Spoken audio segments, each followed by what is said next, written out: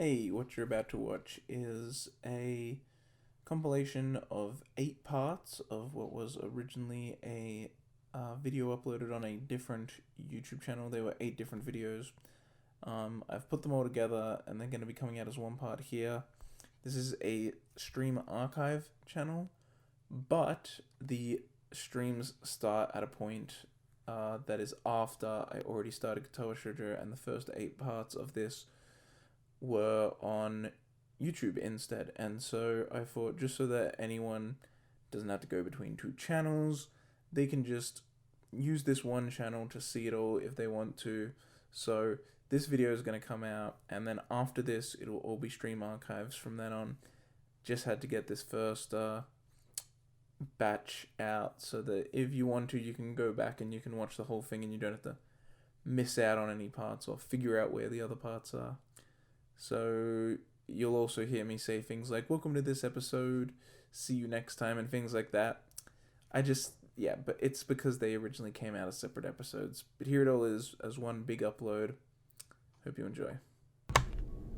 Hello everybody, welcome to a entirely new reading. We're gonna read Katawa Shoujo this time. We're gonna do it all. We're gonna do all the routes.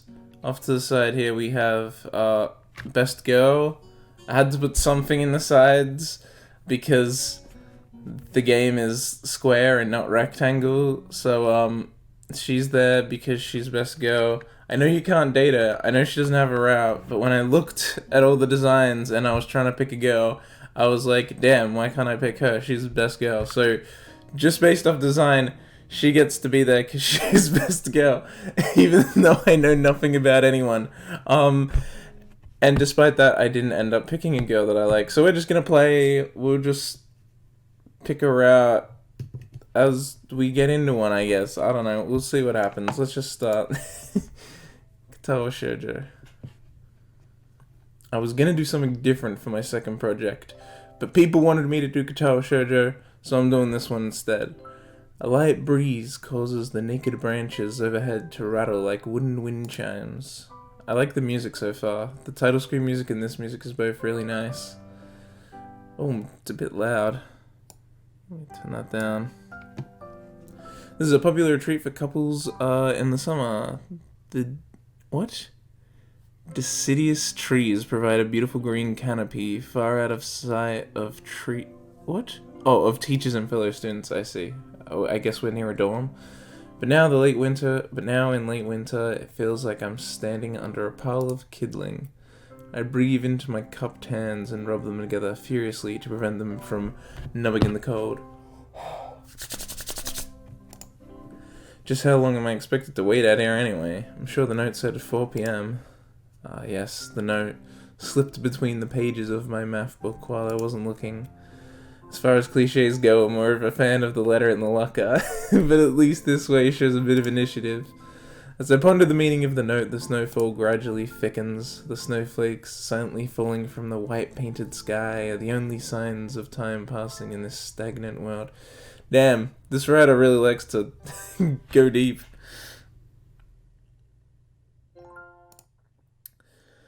Their slow descent upon the frozen forest makes it feel like this time has slowed to a crawl. The rustling of dry snow underfoot startles me. Interrupting the quiet mood, someone is approaching me from behind. He's right behind you, look out! Hi, Hisao, you came.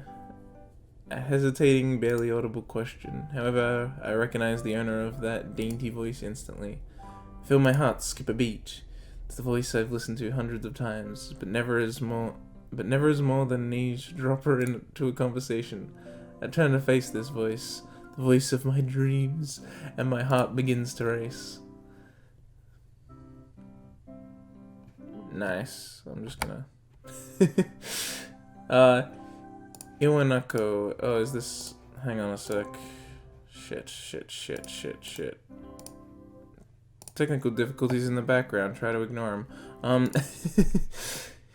Iwanako, I got a note telling me to wait here. It was yours? Wait, Iwanako. Yeah, Iwanako. Never heard that name before. Damn it, I spent all afternoon trying to come up with a good line, and that was the result? Pathetic. Yes, I asked a friend to give you that note. I'm so glad you got it. A shy, joyous smile that makes me so tense I couldn't move a single muscle, even if I tried. Oh. My heart is pounding now, as if it were trying to burst out from my chest and claim this girl for itself. So, here we are, out in the cold. Once again, the wind stirs up the branches. What? Copious? Cacol? I don't even know. Give me a sec, I'm looking up this word, because I swear to God, I have no clue what that word is. This writer likes making things harder than they need to be.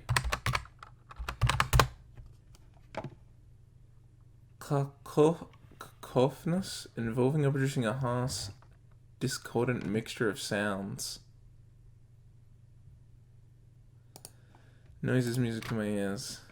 Iwanako flinches ever so softly against the gust of wind. As it passes, she rights herself, as if supported by some new confidence. Her eyes lock with mine, and she lazily twirls her long, dark hair around her finger. All the while, the anxious beating of my heart grows louder. My throat is tight. I doubt I could do it. For fuck's sake. Notifications, get out of here. My throat is tight. I doubt I could even force a word out if I tried. You see, I wanted to know if you'd go out with me. I stand there, motionless, save for my pounding heart. I want to say something in reply, but my vocal cords feel like they've been stretched beyond the breaking point. So, I reach up to try and massage my throat, but this only sends spikes of blinding pain along my arms. So, my whole body freezes, save for my eyes, which shoot open in terror. The music is really good. So, the beating of my chest suddenly stops and I go weak at the knees. The world around me, the canopy of bare branches, the dull winter sky, Iwanako running towards me, all these fade to black. The last things I remember before slipping away are the sounds of Iwanako screaming for help and the incessant clatter of the branches above. This writer is going a bit ham.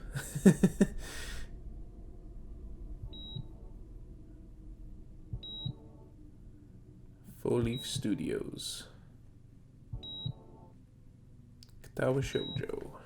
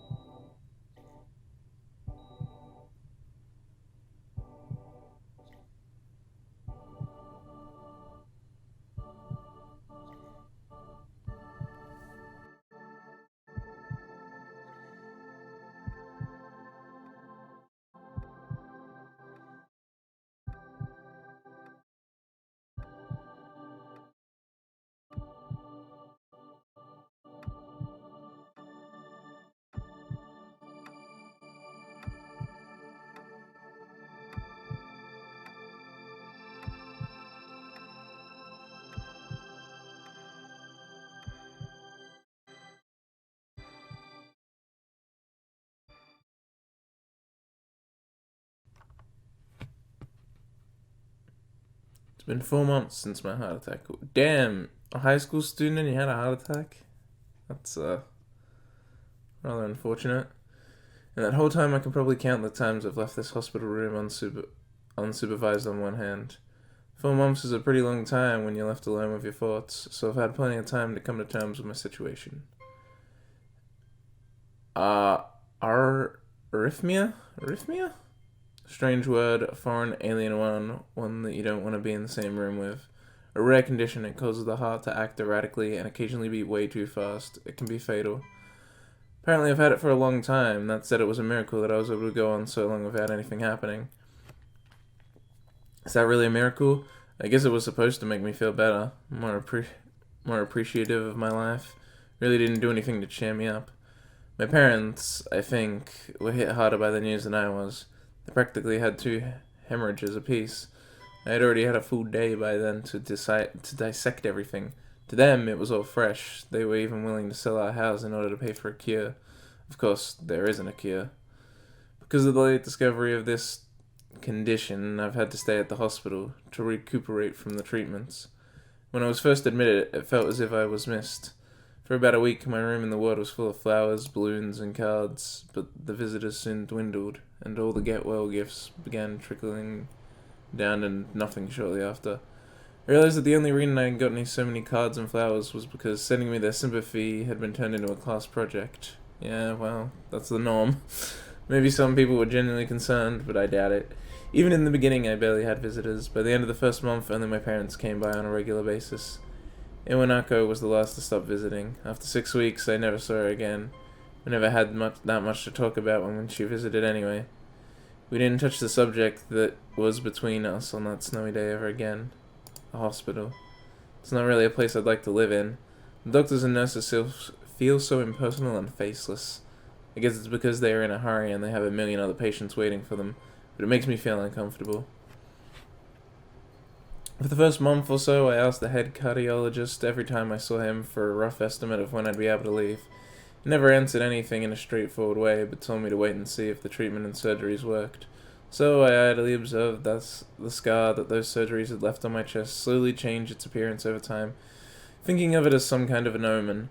I still ask the head cardiologist about leaving, but my expectations are low enough now that I'm not disappointed anymore when I don't get a reply. The way he shuffles around the answer shows that there is at least some hope. At some point I stopped watching TV. I don't know why. I just did. Maybe it was the wrong kind of escapism for my situation. I started reading instead. There was a small library at the hospital, although it was more like a storeroom for books. I began working my way through it one small stack at a time. After consuming them, I would go back for more. I found that I liked reading, and I think I even became a bit addicted. I started feeling naked without a book in my hands. But I loved the stories. That was what my life was like. The days became increasingly harder to distinguish from each other, differing only by the book I was reading and the weather outside. I felt like time blurred into some kind of gooey mess I was trapped inside, instead of moving within. A week would go by without me really noticing it. Sometimes I'd pause in realization that I didn't know what day of the week it was. But other times, all the things that surrounded me would painfully crash into my consciousness, though the barrier of nonchalance I had set up for myself. The pages of my book would start to feel sharp and burning hot, and the heaviness of my chest would become so hard to bear that I had to put the book aside and just lay down for a while, looking at the ceiling as if I was going to cry. But that happened only rarely, and I couldn't even cry.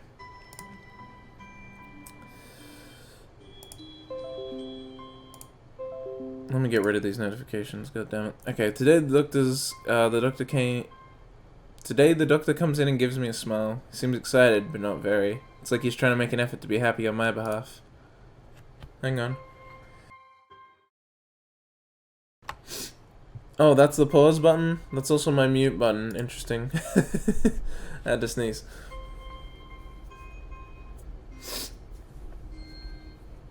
My parents are here. It's been a few days since I've last seen them. Both of them are even sort of dressed up. Is this supposed to be some kind of special occasion? It's not a party. There's this ritual the head cardiologist has. He takes his time sorting his paper, then setting them aside as if to make a point of the pointlessness of what he just did. Then he casually sits down on the edge of the bed next to mine, looks me in the eye for a moment. Hello, Sao. How are you today? I don't answer him, but I smile a little back at him. I believe that you can go home. Your heart is stronger now, and with some precautions, you should be fine. We have all your medication sorted out. I'll give your father the prescription. The doctor hands a sheet of paper to my dad, whose expression turns wooden as he reads it quickly. So many. I take it from his hand and take a look myself, feeling numb. How am I supposed to react to this? The absurdly long list of medications staring back at me from the papers seem insurmountable. They all blend together in a sea of letters. This is insane. Side effects, adverse effects, contradictions, and dosages are listed line after line with cold precision. I try to read them, but it's so futile. I can't understand any of it. Attempting to only makes me feel sicker. All this, for the rest of my life, Every day? I'm afraid that, what? I'm afraid that is the best we can do at this point. However, new medications are always being developed, so I wouldn't be surprised to see that list fade over the years. Years? What kind of confidence booster is that? I'd have felt better if he hadn't said anything at all. Also, I've spoken with your parents, and we believe that it would be best if you don't return to your old school. What? Please calm down, Asao. Listen to what your doctor has to say. Calm down? The way he says it tells me he knows full well that I wouldn't like it. Am I gonna be homeschooled? Whatever of my concern shows, it's ignored. You'll understand that your education is paramount. However, I don't think that it's wise for you to be without supervision. At least, not until we're sure that your medication is suitable. So I've spoken to your parents about a transfer. It's a school called Yamaku Academy that specializes in dealing with disabled students. Disabled? What? Am I? It has a 24-hour nursing staff, and it's only a few minutes from a highly regarded general hospital. The majority of students live on the campus. Think of it as a boarding school of sorts. It's designed to give students a degree of independence while keeping help nearby. Independence? It's a school for disabled kids. Don't try to disguise that fact. If it was really that free, there wouldn't be a 24-hour nursing staff, and you wouldn't make a hospital being nearby a selling point. Of course, that's only if you want to go, but your mother and I aren't really able to homeschool you. We went out there and had a look for a couple of weeks back. I think you'd like it. Looks like I really don't have a choice. Compared to other the return of me sucking at English. Compared to other heart problems, people with your condition usually tend to live long lives. You'll need a job one day, and this is a good opportunity to continue your education. This isn't an opportunity. Don't call it an opportunity. Don't call it a goddamned opportunity. Well, you should be excited at the chance to go back to school. I remember you wanted to return to school, and while it's not the same one, a special school? That's an insult. This is what I want to say. To step down. It's not what you think. All of the students there are pretty active, in their own sort of way. It's geared towards students that can still get around and learn, but just need a little help, in one way or another. Your father's right. Many of the graduates of the school have gone on to do amazing things.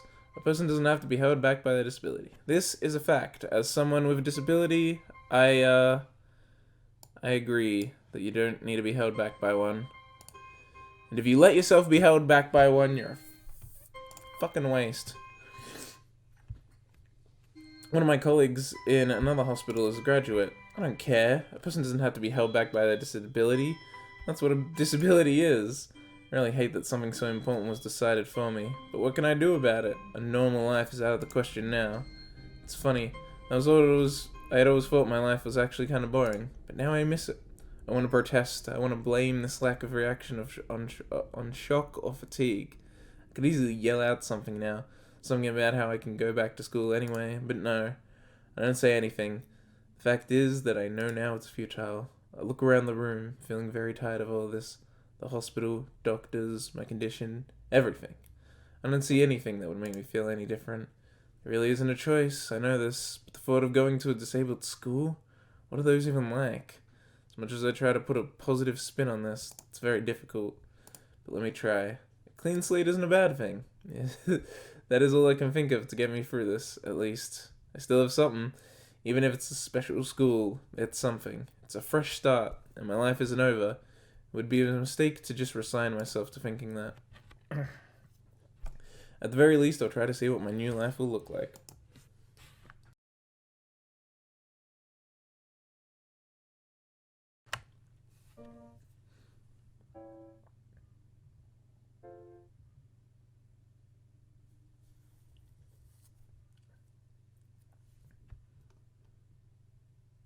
Is that me? Is that Hasao?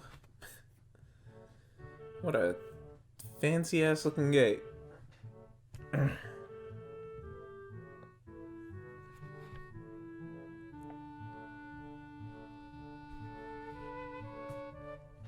Damn, those bricks are mighty fine detailed. The gate looked far too pompous for what it was. In fact, gates in general seem to do that, but this one's especially so. I mean, he's kinda right, actually. Red bricks, black wrought iron, and grey plaster, assembled into a whole that didn't feel welcoming at all. I wondered if it looked like what a gate for a school should look like, but couldn't really decide. Probably no. Of course I didn't want to get stuck on thinking about the gate for too long, so I entered through it with a brisk pace that felt surprisingly good. Moving forward feels good. Hey. Is this like a photo? I feel like this is a photo of a real place, actually, that's then been stylized.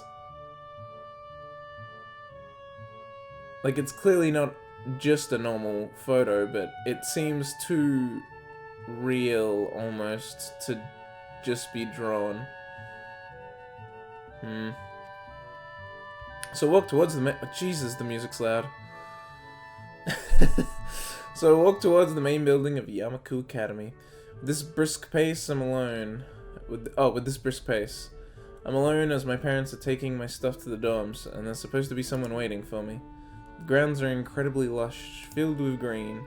Doesn't look like the kind of grounds a school would have, more like a park, with a clean walkway going past trees and the smell of fresh-cut grass and all other park-like things. Words like clean and hygienic pop into my mind. Makes me shudder. I shake that off. Stay open-minded now. It's your new life. You have to take it as it comes. That's what I tell myself. A few big buildings loom behind the leafy canopies, too big and too many for just a school. Everything seems off. It's different from what I knew about schools. It's an uncanny valley. Like this goddamn image is. Seriously. Even though I was told that this is my new school, in the back of my head it doesn't feel like one. I wonder if the feeling is real or caused by my expectations of school for the disabled. Speaking of that, I don't see anyone else here. It's kinda eerie. Makes me wish there was somebody here so I could anchor myself to something tangible instead of having this feeling that I was stepping into another dimension. The trees hum with the wind and the green hues flashing all around me catch my attention. Makes me think about hospitals again, how they say that the operating rooms are painted green because green is a calming color. So why am I feeling so anxious despite all this greenery?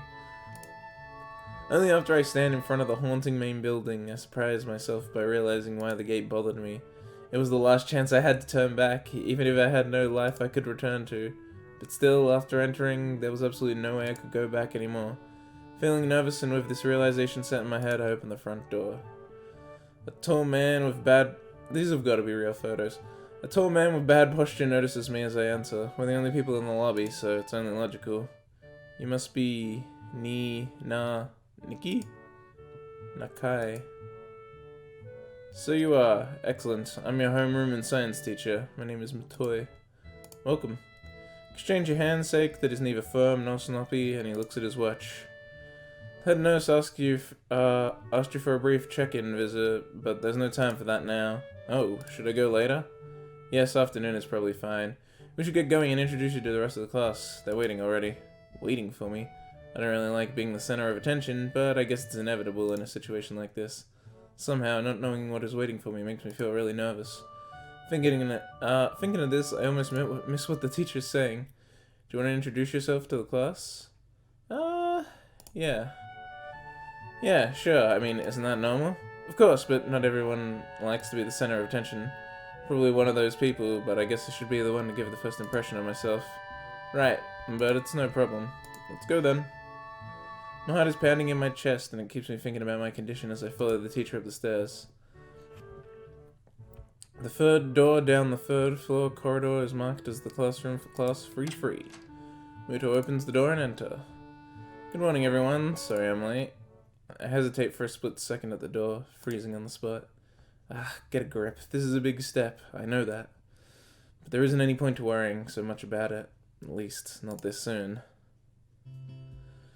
Follow the teacher into the classroom and look around, partially so I won't have to meet the curious gaze of my new classmates. We got classmates, we got girls, we got guys, we got classmates. It's pretty spacious, the ceiling is unusually high, and there's a lot of space left over around and in between the desks. An entire wall taken up by the blackboard, and the high, old-fashioned windows only make it seem larger. The students' desks are just standard wooden desks with a shelf underneath for books and wooden chairs with metal frames. Simple and efficient, was that?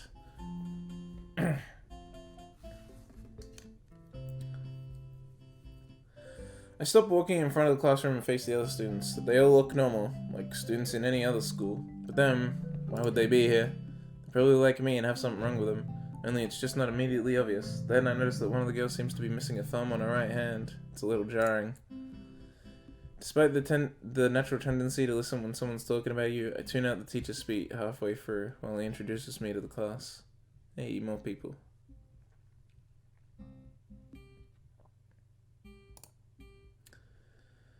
I notice a flash of dark hair and see that someone is looking at me. A girl with really long, straight hair that is pretty eye-catching. As she sees me looking back at her, she covers her face with her hands as if to try and make her invisible. There is one boy with a cane leaning against the lockers at the rear of the class. It's weird seeing someone so young with a cane. Another girl seems to be making some weird hand motions. Sign language? She peers at me over the rims of her glasses, then goes back to whatever she's doing. She's kinda cute. So is the cherry-looking girl with the pink hair sitting next to her. She's really hard to miss. I don't know how I didn't notice her the moment I walked in. Please welcome my newest classmate. Claps his hands, so does everybody else, except one girl in the first row who has only one hand. I cringe a little, but hide it by bowing in thanks for the applause. I did not deserve. The collective silence tells me that I should open my mouth now. So, I'm Isao Nakai, and after that, my hobbies are reading and soccer. I hope to get along well with everyone, even though I'm a new student. And after that, I'm being so boring. This is exactly every self-introduction ever. I should say something more exciting. End up saying nothing, and the teacher picks up from there. Everyone seems to be satisfied, even with what little I said. Though a few girls are whispering to each other, throwing glances at me. Could have gone worse. Listen to the teacher as he drones about getting along while letting my gaze sweep across the classroom. Everyone seems to be listening to him intently, and when he's done, they clap their hands again, which feels like a weird thing to do. The first row girl claps on this round. What? Claps on this round with her one hand against her other wrist that ends in a bandaged stump. Makes me feel a little bad. We're going to be doing some group work today, so that'll give you a chance to talk with everyone. Is that okay with you? God fucking damn it. Yeah, it's fine with me. In real life, I hate group work. I think everyone does, but come on. It sucks. Everyone knows group work sucks. That's good. You can work with Hakamichi. She's the class representative. She can explain anything you might want to know, and who else would be able to do that better, right? How could I know? The teacher passes out the day's assignment and announces that we will be working in groups of 3. It hits me that I don't know who Hakamichi is. Slow, the teacher seems to catch my helpless expression.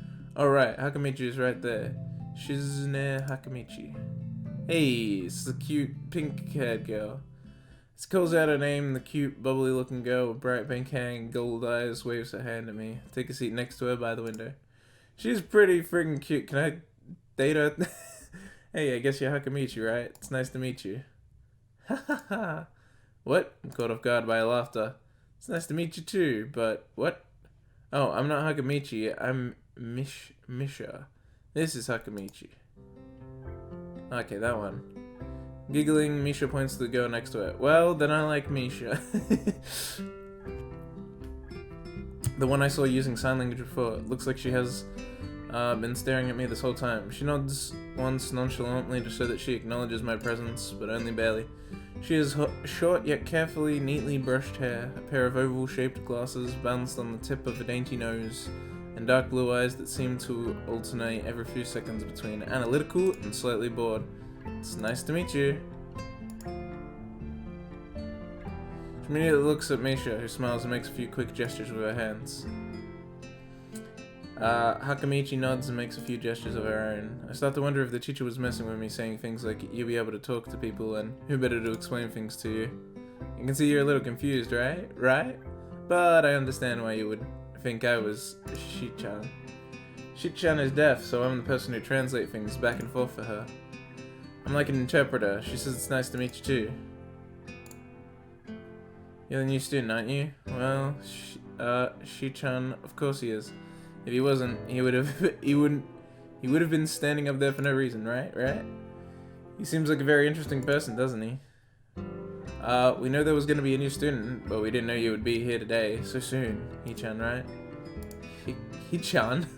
Yep, fits, doesn't it? Did I say it out loud? It's just a surprise. I've never liked that nickname. I don't really see how. It fits. You look just how I imagined. Yeah, you look like a Hichan. Wonder why everyone seems to think so. Hakamichi taps her fingers on the desk to get Misha's attention, then gestures back and forth to each other excitedly. Their hands are blur. Misha seems a little overwhelmed. Sorry about that. Shichan wants to know... What? Wants you to know that she's the class rep, so if there's anything you need to know, you can feel free to ask her. Do you like the school so far? We can show you around a little if you haven't had time to walk around and familiarize yourself with it. Misha stumbles with the hard word. What? Misha stumbles with the hard word a bit, making it stick out in our otherwise fluid translation. Thanks, that would be pretty helpful. Yeah, I just kind of came straight to class today. Hahaha. That's no good. You should always try to learn as much as you can about where you're going before you go there. Not just with school either. Oh, always, even if it's a trip to a convenience store. Really, Shichan? Learn about where you're going. I guess I didn't bother to do that, or just didn't care enough to do so. I didn't look forward to this, even if I committed myself to go along with it half-assedly. But anyway, I don't see anything, and Misha signs... what? And Misha signs something that ends in a shrug. What was that? It seems like it was about me. Some of this dialogue's a little... I don't want to say badly written, but weirdly written. It's a little weird to get through. I feel like slumping over in my seat. Both of them are smiling, but that shrug hit me unexpectedly deeply. You look down. Are you okay? Don't take it the wrong way, please. I hate it when people are afraid to ask questions. That's how people learn things, by asking. Asking for help is perfectly normal, as much as needed. What? As much as needing help. Stop looking like you just failed a test. Wahaha! Alright. And another thing, you don't have to call Shichan something so formal like Hakamichi or class rep all the time. Just call her Shichan. Okay, maybe that's too casual. Maybe Shizune would be more appropriate. Yep, Shizune is fine. Okay, that would be a lot easier for me. I feel a lot more at ease. Both of them seem so friendly, so I feel like an idiot for being so apprehensive earlier. Especially about Shizune, who I assumed would be all business. Well, she still seems like that, just less so, I guess. Huh? Oh right, we haven't even touched the assignment. We should start work now, or Shichan will get mad. The assignment is also kind of long, so we should start now if we want to finish it before the end of class. That too. Shizune glares at the top of us impatiently. I don't need to know sign language to understand that. Okay, I get the message. After class, we can take a walk around the grounds together. It's a nice day today, okay? The assignment is actually very challenging to get through, combining aspects of being both difficult and unnecessarily long. Alright, should I save? Can I save? Save. Create new save state. Progress successfully saved. So if I load? There it is. Alright, well then, cool. With that, I'm gonna end this first episode. If you enjoyed, feel free to subscribe, as we're gonna be going through this story from here on out. We're gonna do all the routes, probably, assuming I enjoy it enough to do all the routes. And yeah, I'll see you all next time with more... I almost said Doki Doki Literature Club, but with more Katawa Shoujo. It's gonna be weird, not calling it Dochi Dochi anymore. Alright, see you all next time. Hello everybody, welcome to another episode of Katawa Shoujo. It has been a really long time since I recorded. It hasn't been that long for you because I waited maybe a month, maybe more, maybe a bit less, but around about a month between recording that first episode and uploading it, and I haven't played once since then, because I got sick, and then a bunch of other stuff happened, but I'm back. But I've been back for a while for you guys, but actually being back begins now. So there should have been like a day or two, maybe been 3 days actually without episodes, but here I am. We're gonna get back into it. and load. So the load's gonna work. Alright, I don't remember anything about what we did last time. I remember what happened in the story, but, well, I remember the basics. I don't remember the details. I'm trying to get the audio to be better because it was shitty last time. Also, chick has switched sides. That's done on purpose to be dynamic and interesting. How do you all feel about that one, huh? Okay, we're in... Right, we were doing a group activity. Awesome. Still, we finished a few minutes earlier than anyone else in the class despite our late start. Shizune and Misha are really capable. They're quite different though. The class rep is as calm, as professional as she looks, while Misha is a lot more playful and girlish, not to mention a little more easily distracted. That's the pink one, right? And the class president's the glasses chick. To be honest with them, the two of them did most of the work. I feel guilty about that. The clock tower bells ring, signaling the end of a period. The period. Time for lunch. Without knowing what else to do, I follow Misha, who is beckoning me into the hallway and down the stairs. We descend even below the lobby, where I met Muto down to the bottom floor. Jesus. Just like everything in this school, the cafeteria seems too spacious and oddly modern in contrast to the classic exterior. Its big windows open to the courtyard towards the main gate. Oh my god, that music's loud. I'm gonna turn that down a little. It's the cafeteria! Her enthusiastic statement of the obvious makes people around us stare, but Misha doesn't seem to care, so we proceed to the line. There's a rather long list of menu options, which seems great until I realized that many of them are to accommodate students who need special diets. How nice, it almost feels like I'm back at the hospital, eating portions measured with scientific precision to meet the needs of the patients. I pick something at random and follow Shizune to a table sitting opposite of her. As I nibble indifferently at the food I'd rather not eat, Misha pokes me in the side to get my attention and points to Shizune. I don't remember the cafeteria looking like this back when I first played this game. I feel like it looked a lot different, but what do I know? That was many, many years ago. As I nibble indifferently at the food I'd rather not eat, points to Shizune. Right. I don't understand signs, so the point escapes me. Maybe looking at a person who talks to you is proper and polite. Do you want to know something? What? About anything. We're your guides, so you should ask there. I wonder. Ooh. Alright, guys. There's these little boxes here. They're tick boxes. What dialogue are we gonna go with? This could completely change. This is large ramifications. Probably not. I think I got everything I need to know. Ask about the library, ask about Shizune's deafness. That seems very tactless. I'm gonna ask about the library. Oh yeah, is there a library in school? Lately I've gotten into reading a lot, so I'd like to check it out. Right, I totally forgot he's into reading.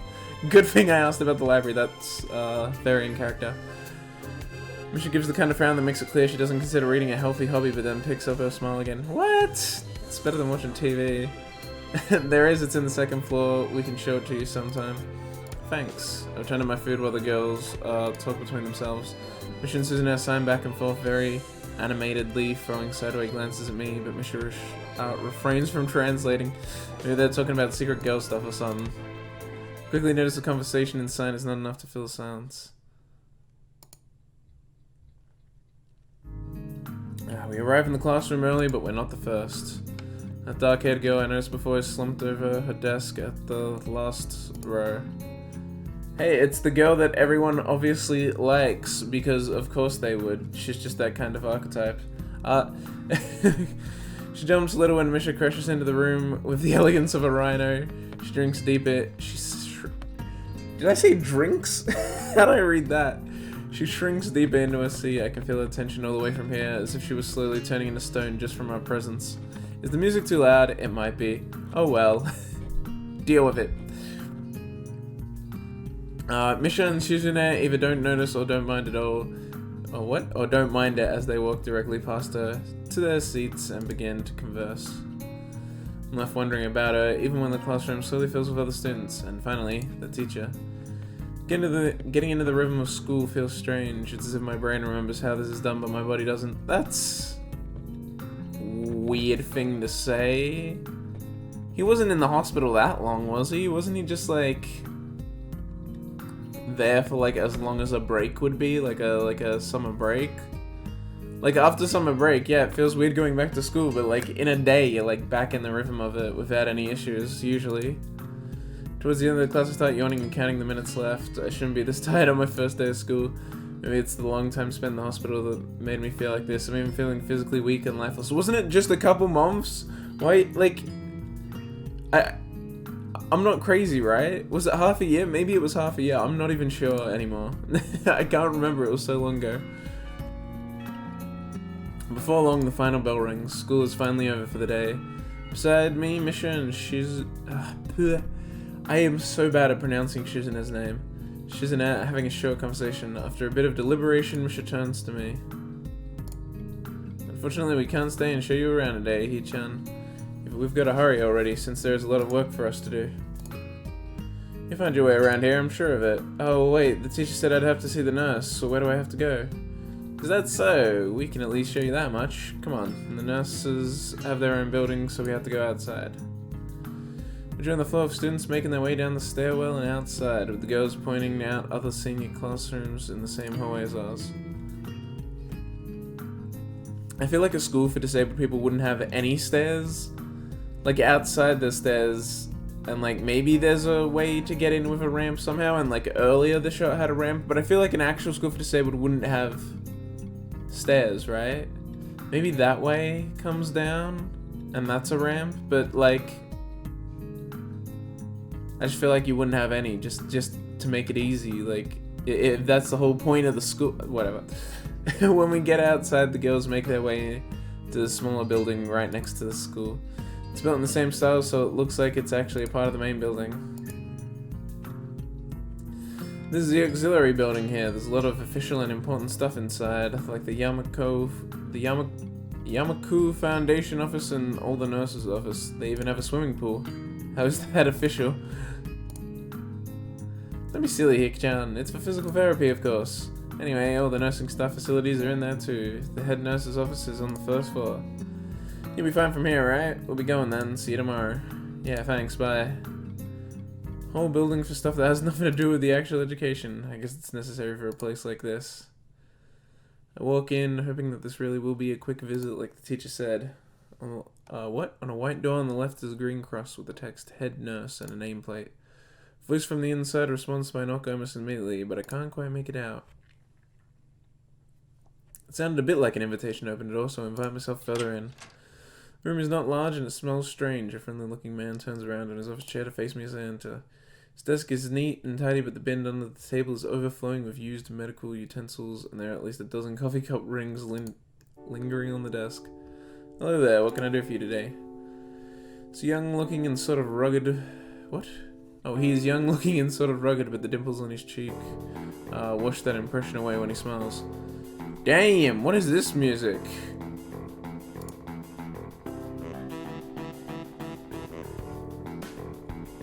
I like this music. Are you the nurse? He smells like a person who has heard this very same question hundreds of times. Yeah, I bet he would. Well, yes, I am. It says so on the door, no?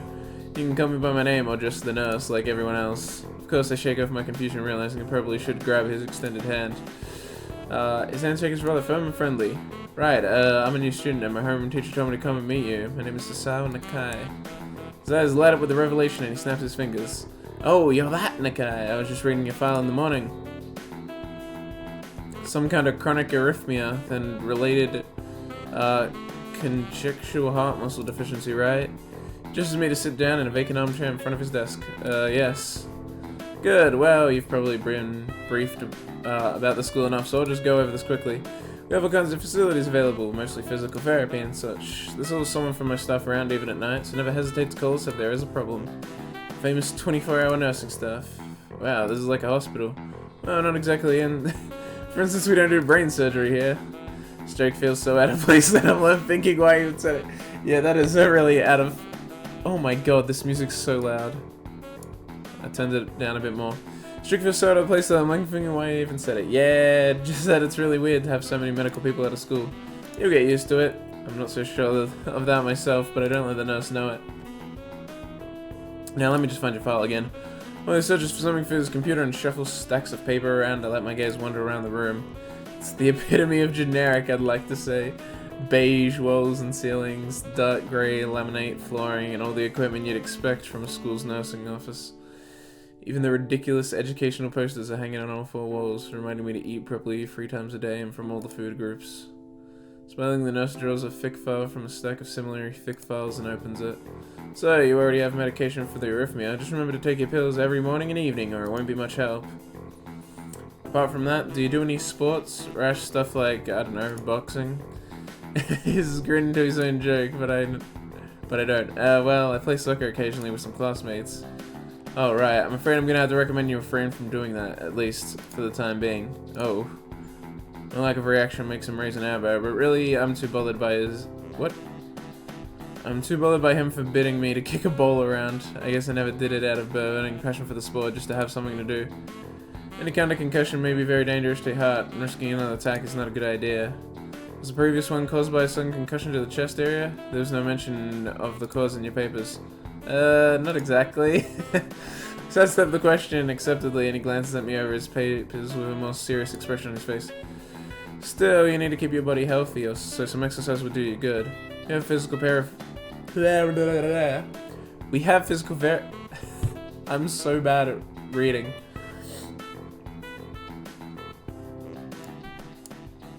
You have physical therapy and such available, as I said, but I don't think you really need such heavy measures. Just get some light exercise regularly. Brisk walks or even light jogging, jumping rope, that sort of thing. Swimming, maybe. There's a pool here, so I was told. You were? Very good. At any rate, if I'm sure you've been told this before, you just need to take care not to overexert yourself. Wags his finger to emphasize the point. No need, really. I've heard of this thousands of times already. Absolutely no unnecessary risks. Take care of yourself. Okay? He gives over my papers in one more time and sets them on the desk, obviously content. Good, that's it then. Come meet me if you ever need something. Oof. The jazz is going. The very, very loud jazz. I mushed it out before I even realized it. Quick visit indeed. God, that music was so friggin' loud. It's probably not as loud for you guys, but it was blaring my ears out. Ooh, what's this music? Damn. Dude, this music's got some bangers. It's got some beats.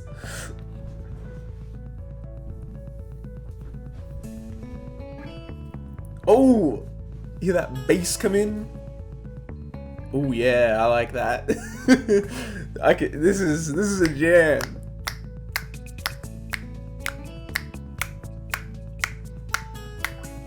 Okay, I need to stop. Music's actually really fucking swell in this game, holy shit.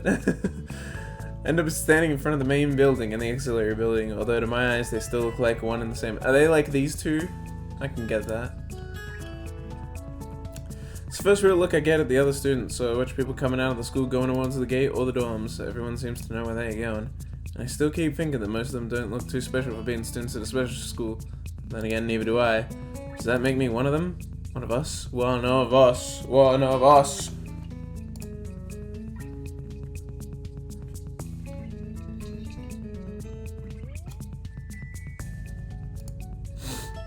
Oh my god, my nose is still running. A little. I should give someone too, to prevent me from getting lost. It's around dinner time, but I feel tired instead of hungry. The weariness in me only grows as I trudge towards the dorms, set a little apart from the main building complex. There is a garden of sorts between the schools and the dorms, shrubbery, flowers, and that overbearing smell of fresh-cut grass that fills the atmosphere. It dawns on my tired mind the smell feels novel because I haven't been outside at all for so long. The dorm building is big and made of red brick, like the others. It feels way too pompous for what it is, so I push forward going inside. It takes more time than necessary to fish out the key I was given from my pocket. Room 119. Despite the ornate exterior, the inside of the dorm is fairly new, functional, and boring. Just like in the main building, the halls and doors are wide to accommodate wheelchairs. The same goes for the elevators at the edges of the hallway. Just like in the main building, the halls and doors are wide to accommodate wheelchairs. The same goes for the elevators and the other way. Yeah, that's great, no. But where's the ramps? Where's the ramps? I guess if there's elevators, you don't need ramps. My university has elevators instead of ramps. I poke my head around the corner of the common room door. Inside, a few students are watching the television. One nods and gives a quick hello before turning back to the TV. Seems that only the girls around here are sociable. I suppose that's perfectly fine with me. Climb the stairs to the upper floor. Here, small corridors branch off from the main hallway. Each of these minor halls seems to have a toilet and a shower as well as 4 rooms. About halfway down the hall I spy room 119. Plates of the rooms adjacent to mine are blank. I guess there are just 2 of us here. Light shines from below the door of room 117, so I knock lightly. Hello, is anyone home?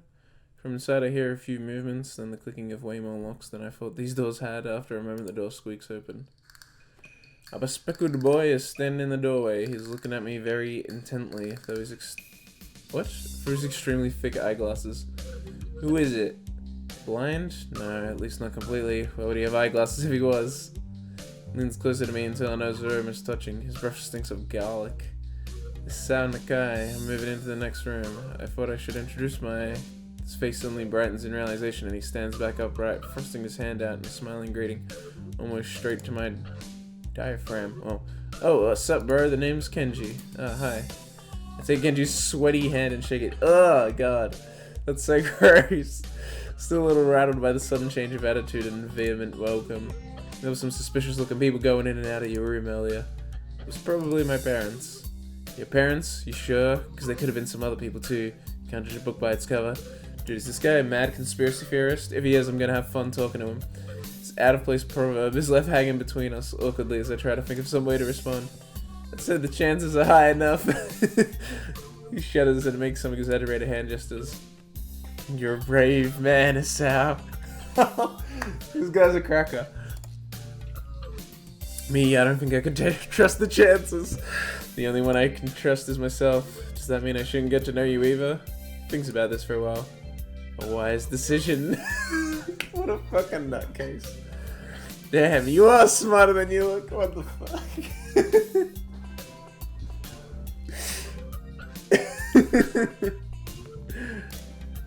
Probably. What do you look like? I hope not smart. He squints his eyes and leans closer again, but I lean backwards to dodge it. Never mind, doesn't matter. With that, he turns, fumbles around for a moment in search of the door handle, and shuts the door behind him. Slide the key until the lock on the door marked 119. Jesus. Oh my god, what a boring room. That is the worst bed I've ever seen in my life. And this looks like a really cheap hotel. Bleak beige walls, white linens, a desk made of some type of light wood, ugly curtains. It's no one's room, impersonal, like my hospital room was. The bags are sitting at the front of my bed, looking a lot emptier than they did this morning. The closet is sitting open, stocked with my clothes. Also, it seems like there are a number of school uniforms hanging there as well. A note is pinned to the sleeve of one of the shirts. Hi, Heek-chan. We've unpacked your things and made your bed. They said that if these don't fit, then you should go to the office tomorrow. If you have any problems, you can always call us. Love, Mom and Dad. Well, at least I don't have to worry about unpacking. Kinda hoped I would have. Then there would have been something to do. I know that feeling.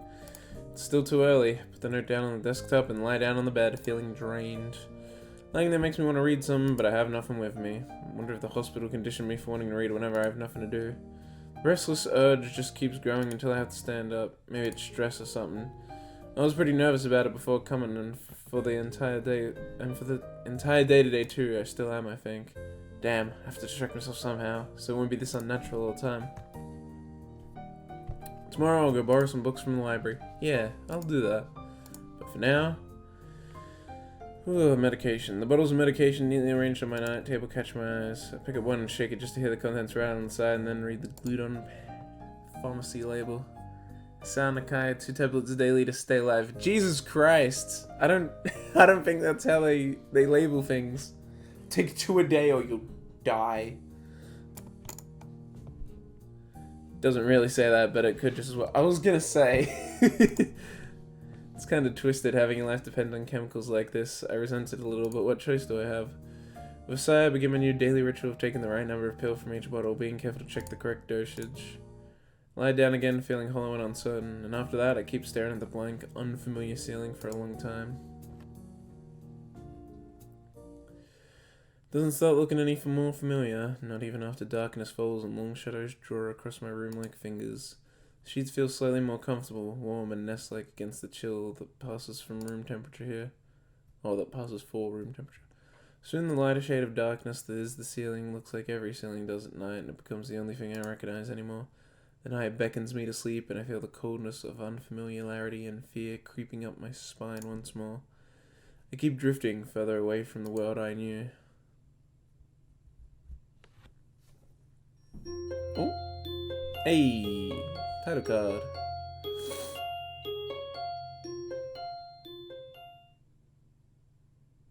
It only took till the second episode to get it.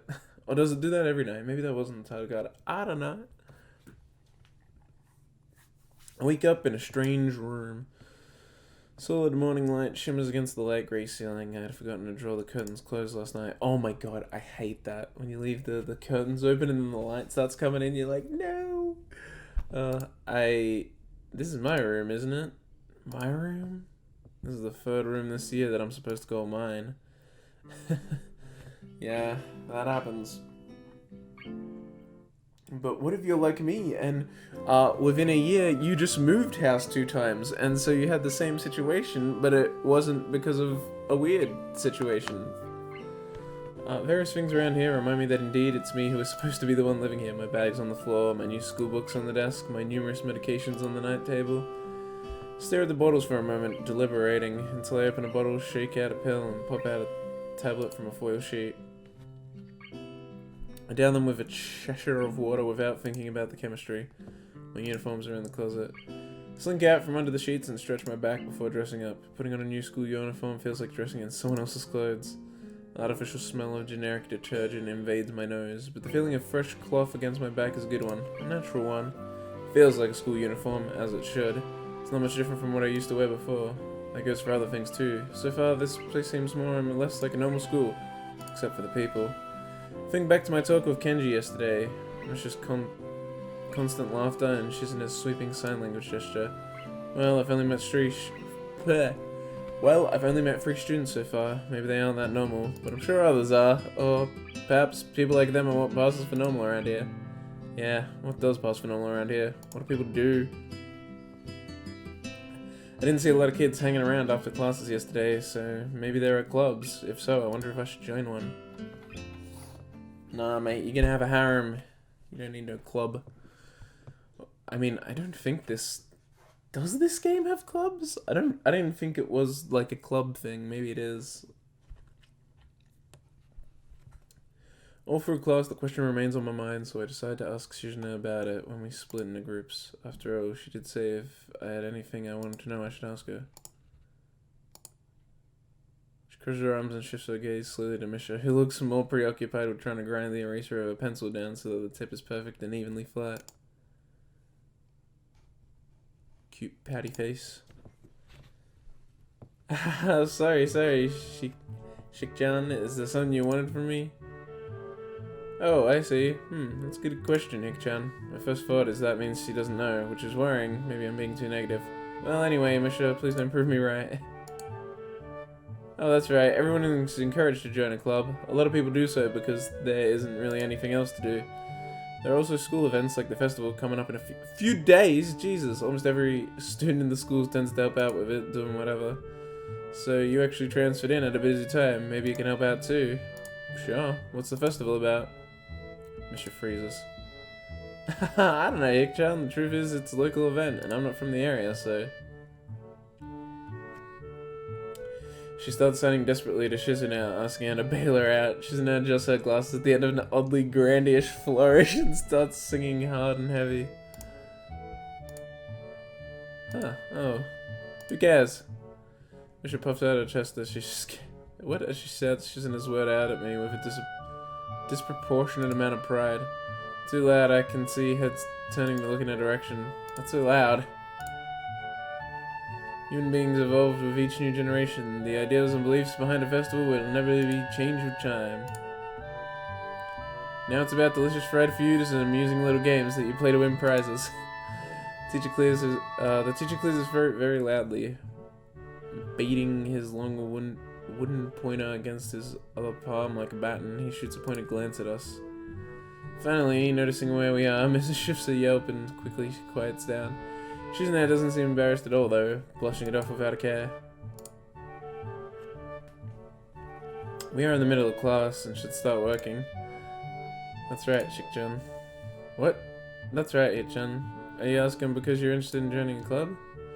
Could have been my eyes playing tricks on me, but I think I saw what is wrong with me? But I think I saw a suspicious glance exchange between them. Mish's tone has also changed, although it does that every other word anyway. Yeah, I was thinking about it. Mish and Suzuno look at each other again. I'm about to ask what they have in mind when something dark flutters in my peripheral vision, catching my attention. Out of the corner of my eye, I see a girl with long dark hair get up from her desk and slip silently towards the door. Doesn't seem like she was working in any group, and no one seems to notice her but me. I glance at the teacher, who's also looking at the dark-haired girl, go, why doesn't he say anything? Hick-chan, is something wrong? Do I look as uneasy as I feel? Or was Misha just looking at me, looking at after the girl who left? No, nothing. Nice smile. Okay, well, like we were asking, you don't have any plans for lunch today, do you?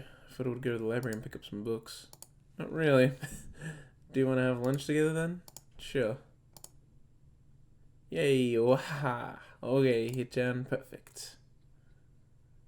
The rest of the class passes uneventfully. The girl with the long hair never came back. Before I have the time to put any more thought into where she could have gone, the teacher informs us that it's time to stop working. Shizune looks more than a little annoyed that we only just barely managed to finish all our work on time. I'm just glad we finished it at all. It's not a contest or anything. Yes, it is, Hick-chan. What? Did he say that out loud? Impossible. Really? Really. I've noticed this before, but it's kind of funny how Misha is always moving her hands and signing, not only everything she says, but what anyone else is saying at any given time. Obviously, it must be Shizune. What? Oh, obviously it must be so Shizune can understand it. Her eyes dart back and forth between Misha's hands and mine. I don't know who I'm supposed to be looking at. I'm talking to Misha, but that might be wrong. Maybe I should face Shizune? I'm used to looking in the direction of the person whose voice I'm hearing, but really.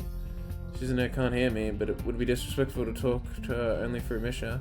Then again, isn't that what she's doing? No. She's at least looking at me. This is all very confusing and it'll take some time to get used to.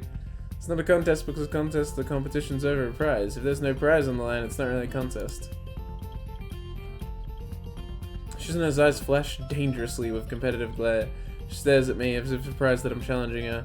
I think maybe this is a contest to her. I never noticed before how dark and blue her eyes are. It's truly an alluring gaze. Are you sure, Hick-chan? Very sure.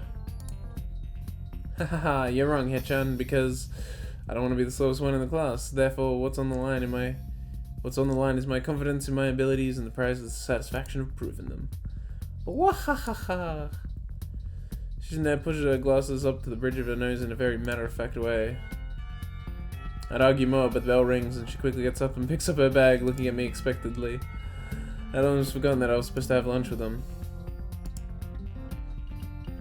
What do you want to eat? The cafeteria? Haha, that's so plain. Okay, let's go.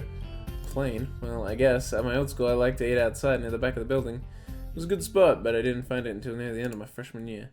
Wonder if there's a similar place to eat here. Misha seems to imply as much. Alright. It's about to hit 30 minutes. So let's not start another scene. Let's end it here. Without music. Thanks for watching part 2 of Katawa Shoujo. This episode we didn't really do much, did we?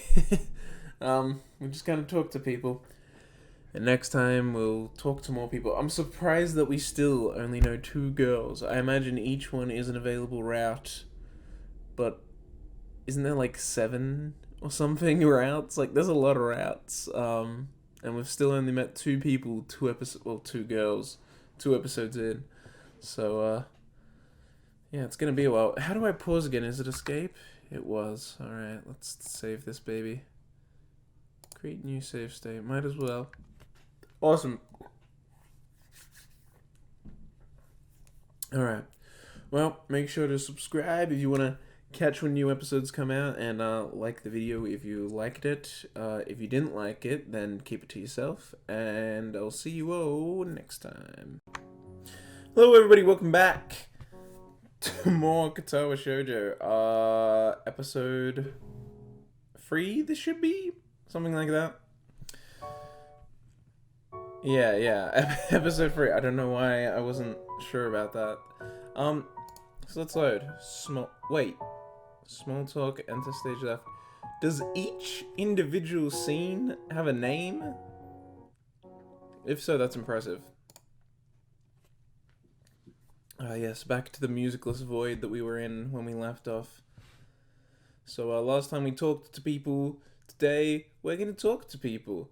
Sounds great. Shizuna and Misha pull up towards the cafe, which is surprisingly, I never started my timer. Let's do that now. There we go. Oh, by the way, new border. Got a new border right over here. That is done by someone. I can't remember their name, but they will be linked.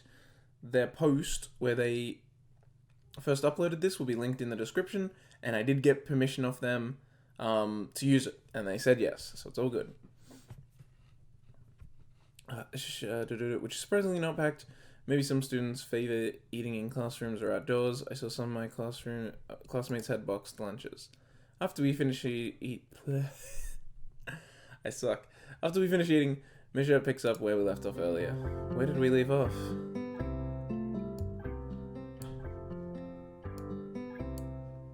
So Hik-chan, oh right, the clubs. You wanted to know about clubs and stuff, right?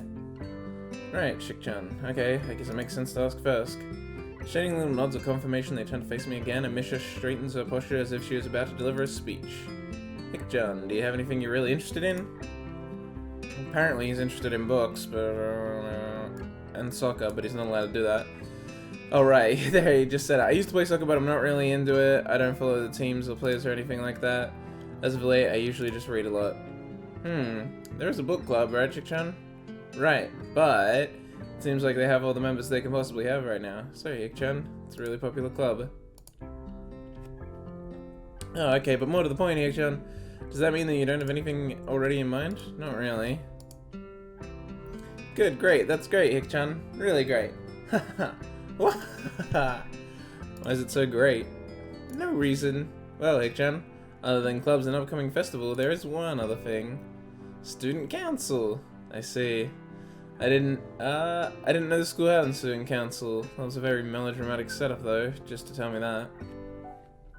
I'm pretty sure the two of them know this because Shizune looks a little embarrassed about it and Misha is laughing. Shizune quickly retakes control of the discussion in a manner of speaking. After all, it's still Misha who has to voice whatever she says. Right. Hik-chan, maybe you should join the student council. They could use more people. Yes, definitely. You should definitely join. Why? Well, for one, we could hang out every day, Hik-chan. Shik-chan and I are both in the student council. Actually, Shik-chan is the president. I'm starting to get the suspicion that Shizune and Misha might not exactly be the most unbiased people to talk about this with. It's true.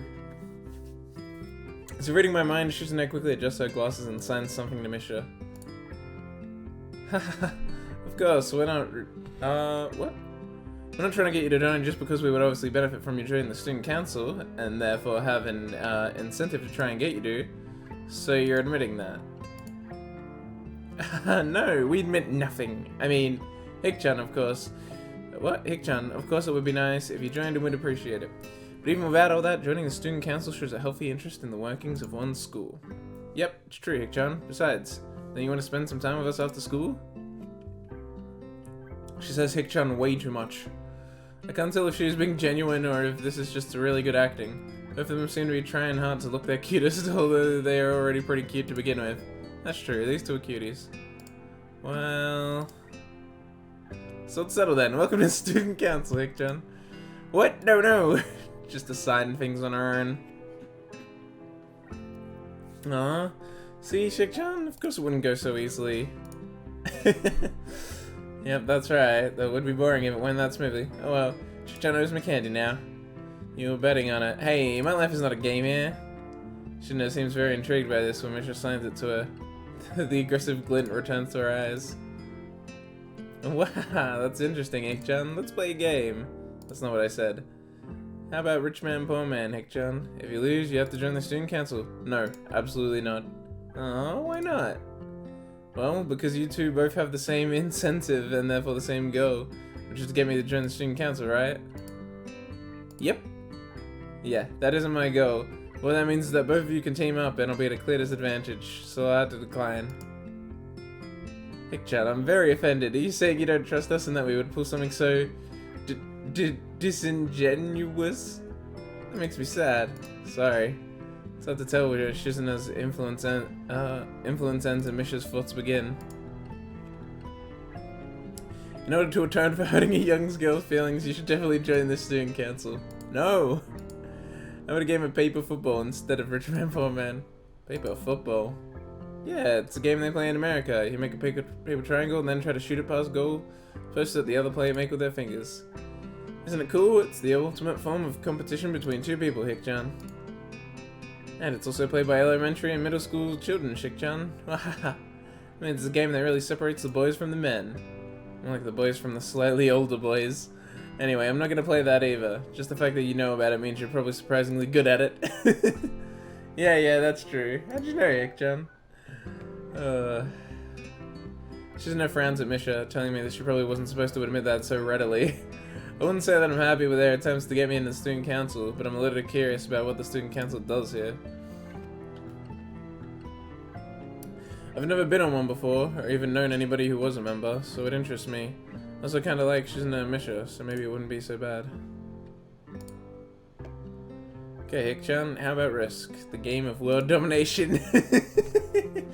Can they just say that so openly? Isn't that, like, trademarked? I don't know what that is. It's really fun, Hik-chan. You fight for control of the world, with armies and everything. Sounds like Shizune would be good at it. If you want to play, we can after school. Really, Hik-chan? We can play just for fun, Hik-chan. Hik-chan, god damn it.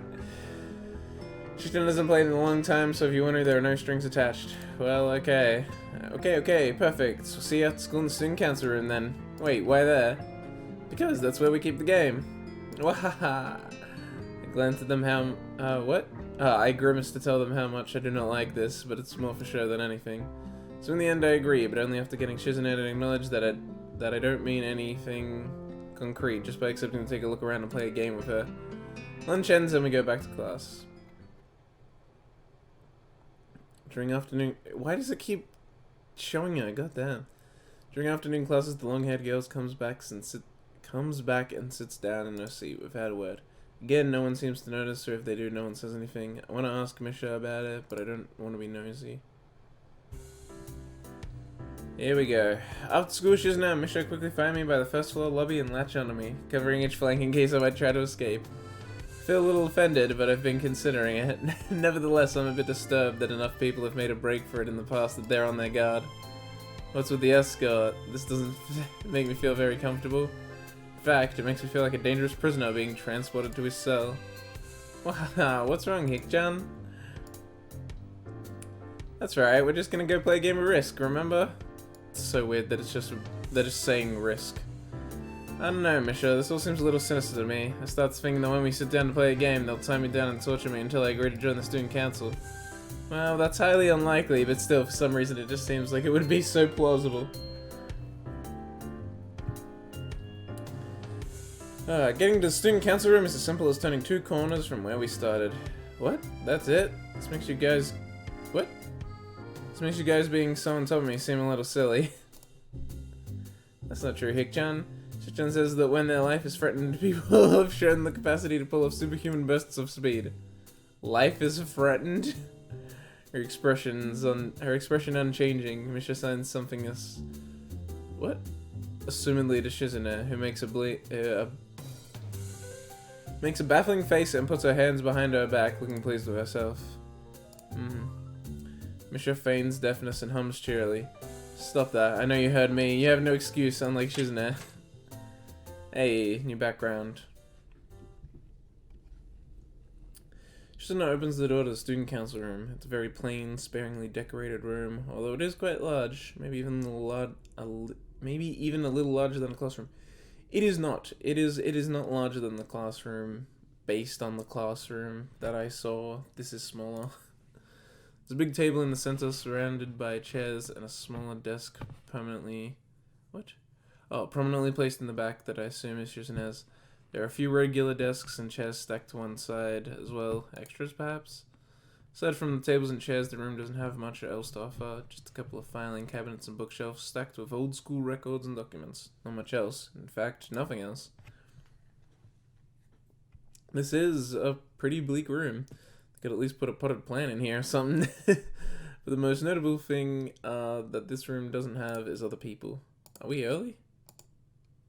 No. What do you mean no? Does it mean nobody else is coming today? Yeah, that's right. Before I manage to ask why that's the case, Shizuna claps her hands together very energetically. Hik-chan, let's play Risk. Come on, you promised, didn't you? You have to. Do I actually have to play Risk?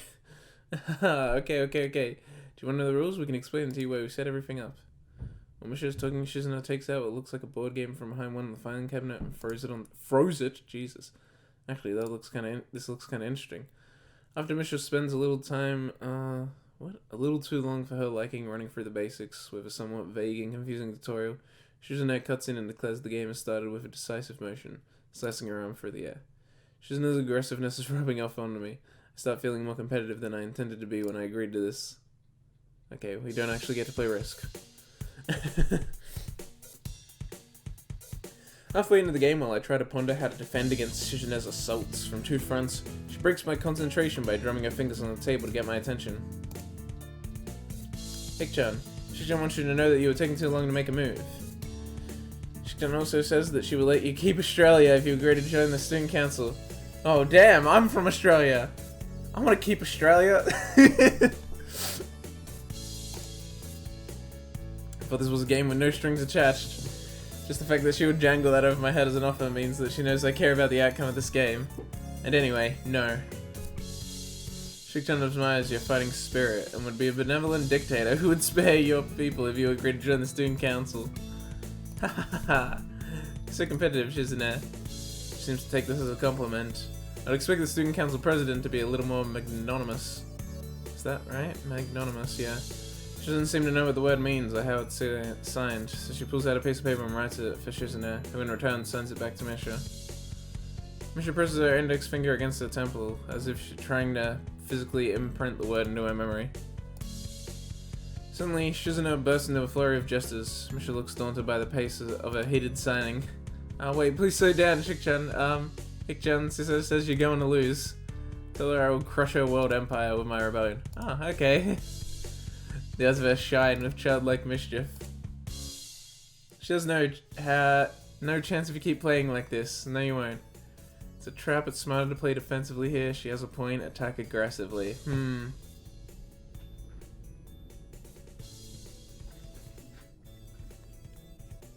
It's never good to go on the defensive. Attack aggressively. She's either really mocking me or trying to trick me. I have nothing else to lose, though, so I might as well try something different. If I spread out my forces and try to control more territories, I can regroup the advantage. Shizune seems to focus on conquering whole nations, so maybe I can sacrifice my hold on continents to gain more small countries. It's worth a shot. A few turns later, I end up losing the game anyway. Oh, that's how you go back. I accidentally, moved the scroll wheel. Shizune adjusts her galoshes victoriously and allows herself to tentatively pump a fist in the air in celebration. I win, yay! There's no need to translate that, it was pretty clear. Don't look so sad, Hik-chan. You're really giving it your best, that's what I thought. Sometimes the best just isn't good enough though. If anyone knows that, it's me. You did very well for someone who just learned how to play today. I actually love Risk, it's such a fun game. Hik-chan, you attacked Hik-chan, you attacked Iceland and North America at the same time. That's a very daring move. Hik-chan is impressed. Why would I attack Iceland and North America at the same time? Sounds like a horrible move. Especially considering I mainly had Australia, I guess? mark of great people is that they are daring and that they can follow through. You're already halfway there. Isn't that great, Chick-chan? That isn't enough, though. Just potential isn't enough. There's no point to potential if you don't take the first step. There is no point to that if you don't keep going. I want to see more. You're right, Chick-chan, but that's so demanding. Whoa. Shizune leans forward, suddenly looking a lot less playful and more like the serious person I expected her to be from the start. Hick-chan, would you like to join the student council? She really doesn't waste any time, does she? But it's only my second day of school, so I'm hesitant about committing to something so early. Haven't even taken a look at any other clubs yet. But spending time with Shizune and Misha does seem like something I wouldn't hate. Doesn't seem like something I would hate. I still need more time to think about it before I decide for sure. Maybe I'll get back to you on it. Okay, Hick-chan. But I hope you're not just saying that so we don't feel bad. No, really. Really? Hick-chan, if you're gonna say that, you're saying that it is definitely the truth, and there can't be any mistaking it. I know. I guess I should have my revenge for losing at the very least. Shizune smiles at that, At that in a mischievous way that feels like twisting the knife in the wound of my loss. Take a glance at the clock on the wall and realize I've spent far longer playing Risk than I expected. It's a pretty long game. Sorry, I think I have to go. I wanted to go to the library. It's not closed yet, is it? Shizune scratches her head and gestures at Misha. How it's gonna be to determine whether the library is open. There's a clock right there on the wall. It should be, unless the librarian is absent. I think you're right, Chick-chan. We think the library is open. It's on the second floor. Can't miss it. Do you want us to show you where it is? No thanks, it's okay. See you tomorrow. Bye-bye! One flight of stairs up and I run into problems. Second floor hallway is a carbon copy of the third floor one. Wide, of course, and plain, like only hallways can be. The problem is that the library's whereabouts are not as easily determined as one would think. The classrooms are marked with signs stating which class they belong to. But then there is a plethora of other unmarked doors. Is the library one of them? Or is it just somewhere down the hall? I bet on the ladder and choose my direction at random. After I turn around the corner, an unmarked door draws an attention because it's not closed. It's not open either though, just barely ajar, so that I can see it's open and nothing else. It makes sense for the library door to be invitingly open, and while this one is not quite that, it's good enough. At the very least, it means that someone is inside and I can ask for directions no matter how embarrassing that is. I gingerly push on the center of the door with my fingertip, every muscle in my arm ready to pull back at a moment's notice. Man, dude, that's so nerve-wracking, going into like a room that you're not sure what it is at a school. It's like, oh god. The feeling of being an outsider to this school can't be shaken from my mind, so much so that I instinctively fear doing something wrong by entering. Not a necessary door creak game, but thank you. The door slowly creaks as if groaning from a deep sleep, though it was much easier to open than I'd anticipated. Leaning over and poking my head even further inside to gain sight into the room as fast as possible, the meek hello on my lips is quickly snatched away. Whoa. Oh hey, this is like our first... Oh no, we had a CG at the start, I guess. This is not as I was expecting. I mindlessly let the door open to its full extent, taking in the sight of a solitary figure taking center stage in an otherwise abandoned room. The situation steals my voice, leaving me standing at the doorway, staring at the beautiful girl. Evidently, having taken out time to assess the situation, the girl gently puts down a teacup and opens her eyes, but doesn't look at me. There's no teacup in this. Wavy-haired girl. Hello there, may I help you? Staring directly in front of herself, the movement of her lips seemed to break the silence, rather than the words. However, it's the soft, measured voice that reminds me she's a being separate from the room itself. Not only is she likely the tallest girl I've ever laid eyes on, but even among the foreigners I've met, she's strikingly distinct. Hi, sorry for intruding, I was just kinda lost. She takes a moment to formulate a response before speaking. Every action she takes feels as if it's carefully choreographed beforehand. Care to take a seat? Unexpected, considering that I'm intruding upon her. Thanks. I slowly step towards another seat opposite her, the girl resting the teacup and saucer on the wooden table in between. The way she doesn't track my movements with her head is telling. That, and the slight clearness of her eyes means she must be at least partially blind, like Kenji. Come to think of it, her voice doesn't have any detectable accent either. I guess she must be half Japanese? As I take my seat, her composure takes me slightly off guard. Her air of relaxed confidence makes the silence eerily comfortable. What? Eerily? No. Entirely comfortable. The calming atmosphere is so very different from the student council office. I take it you're a new student to Yamaku. Yeah, I just transferred in yesterday. I get the distinct feeling my speech patterns don't match the formality of hers. What? Accented by a restrained bow. What? Restrained bow of greeting. One which I hasten to match before realizing the futility of the action. I'm Lily Satao, pleased to meet you. Hisao Nakai.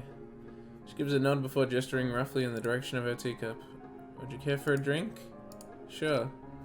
As much as it pains me, I can't keep steep with her formality in the proceedings. She gives a kind nod, taking the request in stride. Without another word, she steps off the chair and prepares a second cup of tea from a collection of supplies laid out along a shelf. A brush here, a brush there, her left hand often lightly touching the side of whichever container she's pouring into. Seems to be a process she's followed dozens of times before. As I lean sideways to see around her back, she seems to use her long, dainty finger to measure the right amount of water in the cup. It's one thing to see It's one thing to see the different disabilities the students in my class have, but it's quite another to see how everyone seems to adapt. Yo, I do the same thing to measure how much is in a cup if I'm pouring a drink in the dead of night and it's dark. You can just use your finger. Works pretty well. Shizune and Misha have no problem working together to communicate to me, and Lily herself seems to have workarounds for problems I've never thought of. While I feel slightly guilty about her doing the work, she seems pleased to be following the correct process of the offerer preparing the drink. So, her soft voice brings me out of my silent observation. Which room were you looking for? It's not often this classroom is visited after school. The school library. Shizune and some classmates told me it was on this floor. She finishes pouring water into the teacup as she nods, a small metallic tapping coming from the teacup indicating it being stirred. I'm aware of Miss Hakamichi, as are most students. To be with them means you're in class for free, no? That's right, in the science room with Muto. She gives a small giggle before setting down the teaspoon and slowly walking towards the table, teacup and saucer in hand. He's quite a character. I imagine you'll come to like him. Most do. Hey. People sitting together. Still no tea. As she sets down the tea, I gently take it and have a sip. I'm really more of a coffee person, but this seems like a rather bad moment to bring it up. Nevertheless, the smell's quite nice. I hardly think it'd be hard to choke down. Thanks, Sato. Tastes really nice. She smiles and quickly waves her hand in front of her face. Lily, please, there's no need to be too formal. She says this in spite of her exceedingly well-bred speech. Oh well, I guess I should try and ask her about herself, as it really does seem as if she's catering to me. So which class are you from? I imagine it's one of the third year classes. Correct, I'm in class 3-2, which is on the 3rd floor, same as yours. It's taught by Miyagi, and is specifically for both blind and partially blind students. I see. Sorry. I feel like slapping myself for the fox paws. Looking at her face though, she doesn't seem the least bit put off by it. My, there's no need to change your speech on my account. Sure, sorry. I guess I'm really showing my newness here. An environment like this would be a big change, so I can't fault you for it. Well, the same can't be said for everyone. Many have come to terms with their conditions. A category which would include her, it seems. All too ready to jump ship from this peculiar topic, I surge into another. Do you come here to drink tea often? It's a really nice place. Thinking on it, this might be her version of the place behind my school that I like to have lunch at. I come here fairly often during lunchtime. My duties as class representative don't leave enough time for an official club, so a friend and I use this room for having tea. Class representative, huh? Compared to Shizune, her mannerisms seem to be almost completely opposite. While Shizune is blunt and fiercely driven, Lily seems relaxed and calm, almost aloof. Come to think of it, she might be useful for a less biased view on school clubs. What kind of clubs are there to join? The more popular ones are the track and field club, which uses the field near the school during lunchtimes, the baseball club, and the book club in the room near the library. There are also numerous small ones too, though, such as the art and music clubs. At a time when I'm just wanting to get on my feet, rushing into a club right away seems slightly unappealing. I wonder if this school shares the same rule as the old one. Is it compulsory to join a club? It isn't, though it is encouraged. Ah, good, that's a relief. I've really let down my guard around this girl to let such a thing slip out. The fact seems to slightly amuse her. Not wanting my tea to get cold, I finally start drinking it as Lily does the same. As I look over the window over my shoulder, I notice the light coming into the room has a distinctly orange tint. Loud music.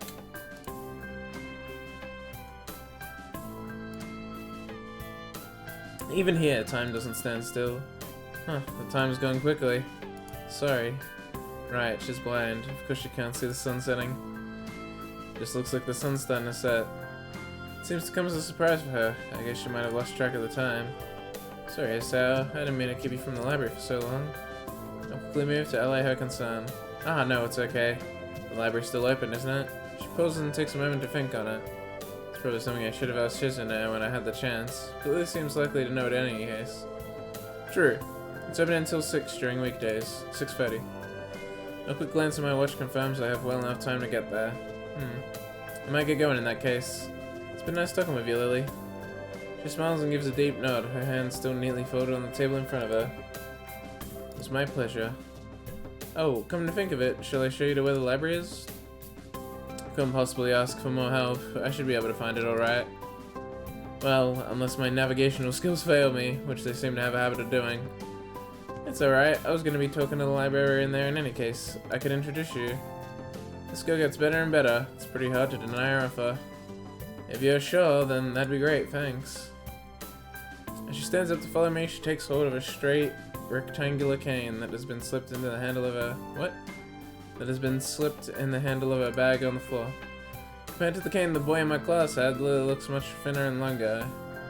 His might be for support, whereas Lily's is for navigation. Together we leave the peaceful room and enter the empty hallway on the way to the library.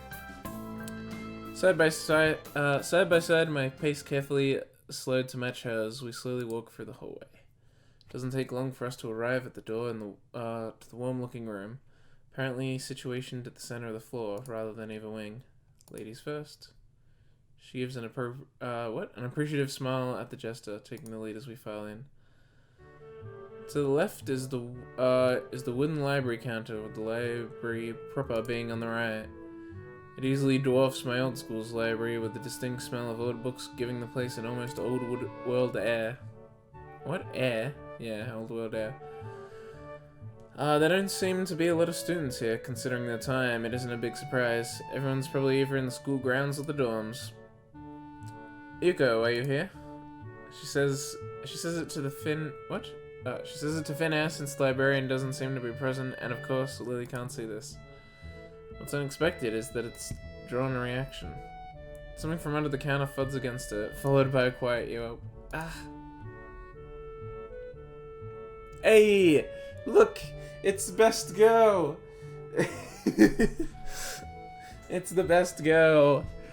She's not in the side anymore, but she's still best girl.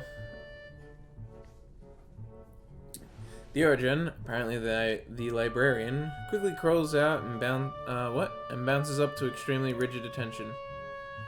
Hi Lily, how can I help you? Oh, she's so cute, look at her. Best girl. Her voice is strained and in a failing attempt to sound casual, and she's rubbing the back of her head. Good afternoon. What happened just now? I heard a strange sound. It's nothing, I just hit my head. See, I dropped an eraser under my desk, and while I was looking for it, a pencil dropped, and when I was looking for both of them, you came and surprised me. You alright? I'm sorry, I couldn't know. It's okay, sorry for making you worry. This is nothing. I've had worse happen to me.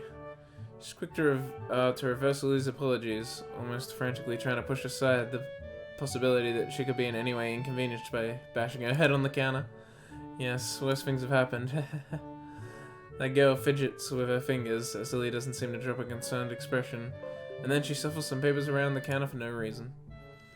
A little shorter than Lily, replicate with glasses, freckles, and a very troubled look, she seems to fit the librarian perfectly. Ah, Lily, did you get my message? Message? Oh, the 2 imported books that arrived. Right, they finally came. I can't believe it took so long, but... I missed her celebration...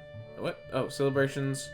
Partially for managing to change the topic. I'm sure she notices me from the corner of her eye and freezes on the spot when she does. Ah, she's so cute. Oh, no, I'm sorry for not introducing you before. What? Not noticing you before. Did you need to check out a book or return one? I'm sorry. The way that she can so quickly shift between moods is a little unsettling. He's with me, Yuko. This is Asao, and your student. Asao, this is Yuko, the school librarian. Pleased to meet you. Asao, right? Asao. Pleased to meet you too, Asao. For a second, she visibly attempts to engrave the name on her mind so she won't forget. Yuko often arranges to import foreign books in Braille for me. Would you like to tell Asao a little something about the library? Lee's innocent suggestion to meet with an expression of abject terror. Please Lily, I can't. I don't know what he could be interested in. This is too much responsibility. Is it? No, it's any responsibility at all I don't get, but her rejection is so sincere I don't doubt for a second that she would rather disembowel herself on the spot than tell me where the light novels are. But, so there are a lot of books in Braille here? I attempt to save the day by asking the first thing that pops into my head. Seems to work, at least partially. Azuko seems to, not exactly relax, but at least look slightly less tense. Well, I think about a third or the fourth of Yamaku's library is either in Braille or audio.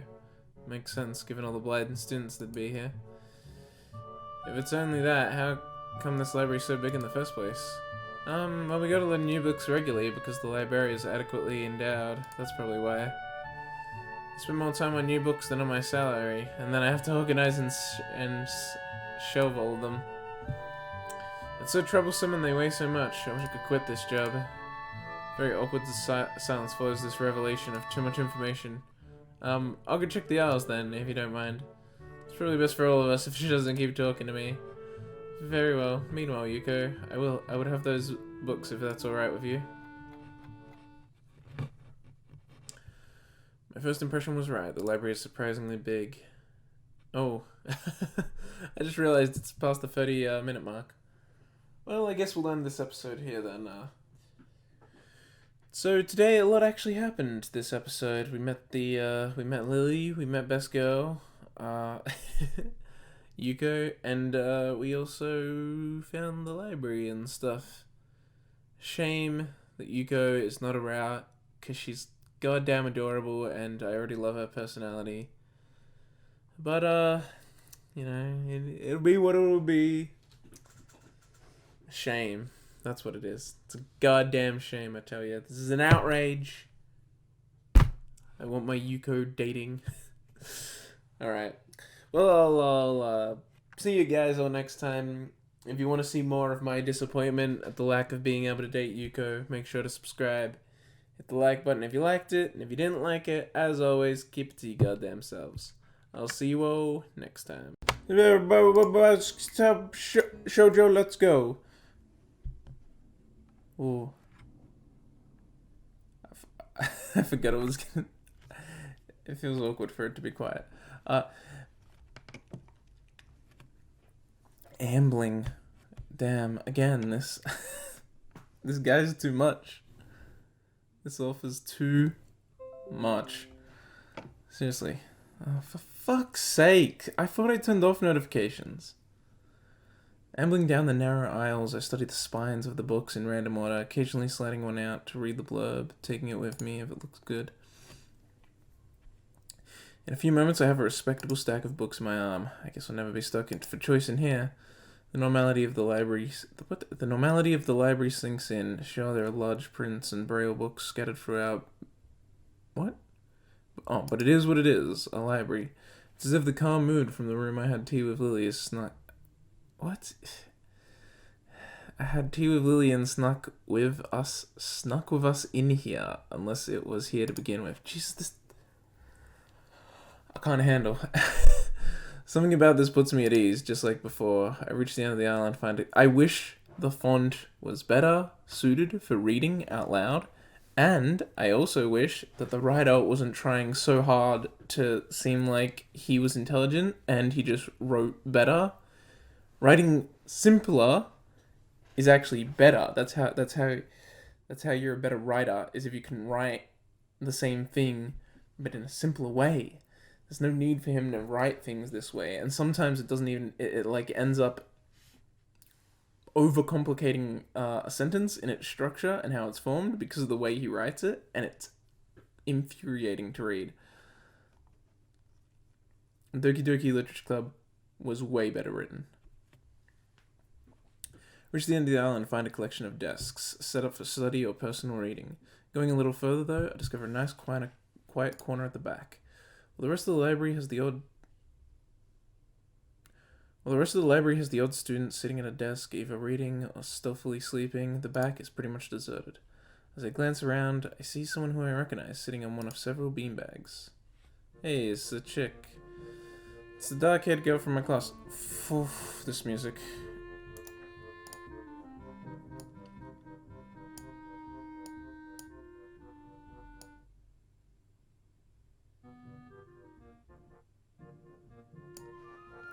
I also have a problem with the audio mixing. It's always like sometimes there's just no sound, which isn't really a situation that should ever be a thing in a game. But then there's situations where the music's too damn loud. And then there's other times where there's music and it's not too damn loud, and it's like, could the mixing of the audio just be better and maybe have music always? It's the music's good when it comes on, but the mixing is the problem. See, like, why is this so freaking loud? It's probably not as bad for you guys because I have it turned down for the video, but my god. For me, it's way louder. It's the dark-haired girl from my class, the one who snuck out of the classroom earlier. She's reading a book, keeping it close to her face, which makes her look like she's really into it. From the way she was acting today, I had her pegged as more of a delinquent than a bookworm. In fact, her mysterious disappearance from the class raises all sort of whys in my head. Intrigue floats slowly but surely towards the surface, and before I know it, I'm walking towards the mysterious long-haired girl. Guess there's no harm in introducing myself as I would with anyone else. She's a classmate, after all. Walking over to another beanbag, I take a seat and lay my books beside it. The girl starts, looking scarily up at me from underneath her fringe. This is the first time I've seen her this close. Underneath her long, dense bangs, I can see that part of her face, at least a third if not half, is pretty badly scarred. My eyes are immediately drawn to the scars, subconsciously peeking past her hair until they meet her own eyes. See, and now it's too quiet, and so I gotta turn it up for you guys to even hear it at all. Like, why is it so bad? For a second I'm shocked and divert my eyes to the book in her hands before I realize that looking away probably only makes it worse. It takes too many seconds to collect myself and remember what I walked up to her for. Hi, I'm new here. San Nakai, we're in the same class. I'm sorry, I didn't mean to startle you.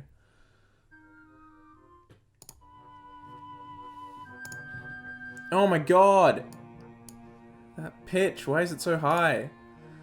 I just transferred here the other day, maybe you don't remember. I did a self-introduction too. The girl doesn't say a word, but simply stares at me wide-eyed. I'm still getting used to the place, so I'm trying to meet as many people as I can. So, what's your name?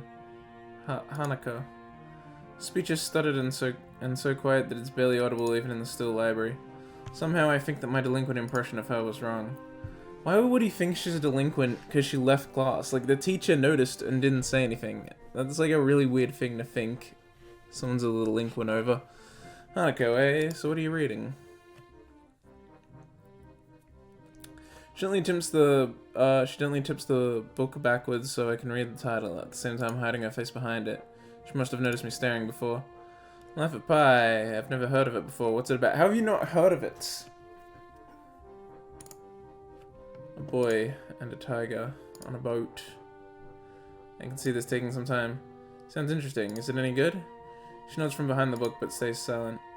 She looks kind of tense, a bit like Yuko earlier, but in a different way. More like petrified with terror, I'd say. Fucking A, this music.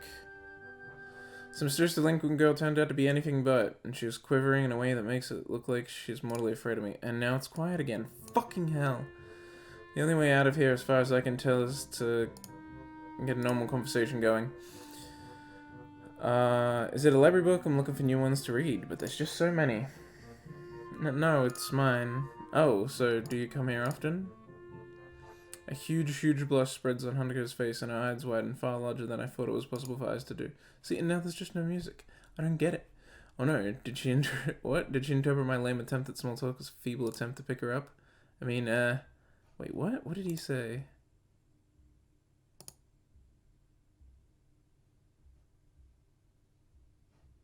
Oh, come on, he just asked if she comes here often. I mean, I didn't mean it like that. I've got this that when Hanuko takes off and runs towards the counter. Her hair like takeoff catches me off guard that I don't manage to go after her until she's good at start. I didn't start my timer. I suck. Come on, please let me start it. Thank you, fucking hell. Hey! Yeah! It's this music again. The mixing still sucks because it's way too loud, but at least it's good. Seriously.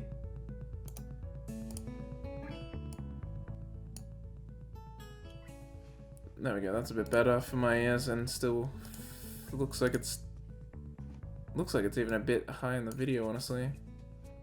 That should be better. By the time I reached the counter, she was nowhere to be seen. Lily and Yuko were happily chatting away. Knowing that I won't be able to catch Hanuko myself, I approached the girls. Hey, did you see, notice a girl run past here? Maybe. What did she look like? Long dark hair, kinda shy. She had, well, some scars on her face. Man, Sal's got some... Oh, what a not tactful guy at all. You wouldn't be talking about Hanuko, would you? Yeah, that's her. I saw her reading and tried to talk to her, but I think I scared her off or something. Oh dear. Yuko, would you excuse me? I'd better try and find her. Sure, I'll just hold on to these until you come back. What's going on? I'm sorry, but I'll have to explain to you some other time. Right, I'll see you later then. Yay, we're alone, best girl, even though we can't bang her. Lee hastily grabs her cane and hurries out of the library, leaving me alone with Yuko. I don't think I'll ever get the hang of this place. Did I do something wrong? What did you do? Nothing, I just talked to her, tried to get to know her, didn't even manage to get started. Yuko sighs and looks awfully bothered, even more so than she did before. I guess you weren't wrong so much as tactless. Told you, this guy's tactless. Tactless? I think this is a bit of a special case. It's like she never really talks to anyone. Isn't that a bit strange? I wonder. It's just how she is, I think. Yuko doesn't sound all that convincing. Then again, maybe this is just the norm around here. Everyone owns... Everyone has their own problems, or else they wouldn't be here. Perhaps I was being a little tactless after all. But how should I deal with these people? Forcing myself to act overly casual only makes me feel phony. Like I was supposed to be ignoring the elephant in the room. Yuko fidgets, looking like she wants to say something to that, but resists it. I think it's an elephant only if you feel that way. I guess she doesn't have a good sense of self-restraint. Makes me smile and she blushes heavily. She's like cute. What? Did that sound stupid? No, it sounded really wise. I guess you're right. It's more about me than anyone else. Neither of us has anything to add. Anything to add, so Yuko fills the silence by shuffling some paper around. People who have papers on their desk really like doing that. Did you find any books? I should be closing soon. I mean, this library should be closing, but I have to do it. What? I hope that's not too inconvenient for you. Oh yeah, I want some books, but I left them over there because I'll just go get them. I fetched my stack of books from beside the beanbags while Hanako and I were sitting and returned to the counter. Wow, you read a lot, don't you? I surprised myself with that too, honestly. At least, when I really think about it. Had a lot of free time earlier this year, so I kinda started reading books to fill that time. Couldn't do much else. I see. But she doesn't say anything else and just checks out my books for me. I guess this is what they call tact. Holding the library books with one arm, I throw my pocket key in the door. Sudden sound from behind startles me, making me nearly drop the books I'm carrying, or the key that I almost managed to get into the lock. Who is it? Yeah, it's this guy. Turn around to see who was talking to me. It's Kenji. He seems to be in a friendly mood, although the light glinting off his glasses in the dark gives him a sinister look. It's just me. This makes him pause and lick his lips nervously. Who is me? I don't know anyone called me. Are you some new guy again? His voice is suddenly strained and quick. Yes, but we've met before. Yesterday. I don't think so. I don't remember who I met. Someone I met only yesterday. Who was that? What day is it today? Try to ignore him. Is he joking or what? Prove that we've met before. I live across the hall. You're Kenji. Kenji jumps back, his eyes filled with an uncomprehending fear. How do you know my name? Damn. This can only mean one or two things. If we have met, or you're telling the truth and I just can't remember it. Or are you a spy? A psychic spy. His eyes dart around me, trying to peek into my room, although it's hard to believe he can see anything through those thick glasses. His mood swung from friendly to manic in less than a minute. Not psychic. How do I know that? I'm not a mind reader. Kenji points a finger in my face demeaningly. Unlike you. Stop that, man. We met yesterday. What's wrong with you? I live in this room. Lies. If you think you can pass this as how because I'm legally blind, you are sorely mistaken. You didn't even look like him. I mean, the resemblance is real slim. Maybe at a distance. Who do you think you're kidding? I want to grab him by the shoulders and shake him exacerbated. Oh, wait. I want to grab him by the shoulders and shake him. Exacerbated, I rub my eyes and let out a heavy sigh. Stay there. Kenji comes closer, one careful step at a time. I stay still, lest he assault me physically, although I doubt he could do much damage even if he did. Oh wait, I see it now. Damn, it really is you. Sighing again, and then once again for good measure, I step backwards just in case. What's up, man? You don't look too good, I think. Something wrong? I don't know, just had something stupid happen to me. A few stupid things, actually, even if you discount this one. I can't get a proper touch on other people here, and I have no idea if it's because of me or because of them. I don't know why I'm telling this to Kenji. It's not like we've had any contact either. That's rough, dude. Yeah. Sorry about calling you a psychic spy and all, but you can never be too careful. It's a hard identity we live in. What? Was that reality and I just read it wrong? Yeah, it was. I'm an idiot. I'm slowly starting to think that Kenji isn't necessarily living in the same reality as the rest of us. You see, this is how it is, the world. There is no justice, you see. Even when I lose, I win, because I don't lose the lesson. What does that even mean? It doesn't matter. He dismisses it flatly with a wave of his hand. So what happened? Why a long face? Do you have a long face? Yeah, it's nothing. I just scared some girl off accidentally. Literally, too, she actually ran away from me. It was my fault, really, I think. I'm not really used to all this yet. A girl? Cute one? Cute, that's a hard question. She had a nice body and really beautiful hair, but the face? This could go either way. I mean, I'm gonna say she wasn't cute.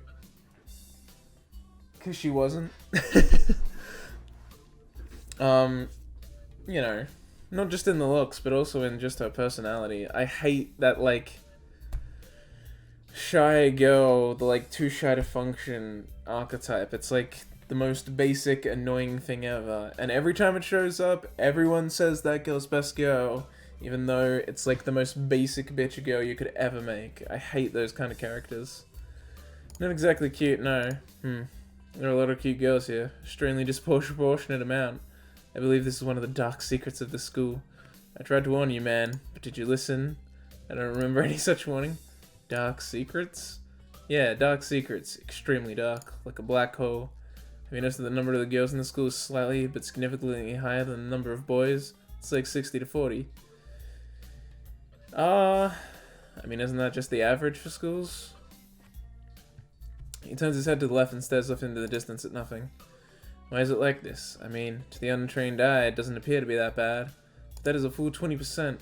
One would think that a school with such a huge pool of women would be a man's dream, but no. What I'm about to tell you could blow your mind. Are you ready? I don't know where this is going, but I think I won't be missing much by cutting off now. No, I am not ready. I only get as far as turning the doorknob before Kenji starts talking again, showing that he doesn't really care if my mind is blown or not. I believe that this school is a battleground, the site of a feminist infiltration. This disparity in the number of men to women is a clear sign of how far they have come. In case this Cold War turns hot, they will have the superiority in numbers. Just another skirmish in the eternal war against the forces of the feminists. They're everywhere. In Japan, women outnumber men. It's not a 60-40 split, but it's only a matter of time, man. Even in America, women are the majority by the hair. Yeah, I mean, that's just the average everywhere, dude. I'm pretty sure China's the only exception because they had that one-child law for so long. They're building up their numbers. In the past, the build-up of the military has always been the clearest sign of imminent war. Japan is just the first step. Our economy is badass, and the country itself is small and isolated, yet a huge part of the Pacific in terms of political value. The perfect target, they're so cunning, as expected of women. Soon the day will come when Kenji's voice trails off ominously.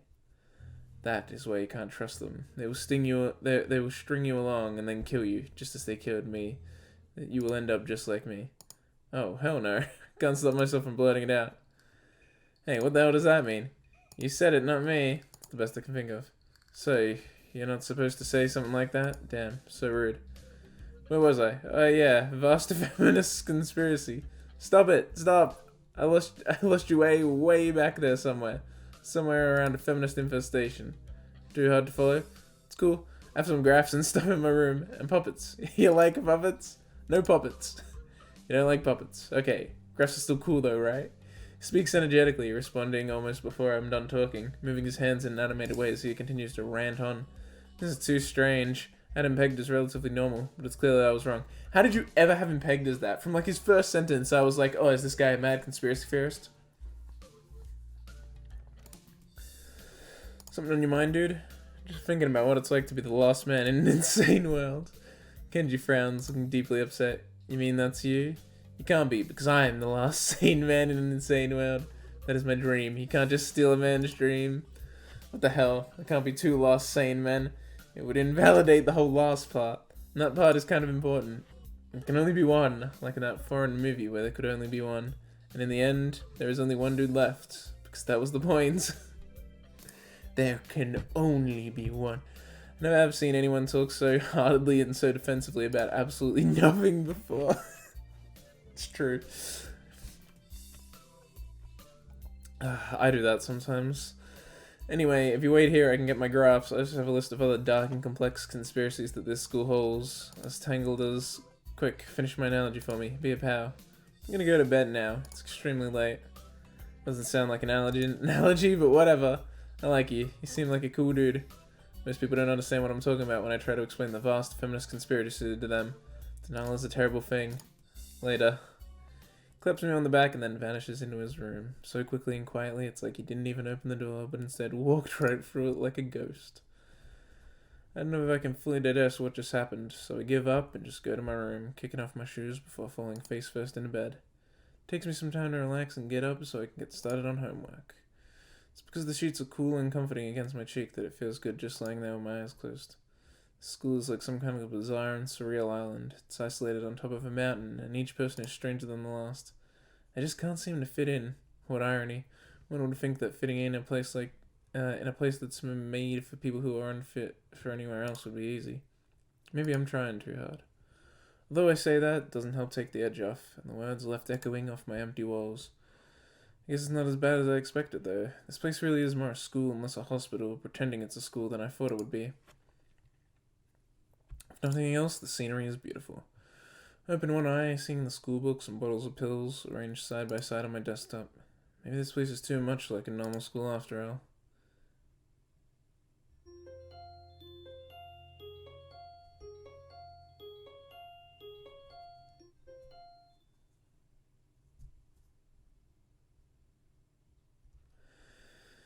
Damn, I don't know how long it was before I started my timer. So I'm not sure if ending now would mean it was too short or if it was the right length. Definitely can't be too long.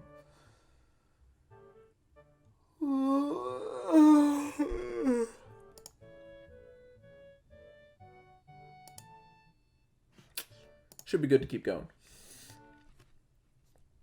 I feel very tired this morning, probably because yesterday itself was a very tiring day.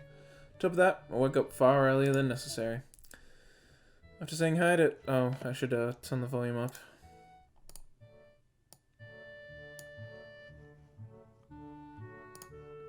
After saying hi to Shizune and Misha, I started doing the work at... what? I started doing the work as instructed from the board.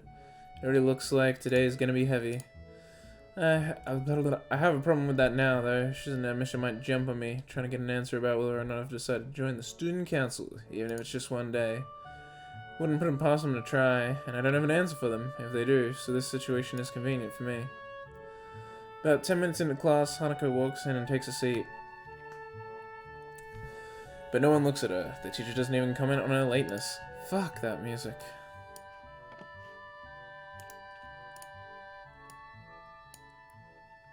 Does it need to have such a high pitch? It feels really unnecessary. It doesn't ever stop us to say that we're going to break into groups again. I turn my head and see that Shizune and Misha are looking at me. Shizune gives me a smile that is an equal parts cute and menacing. This is a smile that says, "We have you now, there is no escape." Hik-chan, looks like we're together again. Yay yay. Misha leans sideways while Shizune pushes her desk closer to mine. There really is no escape now, unless I would have jumped for the window. Jumping out the window isn't the best option, sadly. What's wrong, Hik-chan? Oh, Hik-chan, have you been thinking about what you said yesterday? You said that you would think about joining the student council, didn't you? It's okay, Hik-chan. We were talking about it after you left, and it would be rude to expect you to already have an answer for us this early. Right? Right? So happy you two are able to have a laugh at my expense, and even more pleased to know that you both know how crazy the two of you can be. Now that's over, Shizune snaps back into serious mode and smacks today's assignment with the back of her hand in an overly dramatic and important way. When I actually look at the stuff, it's mostly just reading. In fact, there are only 2 problems. I almost want to say something about how a rush to get started seems a bit much, considering the small amount of work. In fact, Shizune probably knows how little there is and simply doesn't care. Yeah, it seems like the workload doesn't matter to her as much as the fact that there is work. The actual amount, what? Oh, the actual amount is unimportant. She approaches everything with the same level of ambition. While I'm reading, I let my eyes wander around the room and catch Hanako trying her hand at solving the problems. Looks like she's working alone. Can't remember seeing her working with other people before. Thinking, oh god.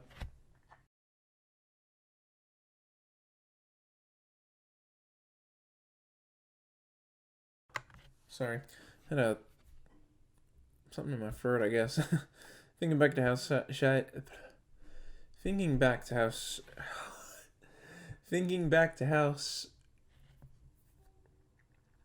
why can't I speak? Thinking back to how shy she is. How shy she is. It's understandable. Hey, that girl over there. Huh? Who, Hik-chan? Her, Hanako, over there. Does she always work alone? I think so, Hik-chan. Do you feel sorry for her because she's alone? I was just thinking that maybe she could work with us or something. No, I don't think that would be a good idea, Hik-chan. Why not? Hik-chan, wouldn't get along with her. Why? Misha shuffles around the question, letting out a laugh that sounds very strange. It's nervous, but still has that lulling up and down quality present in everything she says. Just because, Hik-chan. Now she's noticed our conversation, and it makes me realize again how Misha has been citing everything she's been saying this whole time.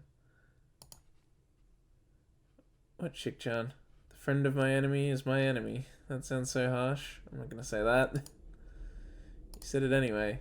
I know, Hik-chan. It's fine of you over her. Here.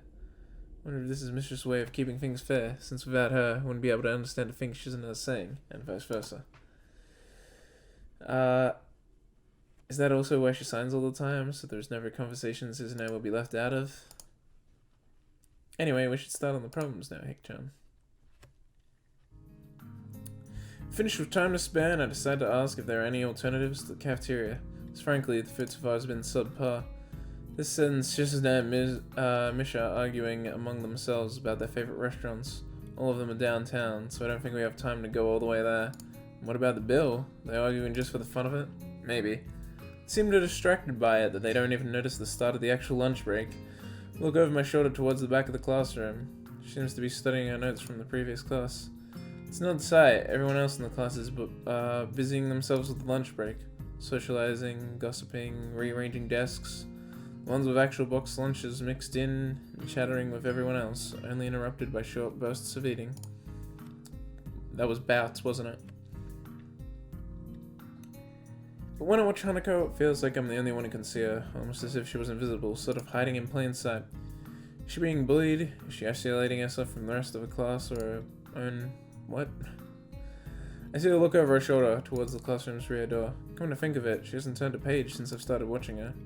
I guess she's waiting for someone. What to do? Read my book, wait for now. Mish and Suzuno are still arguing about their choice for lunch break. Incomprehensible for a pair of high school students who have to take a taxi at least to make it downtown and back in time. Haven't you finished already? Oh, sorry, Hikchan, were you waiting for us? Yeah. You don't have any plans? Plans?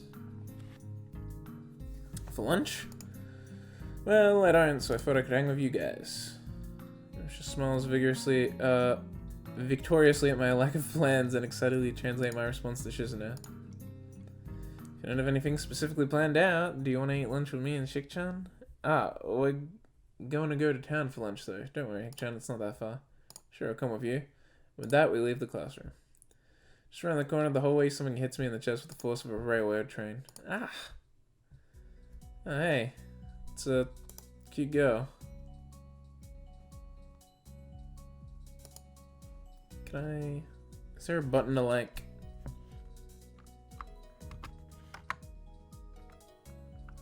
I don't know. Opening my eyes, I see a pair of salsa-like green eyes looking up at me. Hey, she's kind of cute. They belong to the perpetrator. Short girl bumped into me and has now fallen down onto the hallway floor. She wears a PE uniform and a very worried frown. The former strikes me as a rather strange thing to have on during a lunch break. More striking than that, though, is that she doesn't have legs. Oh, she does, but they're not flesh and bone. Her pale and very much flesh and bone thighs end in shins and feet made of some black, metallic, or plastic-like material. They look disturbingly artificial and unnatural. It almost makes me forget that my chest is hurting. The girl winces a little, rubs her nose, and jumps up. Oh man. Hey, are you alright? Sorry about that, really. This chick's cute. I wasn't looking where I was going, and you just came out of nowhere. Sorry. She's looking really apologetic, in the hurt puppy way of looking apologetic. I quickly forget about being angry or anything, since hurt puppies are my weak spot. It's okay, don't worry about it. Ouch. I say that, but then there's a stinging pain growing in my chest, and I know that this is about the biggest possible danger for my condition. Don't overexert yourself. Don't forget your medication, and most of all, don't get hit in the chest. Try to rub my solar plexus in case to chase the pain away, holding my breath in an attempt to clear my heartbeat. I'm sure I said that wrong.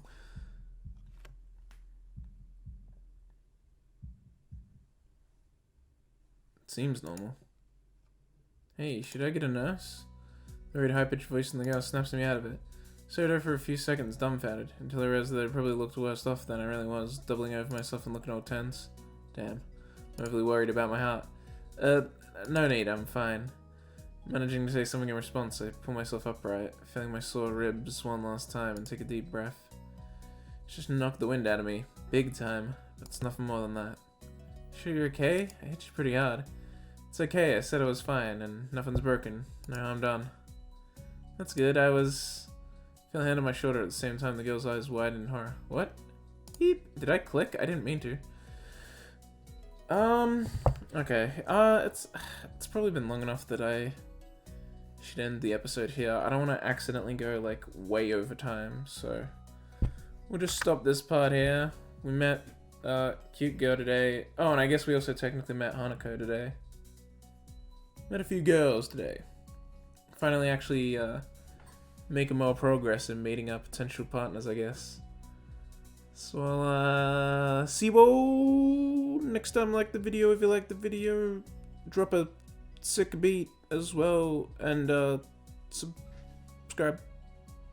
Hello everybody, welcome to part 5 of Let's Read Katawa Shoujo. We're gonna jump back in here. We just had an encounter with this cute girl. She ran into us and it hurt our chest. I don't have time to look behind me because Shizune is already shoving me aside and stomping over to the girl, signing furiously at her. Miss Ibarazaki, I saw that. Running in the halls is strictly forbidden. She translates right on Shizune's tail. But her voice is girlishly playful, not full of the divine fury Shizune's arm movements would seem to call for. Sorry, I was just gonna get some stuff and I was kind of in a hurry.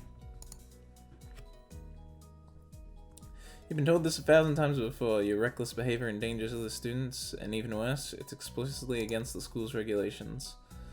The girl blushes and starts to fidget nervously like a little girl caught misbehaving. It's so cute, I find myself smiling. Yeah, she's a cutie. I know that. I was just... Shizune's angry. Make sure that this will not happen again, although I'm sure telling you this is futile and only cause me further headache when you choose to ignore the regulations. Got that, Emmy? Small girl sticks her tongue out in response. I gotta go. The teacher will have my head. I promised to help with printouts, but I went running instead. Sorry, but I gotta change and everything. Before missions isn't how I can say anything. She's already bolted from where she was a second ago, almost halfway towards the stairwell. Shizune looks like she's about to go nuclear on the spot, so I'll smile at her in a vain attempt to calm her down. You okay, Hik-chan? That Ibarazaki girl is always like that, causing trouble for others. You know, I'm pretty certain Shizune wouldn't call me Hik-chan. Never mind. Yeah, anyway, I'm okay. Just got the wind knocked out of me. That's great, Hik-chan. Wouldn't call that great, but I'll let it slide this one time. This one time. Fuck off, you're gonna let it slide every time. So sorry, Hik-chan, to have lunch. Promise it'll be great. I'll take your word for it. What kind of place is it? A restaurant or something? It's a tea house, Hik-chan. Tea house. Sounds kind of fancy. Why are you looking at your wallet, Hik-chan? Oh my god. Why did she say Hik-chan so much? That's not normal. Why are you looking at your wallet? It's okay. If you don't have any money, we'll cover for you. See how that sentence is fine? See how adding Hik-chan when she said Hik-chan in the last sentence, and I'm pretty sure the one before that, is absurd? That's really nice of you, thanks. It's okay, Hik-chan. After all, we're friends, right? Hik-chan? Huh? Hik-chan? Fuck. Oh my god. I can't. Why did she say it so much? Why did she say it so much? There's no reason for her to say it so much, but she does it anyway. She does it anyway. She doesn't care. She just keeps saying it. Driving me up the wall, aren't you? God. I shouldn't be this annoyed by it, but it's... it's annoying. Hik-chan. It's only been 3 days, and are we really friends that quickly? What? I also hate Hik-chan's... Hik-chan, ooh, I'm gonna say it now. Ooh, I'll say it every second sentence. Ooh.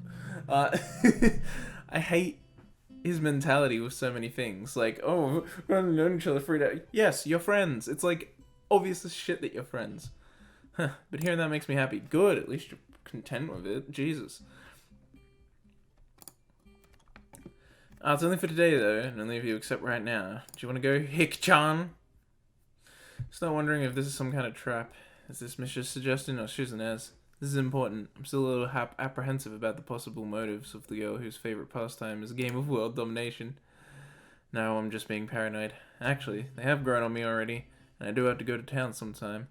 So why not now, with them? Never actually been to a tea house before. All my expectations are from what I've seen about them on TV. Those are period dramas in these modern times. Might just be a regular cafe and they're just calling it a tea house. Either way, I'm curious about that too. So there's another reason for me to join them. Sure. That's great, Hick-chan. That's great. That's great. Yay. That was a bit more okay for that to be in the sentence. Misha hops up and down briefly to show how happy she is, which causes a few heads to turn towards us. Shizuna helps for a polite, tiny clap that lasts for all of 2 seconds before she goes back to looking stoic as usual. Would it cue you to be a little happier, Shizuna? Oh, I wasn't aware that Hick-chan was a king. Shizuna pushes her glasses up as Misha delivers her message totally without sarcasm. Because it would sting more if she could say it with the intent Shizuna meant behind it. So for once, I'm happy to have Misha as a barrier between us. I'm not telling you to jump for joy just because I'm having lunch with you. I'm not that arrogant. She seems to accept this and we head for town with Shizuna leading the way.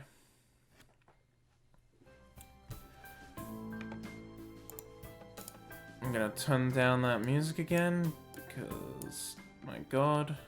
Okay. Watching her walk in front of me, I notice that she walks very quickly, taking long, heavy, determined strides. Maybe if we were traveling through a snowstorm, it would make sense to walk like that. But it's a perfectly clear day. Anyway, it's making me feel exhausted just watching her. We arrive at the tea house. In what Misha says is record time, likely because of Shizuna's blazing pace. I feel a little let down seeing that it's not a huge feudal era building with mats on the floor and women in kimonos pouring the tea. It actually is more like a cafe, as I thought. No, that's a bad thing. It looks very nice.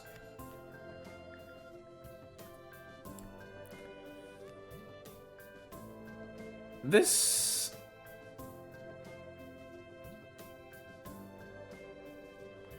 Never mind.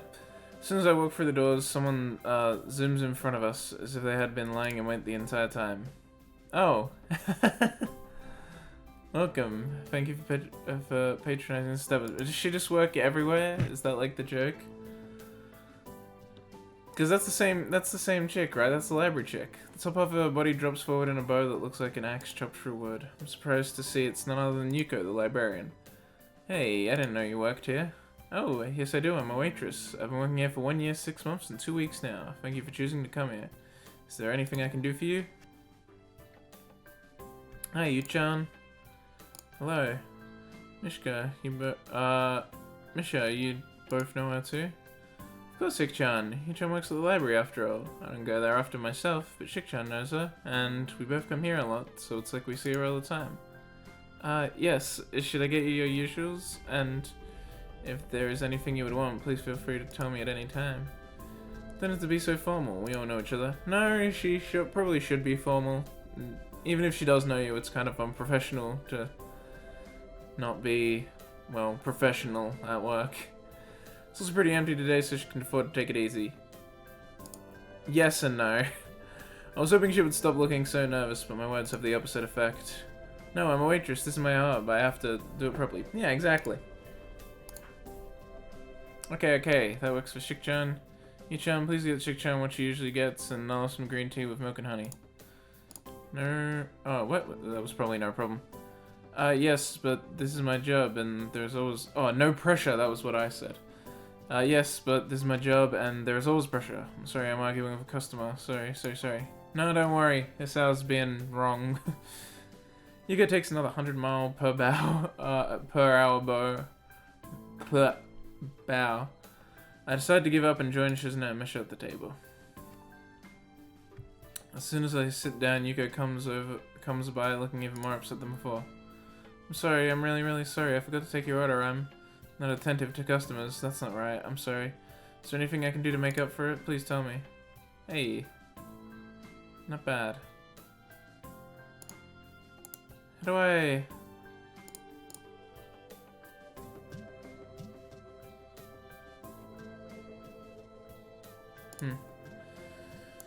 I wish I knew how to get rid of the text box to take like a screenshot of this. Oh well.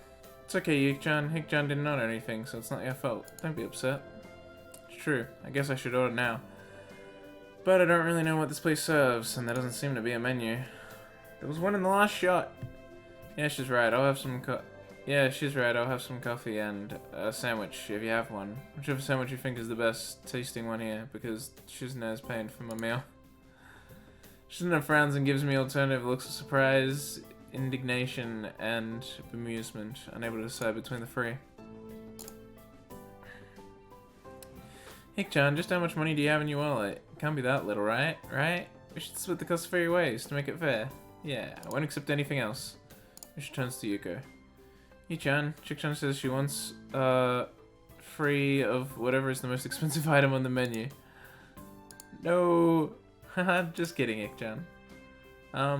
Okay, I think that the turkey sandwich is the most delicious sandwich, and it comes with free soup. A good employee would try to recommend the item that there is the most of, though, or the most expensive item. Am I bad at my job? No, that sounds good. I'll have that, and some coffee. Okay.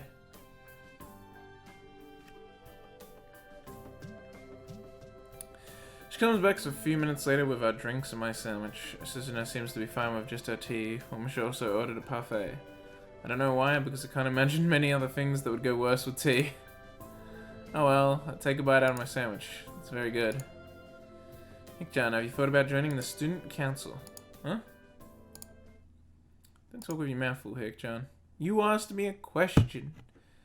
Push food down with a sip of coffee, which is also surprisingly good, but now's not the time to remark on how this place has good food. You said you understood it was too early to expect me to make a decision this quickly.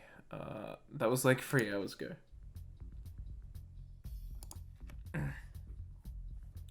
Man should be decisive, Hick-chan. That's a very Japanese, thought. Mindset.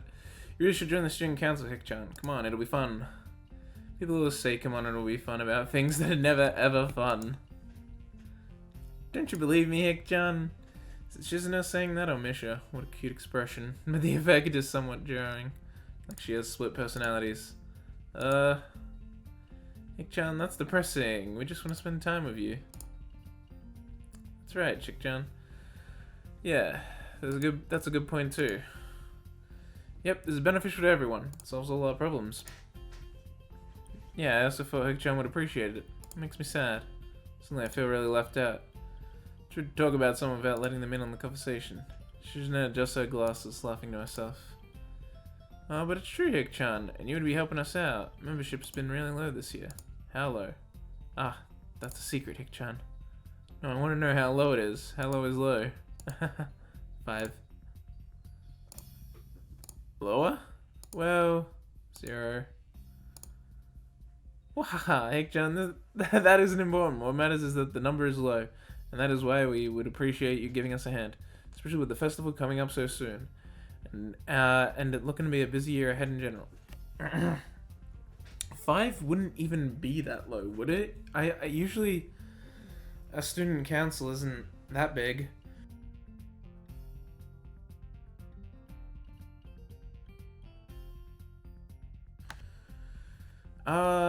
Yeah. So you're not gonna answer my question? No. Sliding straighten on my chair, trying to look as defiant as possible. Because this seems like a big issue and I don't want to let it go easy. I feel silly like a blowfish. Fine, at least tell me this. How many people are in the student council, total? Well, Hick-chan, we're definitely undermanned, but we have enough members to get the job done. Yep. It's not just the 2 of you, is it? Haha, Hick-chan, that's funny. But it's definitely not just us. Are you sure? Are you absolutely sure? Yep. Stare at them both, trying to see if they will slip up and confirm my worst fears. Misha frowns, looking uncomfortable. This is probably because I'm staring at her.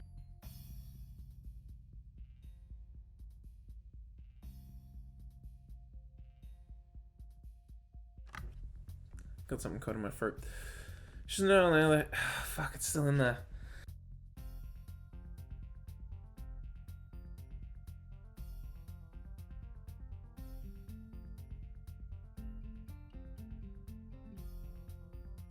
Hard to talk so much like this. Maybe she was challenging me, peering at me over the rims of her glasses like that, so, teasing and surprisingly immature, like a little girl beckoning someone to play with her. Hick-chan, what? Your 2 cute student council representatives have been trying to make you feel welcome, and are even treating you to lunch. You should show your gratitude by joining the council, so you can at least help them out. Yeah, it would be great if you could just file some papers for us, and the festival is coming up, and we have to build some stalls for the games and food. Just a few, so if you were there, it would be a lot easier for us. Please, Hik-chan. One interesting good cop, bad cop routine. I'll give it a shot, why not? Just a shot. Okay, I'll give it a trial run. Doesn't mean I'm joining or anything definitive. Just that I'll help out a little, and then I'll see. And this makes us even for lunch. I'm not doing this because I want to. Why is he also such a dick about joining the council? Like, just join. And, like, you're not doing anything else, dude. Finish off the last of my sandwich, and this makes Misha notice for the first time in a while that she has a parfait. She starts digging in, much to Shizuna's chagrin, because I can tell from the way she plays with her fingers that she had a lot to say. Every time I look at Shizuna, she looks back with such focus and intensity. This time is no exception. Her face is expressionless. Maybe she is thinking. Eventually, it gives way to a smile. She signs something, and obviously I can't understand it at all. She has to know that. Then she does it again. A childish playfulness showing through in the speed and energy of her gestures. Misha, what did she say? Misha looks up from her parfait, torn between wanting to help out and going back to eating. What does this mean? Trying my best to make the same movements with my hands that Shizuna did. Come to realize quickly that this isn't very easy. Imagine doing this all day as your only means of communication. Sorry, Hik-chan, I can't tell you. Why not? Is it an insult? No, Hik-chan, I can't tell you because it means something nice. Something nice, huh? Well, they're going back to their tea and food, so I guess this conversation is over for now. What a dick. Tell me. I don't really understand, but this makes me wish that I could... What? Oh, I don't really understand, but this makes me wish that I could. Maybe I could even try learning sign language. This school might have courses for it. Would I really do that? I think about it as I finish the rest of my coffee. I wonder why I'd even be motivated to think about it. I'm enjoying myself so much that I don't even notice that we were supposed to be back in class 10 minutes ago. Even if I were to start heading back to school right now, it would take at least 30 minutes, maybe. I can't risk running fast with my condition, so it would take at least that long to get there. Well, 10 minutes late already as I am, it wouldn't matter even if I could teleport. Something wrong, Hik-chan? I just realized lunch break ended 10 minutes ago. It's only my third day and I'm already going to miss class. Yep, you are already late. Hey, that's not funny, so are you. And aren't you to the student council? You're setting a bad example. Hik-chan is so moral. But Hik-chan is right. He's late for class. And it looks like you're cutting it too. What? You're cutting it too. What? Huh?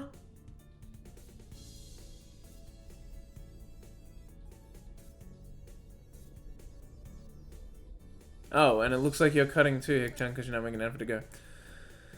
Don't say Hik-chan so much. It causes the sentence to be weird. As your student council representative, we're going to have to do something about this and make sure you're punished for it. Is there a mod that removes the absurd amount of times she says Hik-chan? I'd pay just for that mod. But you two dragged me out here. This is all your fault. Take responsibility. Hik-chan, we were just taking a prospective student council member out to try and recruit him. It's business. But you're not a member of the council, so there's no excuse. Yes, there is. That prospective student council member is clearly me. Yeah, are you gonna join the student council, Hik-chan? I already said I'd join temporarily. Do they have to be so pushy? Like, Hik-chan's being a bitch for not joining, but they're being kind of dickish about how much they're asking, even after I said I'd be on as a trial member. Shizuna raises her teacup hotly and wags her outstretched pinky finger up and down. Hik-chan, if only you were a member of the student council, but you can still join now, Hik-chan. If you join now, you won't be in any trouble at all, and we'll be able to take many more nice excursions like this all the time. It'll be fun. I start to think that maybe this is all an elaborate setup leading up to this moment. Maybe Shizuna lured me out here, banking on the possibility that I'd lose track of time and be forced into this situation. Diabolically, well, considering what I know of her, should have been more on my guard. To admit that I got myself into this even slightly would be unforgivable. I try to read Shizuna's intentions in her eyes, but she just returns my stare blankly, innocently. She takes a sip of tea, like she is mocking me. By the way, Hik-chan, I didn't plan this at all. Things just happen to work out this way. was almost about to drop my theory as paranoia, but this puts a new spin on things. I almost fall over in awe. So it really was an elaborate setup from the very beginning, all just to burn me and force me to join the student council.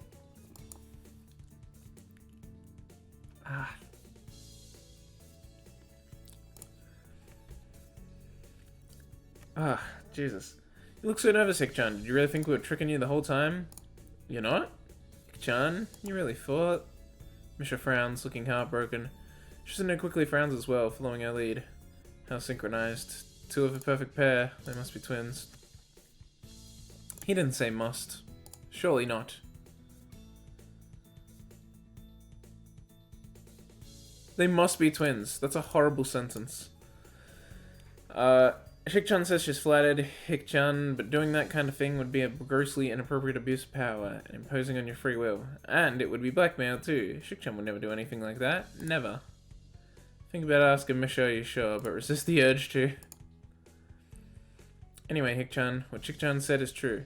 Since you're with us and we're doing student council work, it's okay if we miss a class or two. Not that this is a good excuse to do so. Or one that should be used more than 3 times a month. Or something that that can or should be abused. So we most definitely return to class, eventually. Wahaha! Shizune waves Yuko over and points to her empty teacup, indicating that she wants another one. Smisha scrambles to finish her parfait so she can order something else. Maybe I should as well. I'm still hungry and the portions here are a little on the small side. Most importantly, Shizune is paying for everything. With that in mind, I ask Yuko for another sandwich. By the time we leave the tea shop, I've missed not just one class, but 2. Jesus, how long did they stay?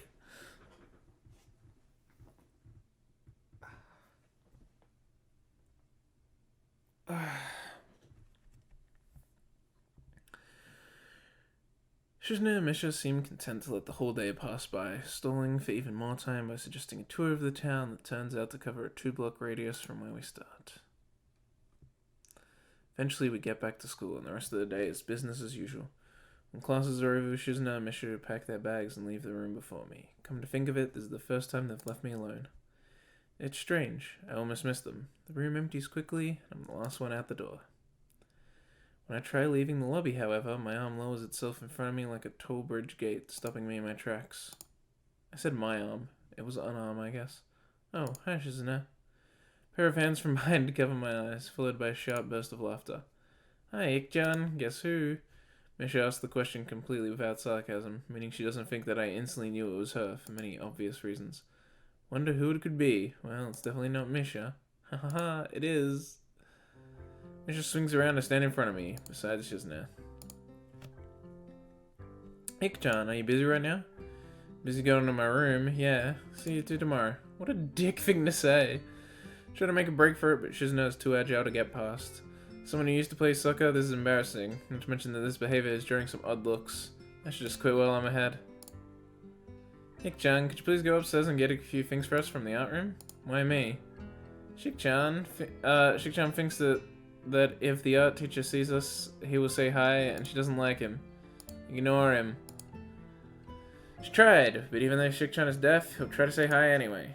Run away. I never run. Tone of finality so strong that I can pick it up even through Misha. I can see there is no use pursuing this further than Shizune. Misha, why can't you get them? Stairs make me dizzy, Hik-chan. Shizune nods, as if to confirm it. Please, Hik-chan, we need those things to build stalls for the festival. And you said you would help out a little, right? I really shouldn't, but I guess just this one would be alright. Okay. It's great, Hik-chan, thank you. This is what we need. She holds out a piece of paper for me to take. I'm sure this was made by Shizune. It's handwritten, but each letter is perfectly formed and uniform, as if it were typed. Not just that, but it's exhaustively detailed, complete with numbers, bullet points, and even little checkboxes. What it boils down to is that she wants paint, paintbrushes, poster board, and an easel. Just different types and specific numbers of each. I wonder how I'm gonna carry all of this stuff down the stairs without breaking my neck. The classroom closest to ours is designated belonging to classes 3-1 and 3-2 on the right side and 3-4 on the left side, each door looking exactly the same. Further down the corridor still with identical doors and rooms that I don't think were used for classes. I guess the art room is not a classroom as such. Carefully push open the furthest door and peek in. It's a classroom, but it seems rather badly kept or not in use. Am I in the right place? Desks and chairs are all around the room. A thin layer of dust settled on them. There are some easels in the corner, so at least this looks like the right place. The room is flushed in sunlight from the big windows, shadows creeping all over the desks. Specks of dust are dancing in the stagnant air, making the beams of light almost invisible. Jokingly, I call into the empty room. Anybody hurt? Something catches my eye and I stop mid-sentence. Hey. Now, assuming that the border has all the date girls, then this is the last one. I guess she doesn't have arms. Why would you... no, actually that makes sense. I feel like you'd have... Nah, maybe that's weird. I don't know, I'm just thinking it's weird that you had to eat with your socks off, but... Well, I thought it was weird at first, but then I was like, well, no, if you're walking around all day in socks and shoes, then... You know, you obviously wouldn't want to wear them when eating, but at the same time, your feet get smelly if you just take them out of the socks without doing anything. So, wouldn't it be better to have, like, a pair of socks for wearing on your feet when you eat? I don't know, it just feels weird to get your feet that close to your face. Sitting on a desk is a short-haired girl, curiously wearing a boy's uniform, with a fork between her toes, a morsel of food stuck firmly on the end. This odd way of dining seems to be caused by her apparent lack of hands, but her presence here is what takes me aback even more. Why would she not have prosthetic arms when running Twin-Tail Chick had prosthetic legs? I don't know. Most people just have prosthetic arms and usually have like a fork attachment or something. How did I miss her before? She's sitting in the corner, very still, but I still somehow took her as a part of the furnishing or a statue at first glance. Not being too observant today as a whole. The girl seems to be frozen in place, staring at me with her huge eyes like a rabbit in headlights. She's staring at me, her mouth wide open, ready to accept the fork. I'm staring at her, my mouth wide open, suddenly remembering I didn't finish my sentence and trying to think if I should. The weird stalemate keeps us both stunned in silence, punctuated only by a wall clock ticking rhythmically. Hello? The girl stuffs the forkful in her mouth and is now staring at me expectantly while chewing. This is a bit awkward. Hello, I was told to pick up some supplies from here for some festival stalls, I think. I didn't think there would be someone here. There isn't. That is why I came here too. She picks up another forkful. Doesn't that mean you're here then? She raises her eyebrows, as if she was suspecting my observation was false. You're pretty observant. I guess it does. But who are you? The girl's pretty straightforward, isn't she? I'm Nakai, Hisao Nakai. I just transferred in on Monday. I'm Rin. Tezuka Rin. Rin Tezuka. I won't shake hands with you, but at least we know who we are now. It's very nice. The deadpan manner of talking makes it hard to determine whether she's joking about shaking hands or not. It kind of bothers me. Joking about these matters doesn't feel appropriate at all. What do you mean? She's the one making the joke. That clearly means she's okay with it. Well, I'm trying to figure what's appropriate and whether the girl what's appropriate and whether this girl is. She seems to have lost interest in me and is now gazing yearningly back at her food. Can I continue my lunch? If you don't mind me, I won't mind you. If you need to get your stuff, the supplies are at the back. Go right ahead, but lunch? School's already over for the day. What word would you use then? There's no word for a meal you eat after lunch but before dinner, right? Bothers me very much too, but I don't really know what I could say. Isn't that just afternoon tea, even if it is a meal? I don't think you were supposed to eat a meal between lunch and dinner to begin with. But I'm hungry now, my delicious bulk lunch would go to waste otherwise. I have curry, it's very delicious. Curry is delicious. Oh my god, I looked at my timer and it said like 7 minutes left.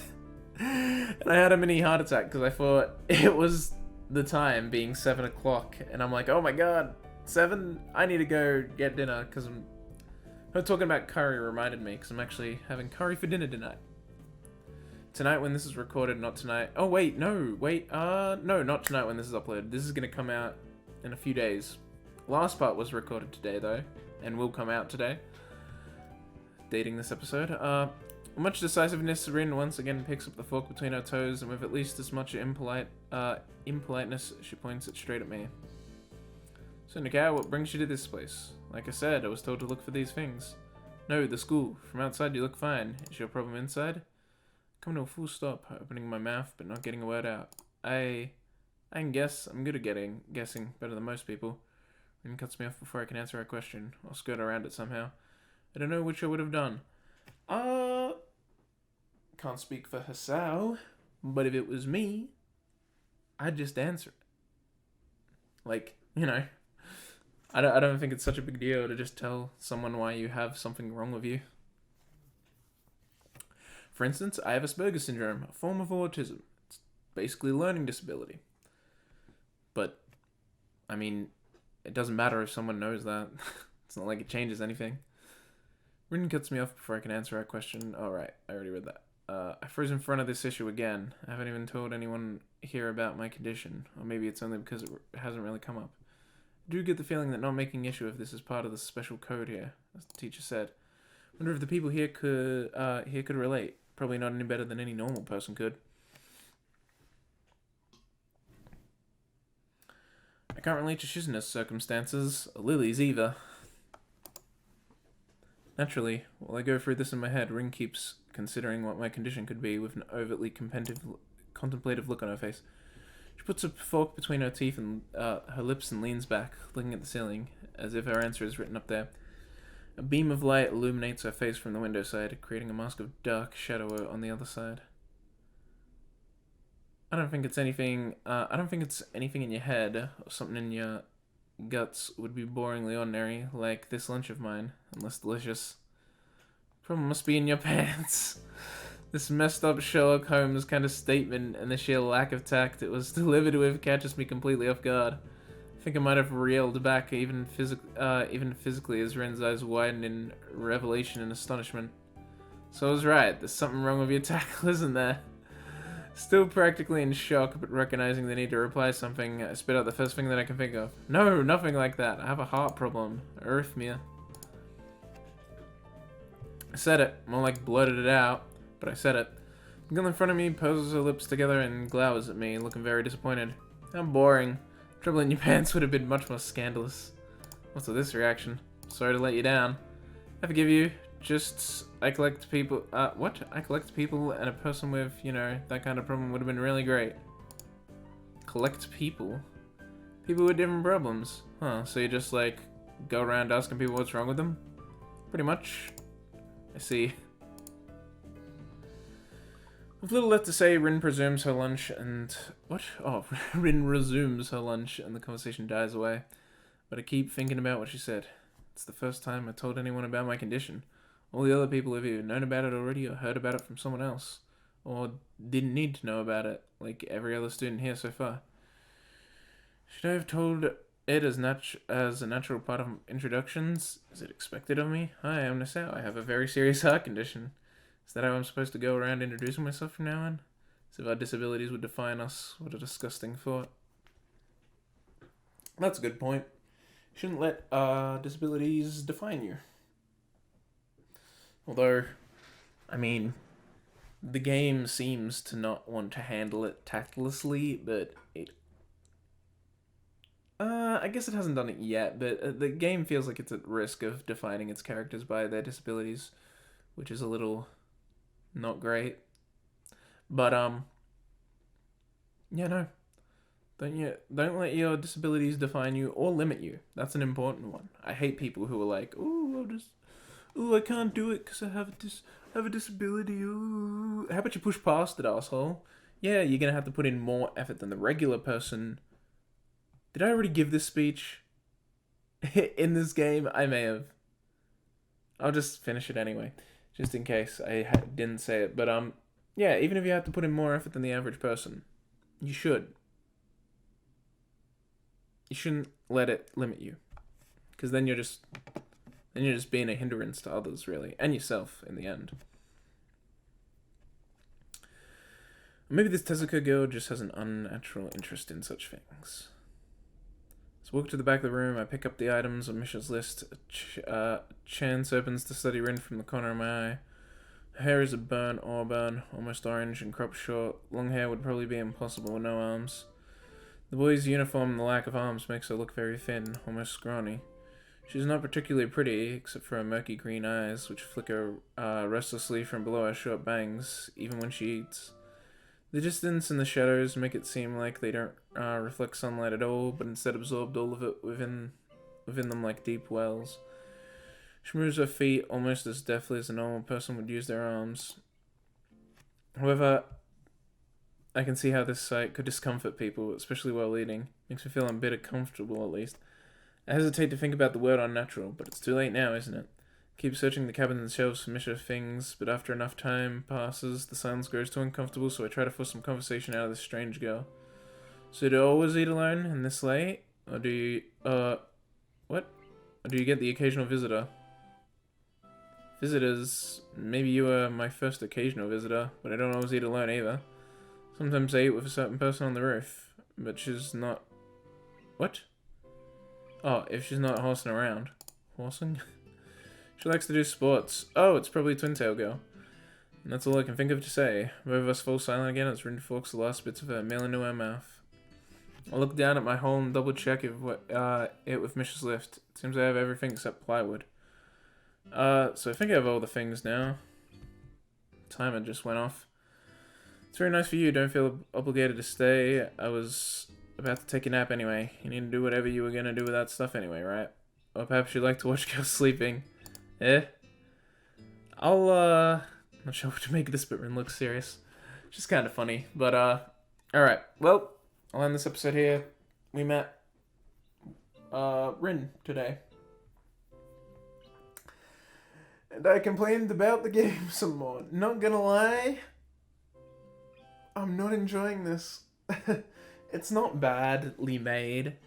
It's fine. It's just the writing and some aspects of it I'm not enjoying as much as I would like. I don't know, just out of all the visual novels I've read, this is one of the worst in terms of writing. It's not so bad that I feel the need to stop yet, but it needs to improve, or, like, yeah, I'm having the occasional laugh, and I'm liking some parts of it, but it's just, it needs, if it doesn't improve, then I'm probably gonna get really annoyed with it. I'll at least keep going. Like, I won't cut it short, the series or anything, but I don't know, whatever. I should end the episode. Bye. Hello, everybody. Welcome to episode 6. No. Yes. 6? 6 or 7 of Katawa Shoujo. Eira plays Katawa Shoujo and complains about it. I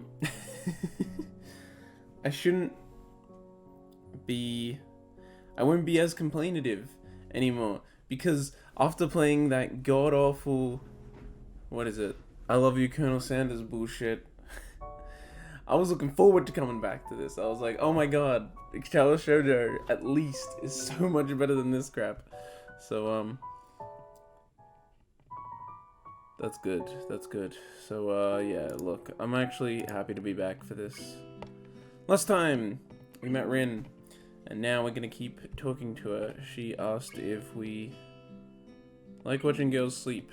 Now, because this character's a total douche, he's probably gonna say no, but me personally, I'd like watching girls sleep. Rin seems down to let me watch her sleep.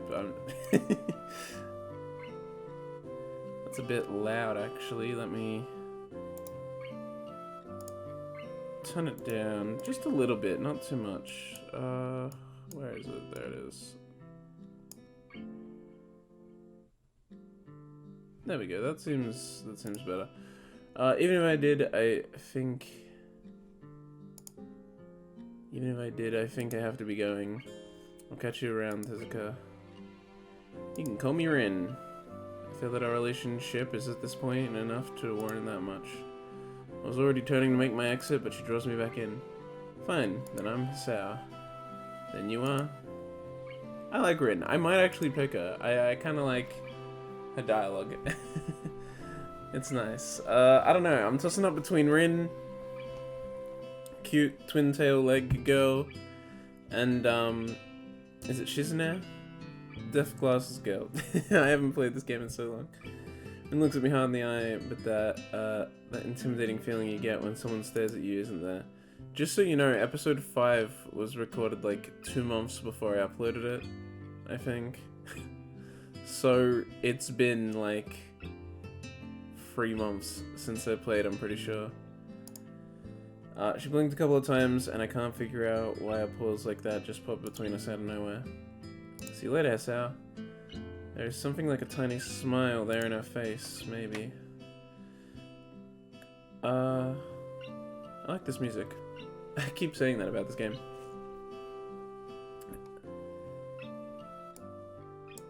It has good music. I quietly back out of the room as I shut the door. As I shut the door in front of my face, I whisper to myself, "What an intriguing person." From inside, I hear a muffled sing-song voice. I heard that. Oh, hey. What did she hear? Jump at the sudden appearance of Misha, who I had not heard approaching despite the completely empty hallway. I got a serious catch in my throat for some reason. Somehow she'd gotten to jumping distance on me without making a sound. Creepy. What? Oh, creepy. It briefly reminds me of Kenji's nutty theory about a global feminist conspiracy, but I pushed that thought aside. Yeah, probably best to push that one aside for now. I'm gonna need to...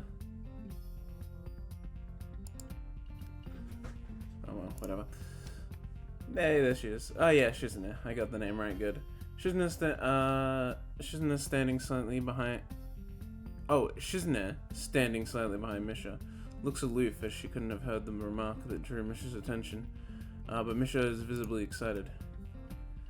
No, wait, more importantly, who is it in there? There's no club meeting today. There's no club meetings today.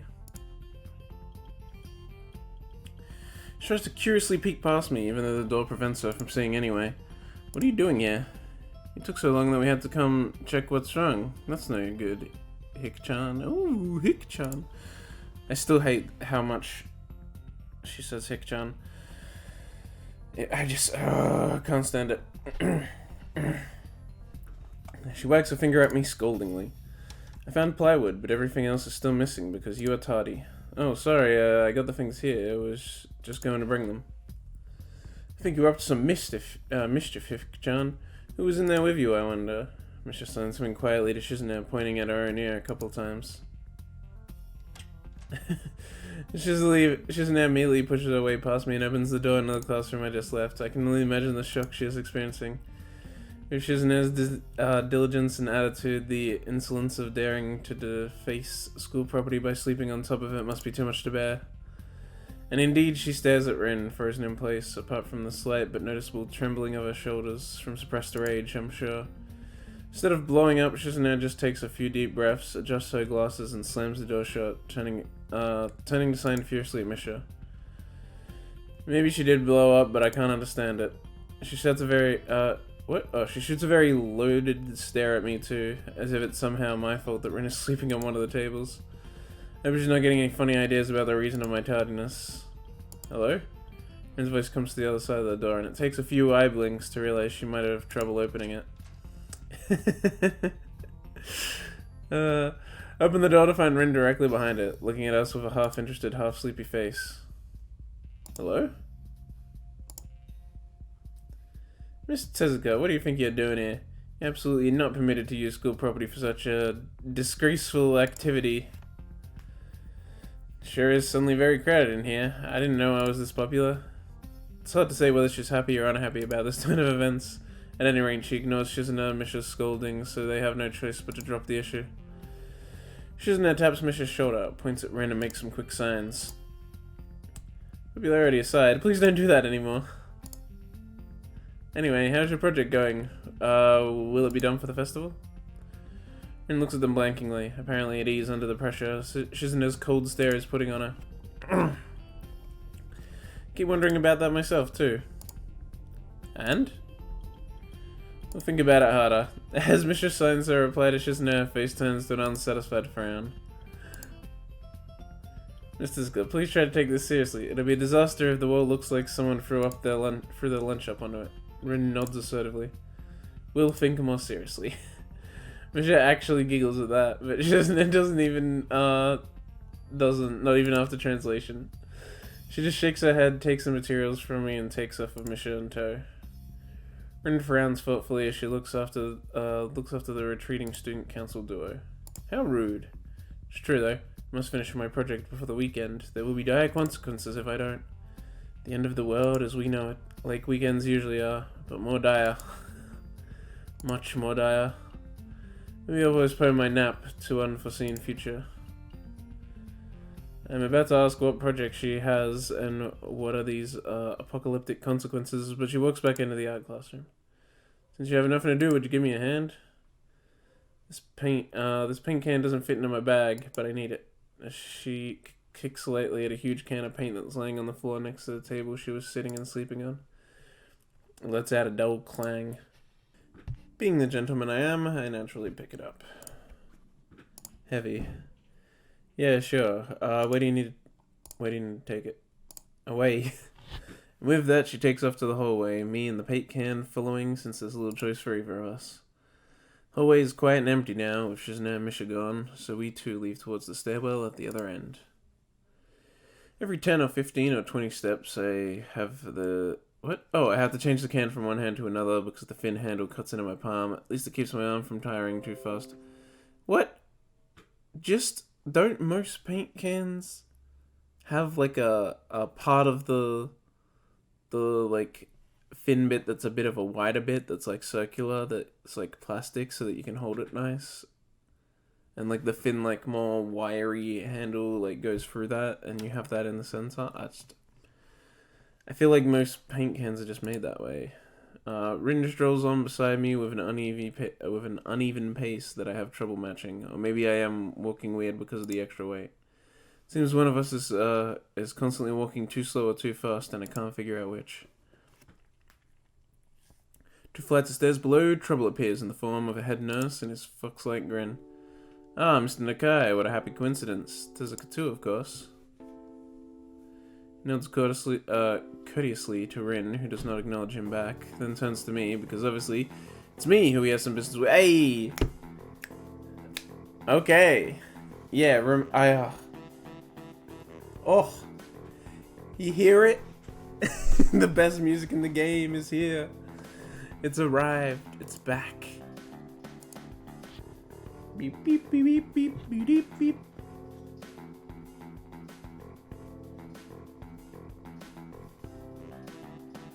Oh, yes. Jamming. Listen to that sax.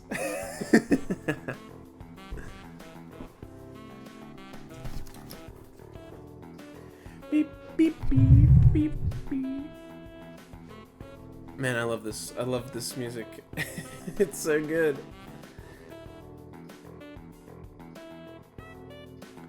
Beep, beep.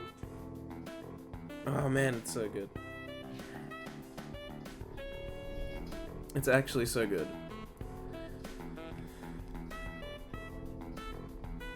It's also real loud.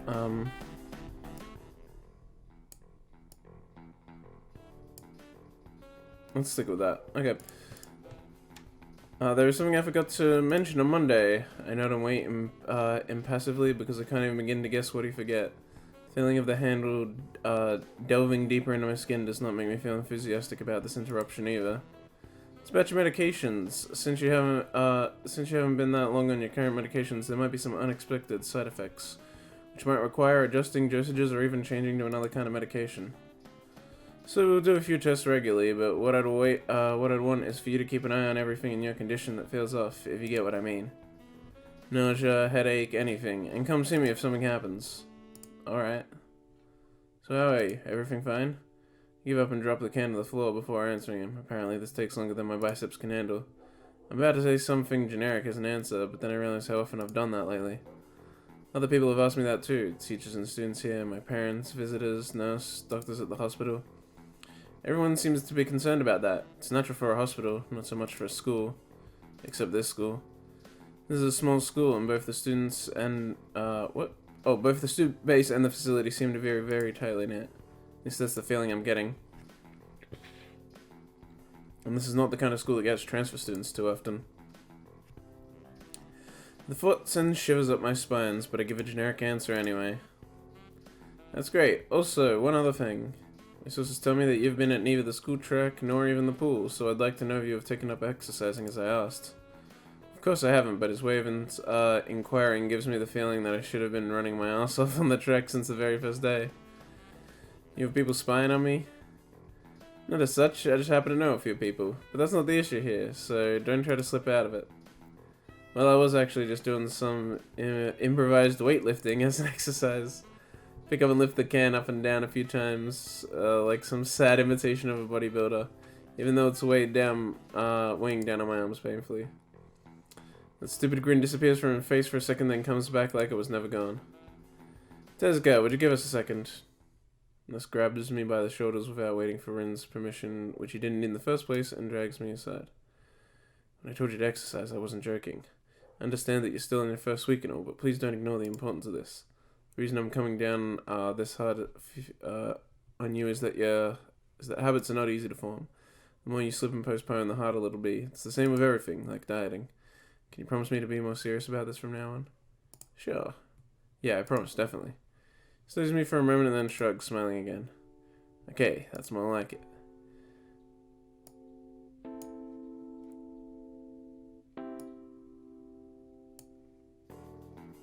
Oh, the music just restarted, I see. If you go to the school track tomorrow morning, you'll meet my spy, who probably has no qualms offering consolation to you if you want to jog a bit. Consolation? See you around. Did I read that word right? Consolation? I don't know.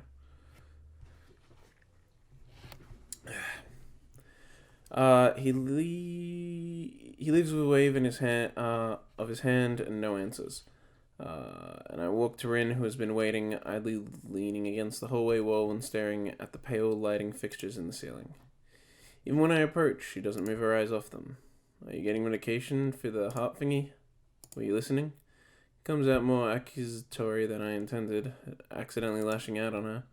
But even so, I don't really want to start talking about it. I just met her. I don't know her. It's not her business. Nurse seems to be happily ignorant about confidentiality too, talking about that kind of thing in public. But it's not Rin's fault, is it? I look up at her, suddenly feeling a bit guilty, but Rin is just staring past my shoulder quizzically, her head tilted like a bird's. I don't know why this is so hard for me. It feels like there is some inexplicable lock that prevents me from being more upfront about this. Yeah, they're for my heart. Will they make you better? No, not really. They just make me a little less worse. Rin keeps looking at me for a while longer, and she neither says anything further nor displays any kind of emotion I could discern. I'm thankful that she doesn't. I think I'm still not quite used to all this. At the hospital it was easy, but I still haven't sorted my feelings about having to live a normal life with this disability. We leave the main building and Rin leads us onwards towards the dorm. We stop at the small patch of greenery in front of the dorm building. The dorm is built on a slightly elevated ground with a wall and a few trees that everyone has to circle around every time they come or go. It's probably the only inconvenient design in the school. The entire wall, made of the same kind of bricks as the building itself, has been covered with some sort of painting. Most of it is still mere sketches, quick lines drawn with black and white against the grey plastering that covers almost the entire length of the wall. But some places look a bit more finished. There are human faces, and legs, and hands. I can't quite say what the painting as a whole might portray. Stacks of what seem to be paint cans are arranged in piles on the ground beside the wall. See, the left side is hardly off the ground yet. It's because I couldn't get in the mood yesterday, so I gave up and went to meditate instead. Then it was suddenly morning.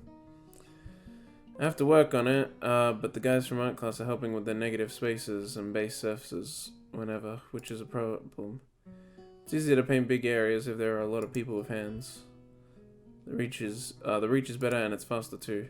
She goes on a tangent of a tangent, waving a little with her arm or whatever of it there actually is, to demonstrate even though I got the point already. The white cotton of her sleeve flaps around as it makes me think it could look what? And it makes me think it could look what? It makes me think it could look sadder than it... What? That's a weird sentence. But it makes me feel out of place, like almost every tangible reminder of the student's base's special properties has in the past few days. This girl doesn't notice my dreary feelings, of course, or the fact that she lost me a while ago already and just keeps on blabbering. So that's why I'm trying to figure out if there's something I need to figure out, and then figure that out before it's too late and all hope is lost. Why would that hope be lost? Because paint has to be painted, and then it has to dry, and then it has to be painted over with another kind of paint. Takes time. She finally stops, apparently thinking she made some kind of statement that makes sense. I think it's best to start from the top. So this is your project? You did this? Yes, yes. All of it? Yes. Nice, but I stumble with my words, suddenly feeling like I've worked straight into a minefield of political incorrectness. It's okay, you can say it. I probably won't get mad. I blush really hard. I don't really know what would be the right thing to say, if any. It feels that I'm way more sensitive than Rin is, though. This is really awkward. Don't you want to ask? How do you paint without hands? See? I'm an easy person to talk to, right? With my feet. I almost guessed that already, but isn't that hard to do? You're good at guessing. Anyway, I don't think it is, but maybe I'm used to it by now. I can't get my mind around the fact that she could be an artist, but seeing how adept she was using her feet to eat, I figure painting might not be a problem either. Yeah, honestly, it just takes getting used to. Like, babies are only good at holding shit because they instinctively grab things when it's, like, pushed into their palm, but for the most part, everyone has to learn how to, like, use their hands well. Hand-eye coordination is a thing you learn, not a thing you have.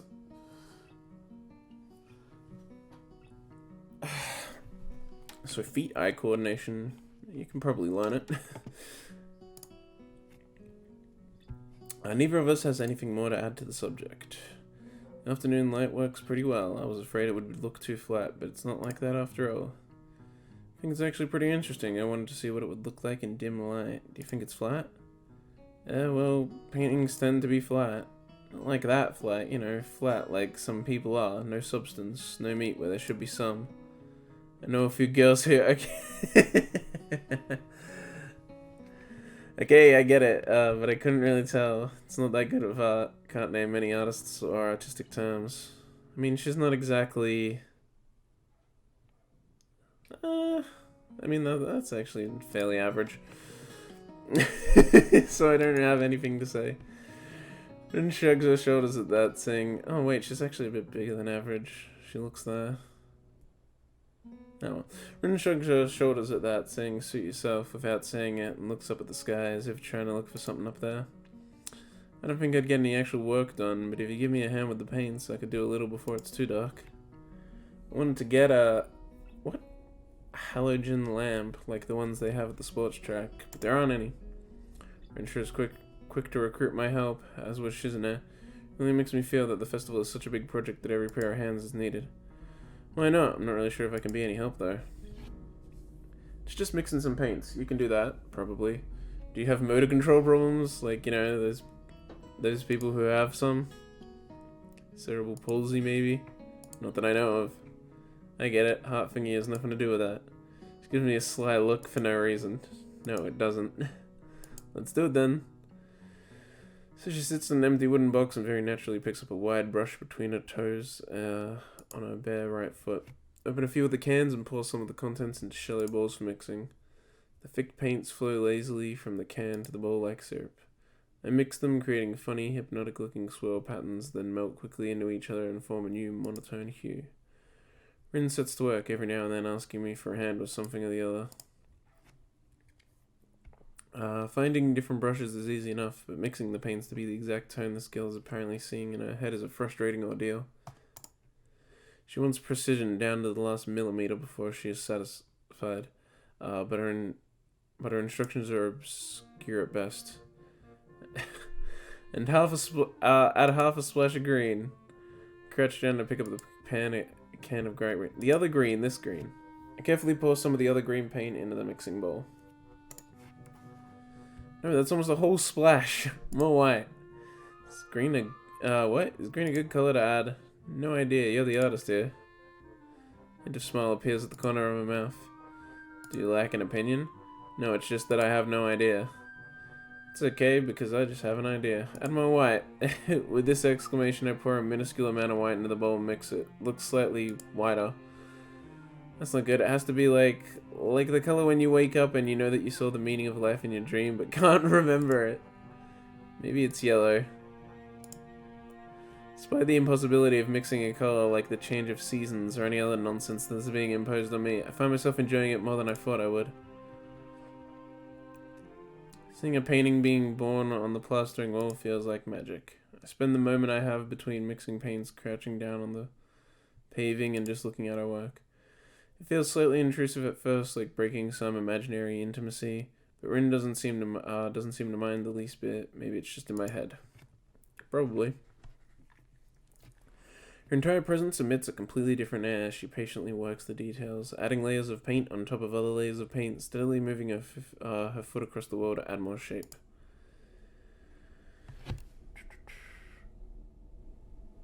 While I manage to produce a passable mixture of paint, the rare smile on her face is oddly rewarding. Oh, whoops. Apart from a few words when discussing paint mixes, neither of us says a word for the longest time.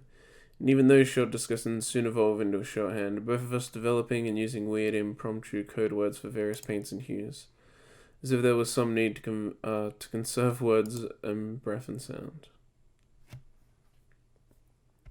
Hey, it changed. That's neat. We stay there late into the evening until it becomes too dark to paint properly. Not bad. Oh.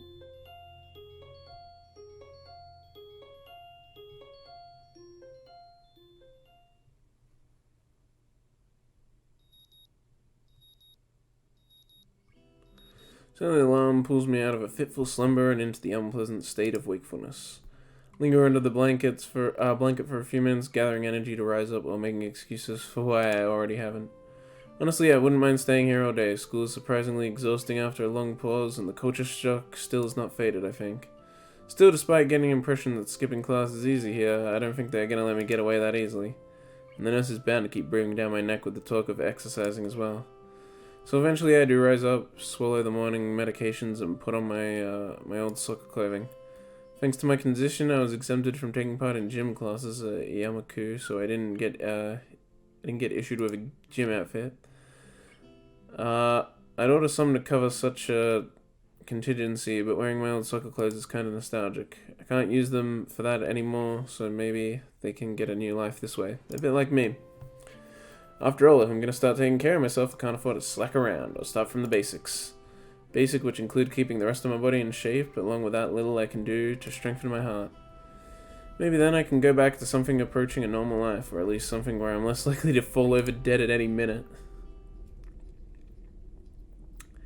I'm surprised to discover that I'm not the only one present at the track. Not just that, but it's a face I've seen before. The prosthetic-legged girl who bowled me over in the hallway yesterday is running on the track lately, like a half-mechanical gazelle. What was her name again? It was a short one, but I can't remember. She seems to be running laps at a somewhat easy lope, her prosthetic legs clanking rhythmically on the hard track surface. I wonder what reason she has for running this early in the morning. Maybe it's something akin to mine, and the nurses are oppressing the poor girl to jog just like he is oppressing me.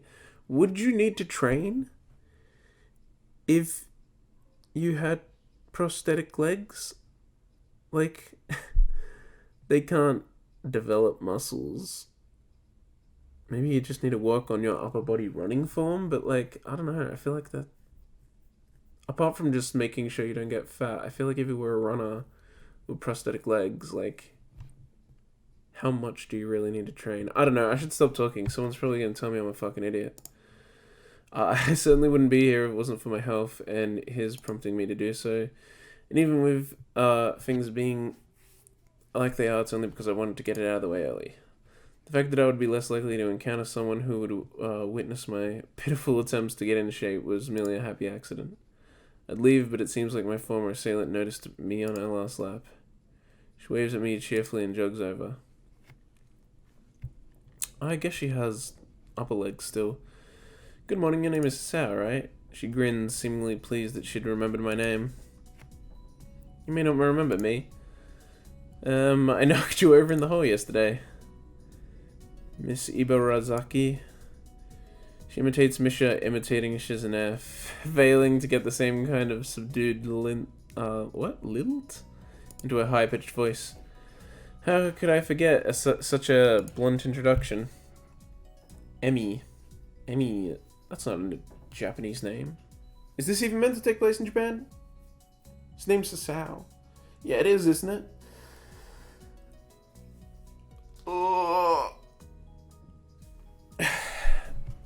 Emi? I mean, I guess you could spell that in Japanese, actually.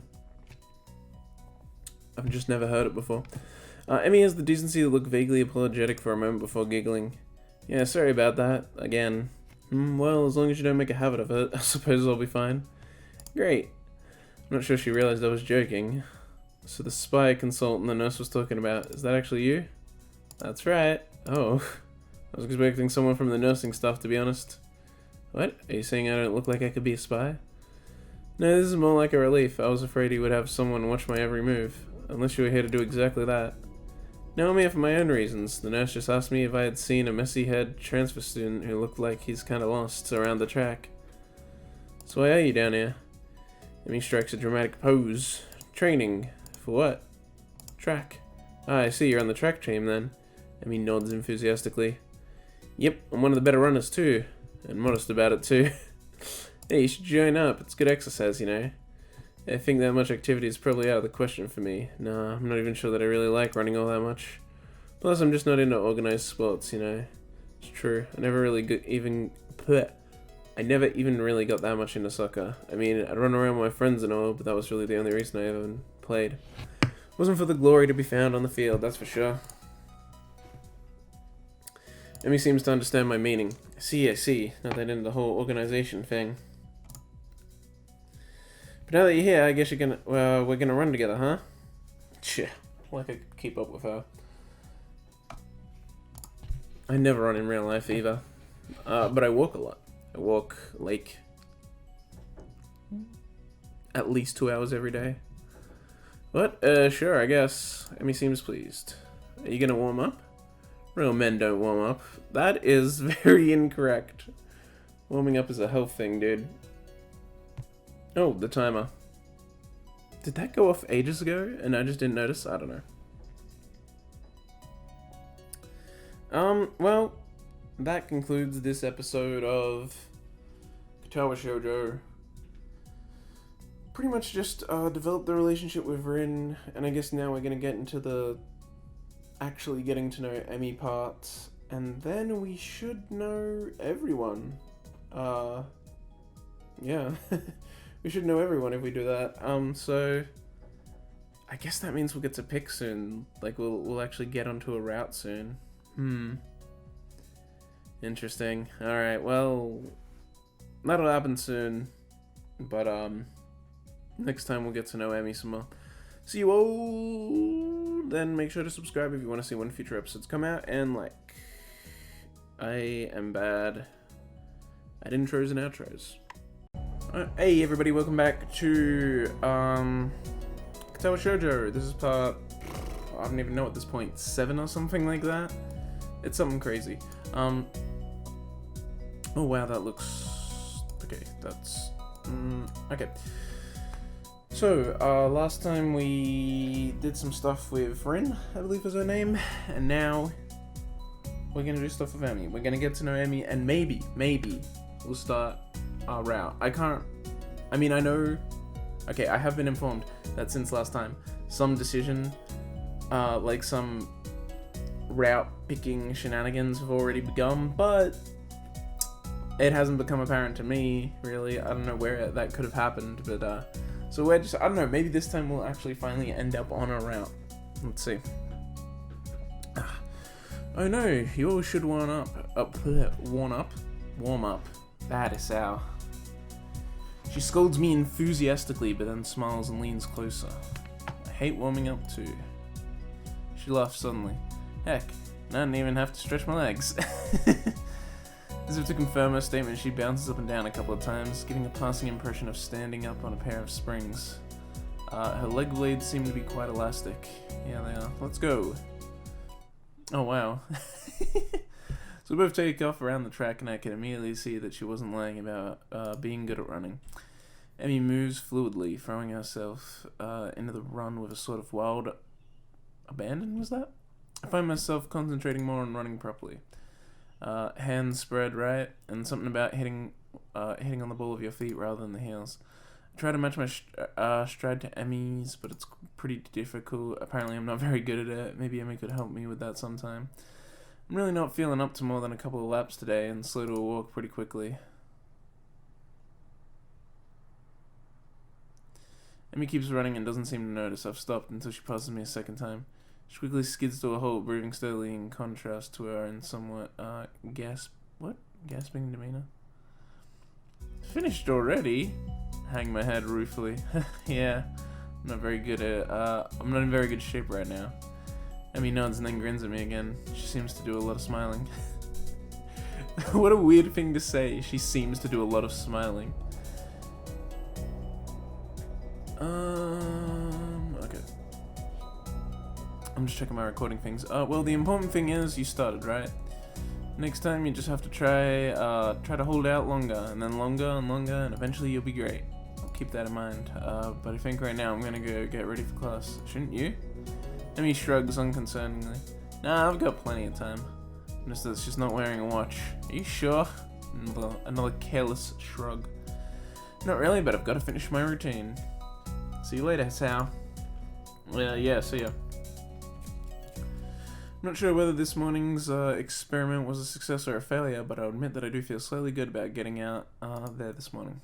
And like Emmy said, I just need to keep at it in order to get better, right? Practice makes perfect, or something like that. It's nice at least to feel like I've taken some semblance of control over my own health. I'll have to try and keep this up. I head back to the dorms to wash and change into my uniform, trying to resist the urge to take a really long and hot shower. I'm tired from all the running, so I just want to unwind, but I don't want to break my slowly building routine of getting to school before the morning rush.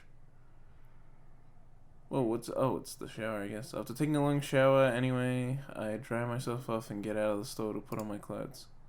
Out of nowhere, a shadow appears within the mist, looming and irradiating malicious intent. It bursts through the fog.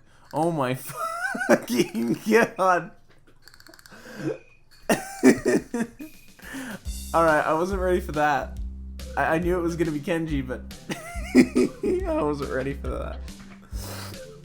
I wasn't expecting that. Sup? What are you doing here? What the hell? You scared me. What's your problem? What? I should be asking you that. I've been looking for you all over the place, man. What do you mean, all over the place? I want to ask if he's been looking for me like that, stark naked, but hold on my tongue back. I finally realize I'm still naked too, and quickly hold up my shirt in front of me, but Kenji doesn't seem to notice a thing. His glasses are fogged up, but then why doesn't he wipe them off? Is his vision so bad it's like he's perpetually seeing through fog? That reminds me of when I used to work at a cafeteria, and I'd open up the little box they have to keep the like pies and hot dogs and chips hot and everything, and I'd open that up to start like putting food together or whatever, and the like steam and stuff would just rush out and instantly cover my glasses, and I just instantly couldn't see with them, and I'd just keep working. I wouldn't care. And one time the fry cook guy like walked past, and he's like, "Can you even see anything right now?" And I'm like, "No, I can't." But I couldn't take them off because I wasn't allowed to touch my face or glasses with the gloves on. But then why doesn't he wipe the off? You know, your room, and yeah, that's it. Hey, I mean, I still have to get up, though, whatever, it's not important. Can I borrow some money? Oh my god. Dude, we've barely known each other and he's asking for money. Don't trust people that ask you for money that quickly. He puts on an innocent face and looks away, trying very hard to look very casual. Doesn't work. He's as transparent as his window pane-sized glasses. Talking naturally like that, wearing nothing feels awkward. Actually, somehow it's even more awkward to be naked in front of someone when they can't see... What? Oh, when they can't see me being naked. Say nothing of the fact that he's naked as well. I try to brush the feeling off with little success. Money? Sure. Awesome. Wait, why do you need it? I should have asked that first, mate. Yeah? Can't you just give it to me because I had a goodwill not to run through your pockets while you were in the shower? I could have, but I exercised restraint, and in the end, isn't it the thought that counts? Come on, be a pal. This makes no sense. If it's the thought that counts, I should withhold payment, since his thoughts were so clearly impure and his intentions are probably even more sinister. Since he can't tell me what they are. Jesus, that's a long sentence. I say as much to him. I'm offended, man. But if that is your game, then fine. I guess I have no choice. I want to order a pizza, and I actually leave most of the cost of the... What? And I already have most of the cost of the pizza. I need your help for the rest. I get some of that pizza too, right? No. You serious? Yeah, I would give you some, but you have a class. You don't have time to eat pizza. What about you? I'm not going to class. I have to wait for the pizza and pay the guy, and then eat it. It's not easy. You have to obtain the pizza stealthily. If you don't, everyone will see you and the pizza, and they'll ask for a slice. That's probably true, living in a dorm. It's a hard word out there. Everyone wants a piece. You're left pizzaless in an unforgiving world. It's happened before. That's how I know. Every day I plan my vengeance so that when people who wronged me order a pizza, I will be there, ever vigilant. And he strikes a dramatic pose, completely without irony. But yeah, I only need like 400 yen, please. You're my only hope. I can't go outside and buy my own pizza. It's too far. Hey, that's honestly not that much. Up to $5 is probably like fine. Assuming he's gonna pay you back, that is. Try not to go out unless it's absolutely necessary. Let me tell you what happened the last time I went out without carefully planning it out in advance. I was outside. I can't remember what I was doing. Something. Standing? Maybe wondering how I got there. And then out of nowhere, it happened. Like a flash of lightning splitting the sky. Like how you split a sandwich into 2 equal pieces to make it more manageable to hold and eat. A bird crapped on my head. It was the second most shocking moment of my life. What was the first? He ignores me and keeps going. I want to grab him and shake him. Is he just trying to keep momentum? I'll go with that. Even if it's more likely he just didn't hear me. It was like in the opening to some kind of anime show. You know how there is always the part where the main dude is fighting his rival, and they fly at each other and clash swords, and there's like big dramatic colored auras and zoom. It was like that, but with poo. Alright. So yeah, I need some money, please. Don't leave me hanging, man. I only need like... What? He went up to 1,000 yen. Thought it was 400. Okay. What? I'll pay you back, I swear. You better, that's what it means to borrow stuff. I don't know when I'll be able to pay you back. You have 1 week. Kenji whines and makes a noise like a dying cow, a practically disturbing fact given that his batting is... What? Oh, that his batting is conducting freely. I'm not supposed to be so tight-assed about money between brothers in arms, man. Men have it bad enough as it is. Did you know that more... What? Did you know that male porn stars only make about half of what... Yeah, because more males are watching porn for females. That doesn't mean anything unless you're a porn star. So maybe I am a porn star on the side, struggling to make ends meet as I fight the feminist agenda. And you can't even spot me, you crumbs, you bastard. Nobody understands. Nobody. Wouldn't feminists be against pornography in the first place? This feminist agenda stuff again. This stuff is important. I can see that you don't give a shit, but this is serious here. Feminists are a dangerous enemy, make no mistake. Take them lightly, and you wake up in the morning with a knife in your back. Bam, out of nowhere. How do you wake up in the morning if someone is stabbing you in your sleep? Women are terrible at stabbing things.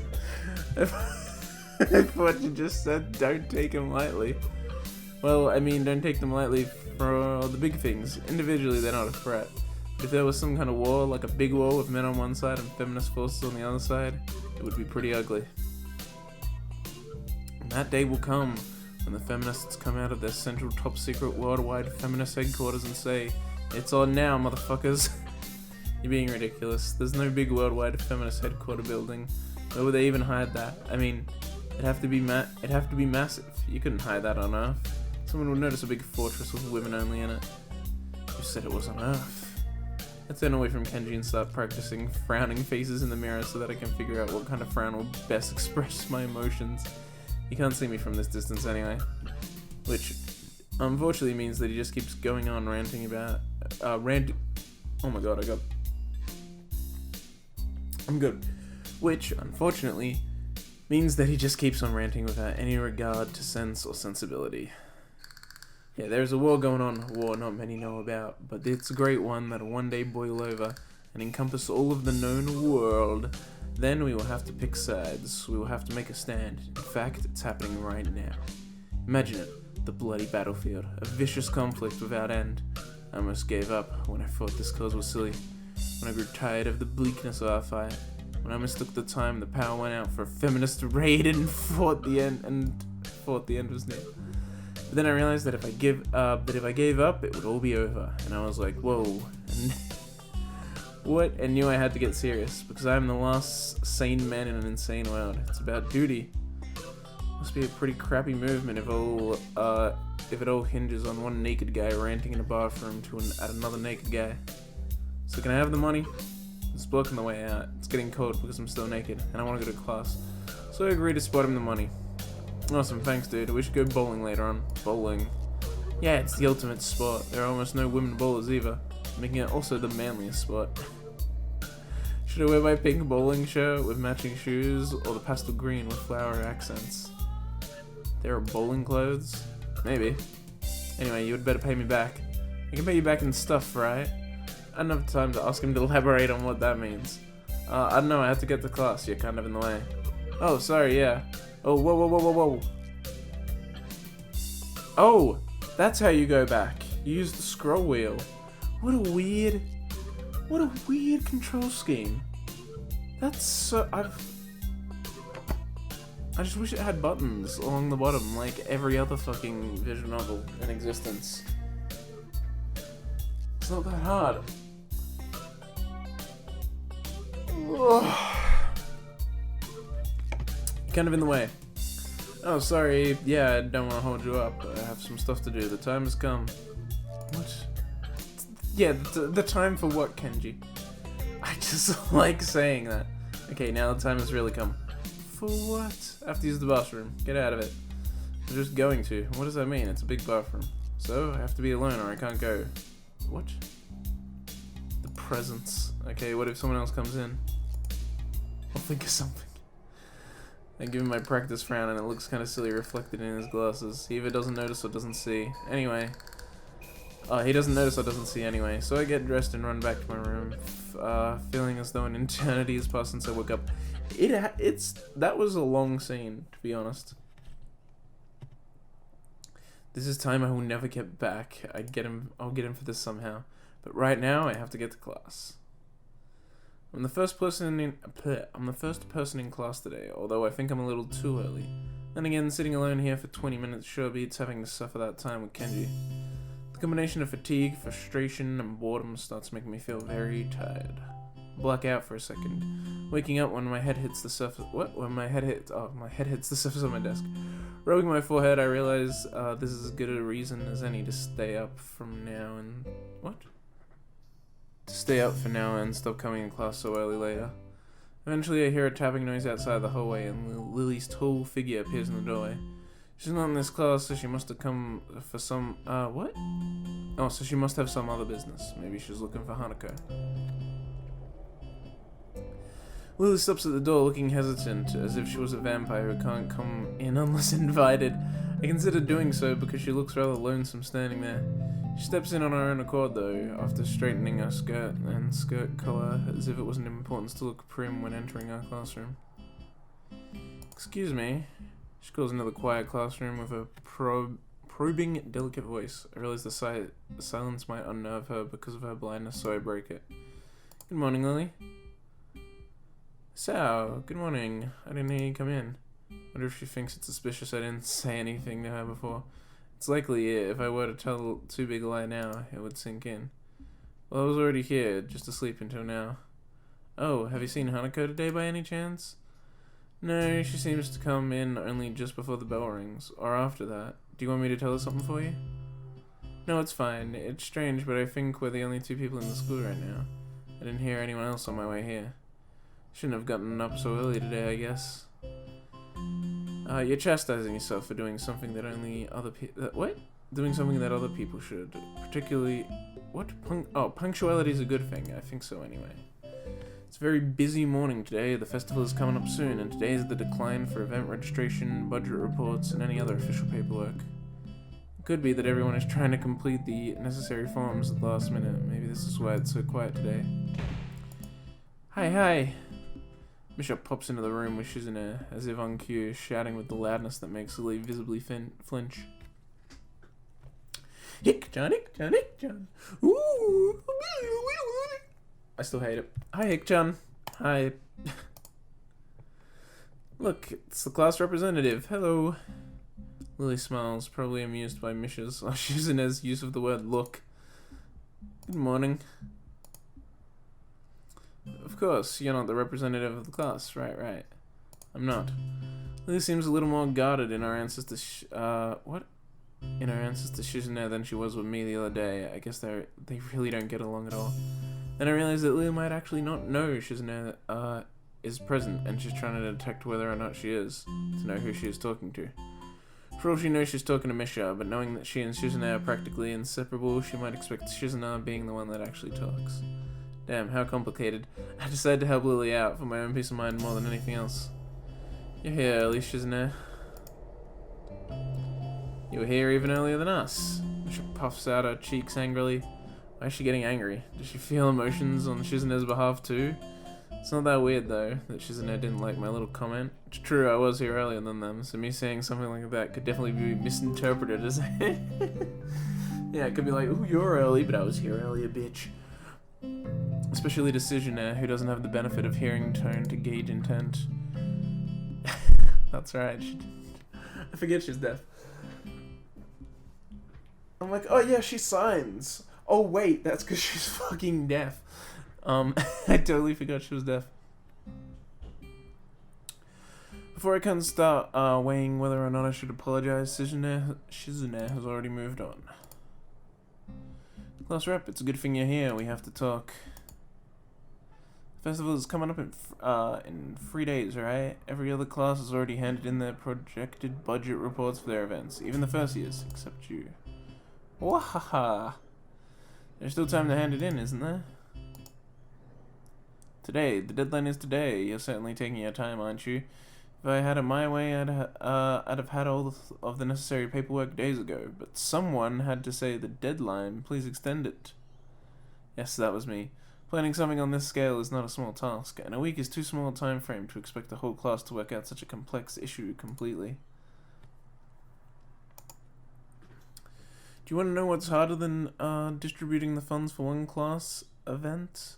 Handling the same matter for every class in the school, and then some. The one who does that is me. Misha puts her hands on her hips and stands up straight. Wow, she really is getting into the role. Lily doesn't look like she's very amused though. Hey Shizune, aren't you being a little too hard on her? There's still a whole day left. Please, Sao, it's alright. Lily seems happy I'm taking her side, but a bit conflicted that I might not think she can take care of herself. If this is about the budget, then I'm disappointed to, what? That I'm disappointed you think I have forgotten about it. I understand how important it is. Then, can I have it, please? Shizune, she might not have it at this exact second. It's not here right now. I asked 2 students to take care of it for me. Students from my class. She emphasized the last sentence, much to my surprise. She knows about Shizune and Misha's effort to rope me into the student council. I guess word must have gotten around, so now she's using me as ammo against Shizune. This just gets better and better. What? It was your responsibility. A budget report isn't something you should just be delegating away. As class rep, it's your job to be on top of things. This kind of disregard for proper procedure is really just terrible. She's blind. They completed it, being capable of doing so, but the students have been sick recently, so they could not come to school and give it back to me. If you want, I will apologize on their behalf for getting sick. Okay. Although Misha misses Lily's little jab entirely, Shizune doesn't, and she seems torn between being offended by Lily's daring and jumping for joy at the prospect of a challenge. Lily, don't they live here at the school? That's a 5-minute walk, you know. What could they possibly have that prevents them from taking 5 minutes out of their busy lives to drop off something that will affect the enjoyment of their entire class? Lily opens her mouth to say something. What? Oh, but she's now closed the gap between them and starts signing furiously, waving her hands around like an orchestra conductor. Misha tries her best to convey the same passion, but can't seem to lose her normal cheerful tone. The result is interesting and somewhat surreal. What's with that attitude? I said that it's not something you should be delegating away. And you the class representative, and you're the class representative, aren't you? Tell me the names of those 2 students. They should have your job if you can't even handle something this simple yourself. One form isn't the full extent of what I am supposed to take care of.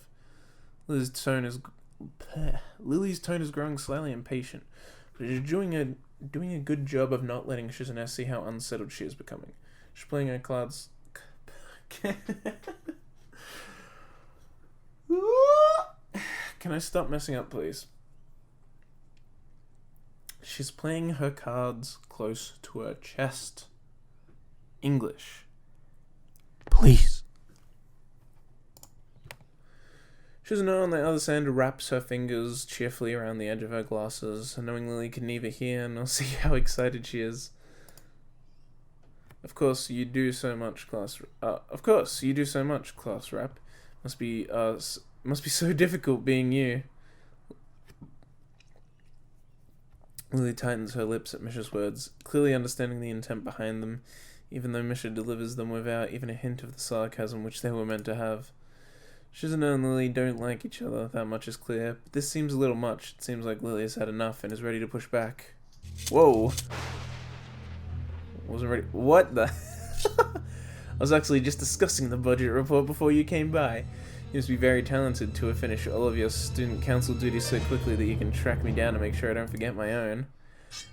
You accusing me of... It's Misha that's saying it. You accusing me of slapping you off? It seems like you're confusing me with yourself. I don't think so. That would be a very difficult thing for me to do, comparing myself to you. You're right, the difference between us is like heaven and hell. And it's not hard to guess which one you might represent. Weird that there's just Misha's panties... No, Shizune's... Shizune's panties there. The air between them repels with the heat of their... what?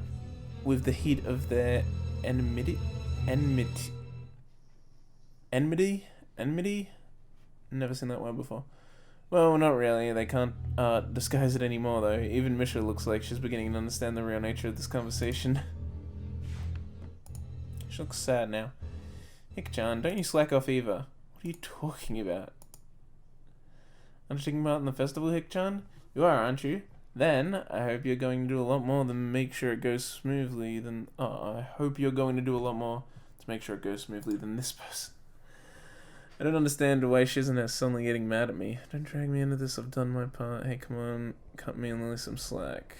I'm worried this is an important choice.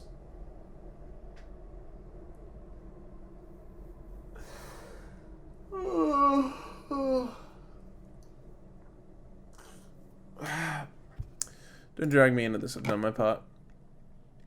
Why am I being dragged into this again? I've done more than enough, I think. If you're angry with Lily, this has nothing to do with me. Now wait just a second, are you implying the president is more right in scolding me than yourself? Oh damn, I think I could have worded that better. No, I don't know about that, but I mean... What are you saying, Hik-chan? It's just that I hardly think it's fair that you can say that, seeing that I've helped you guys. The mood has changed. This is like a showdown between 2 gunfighters now.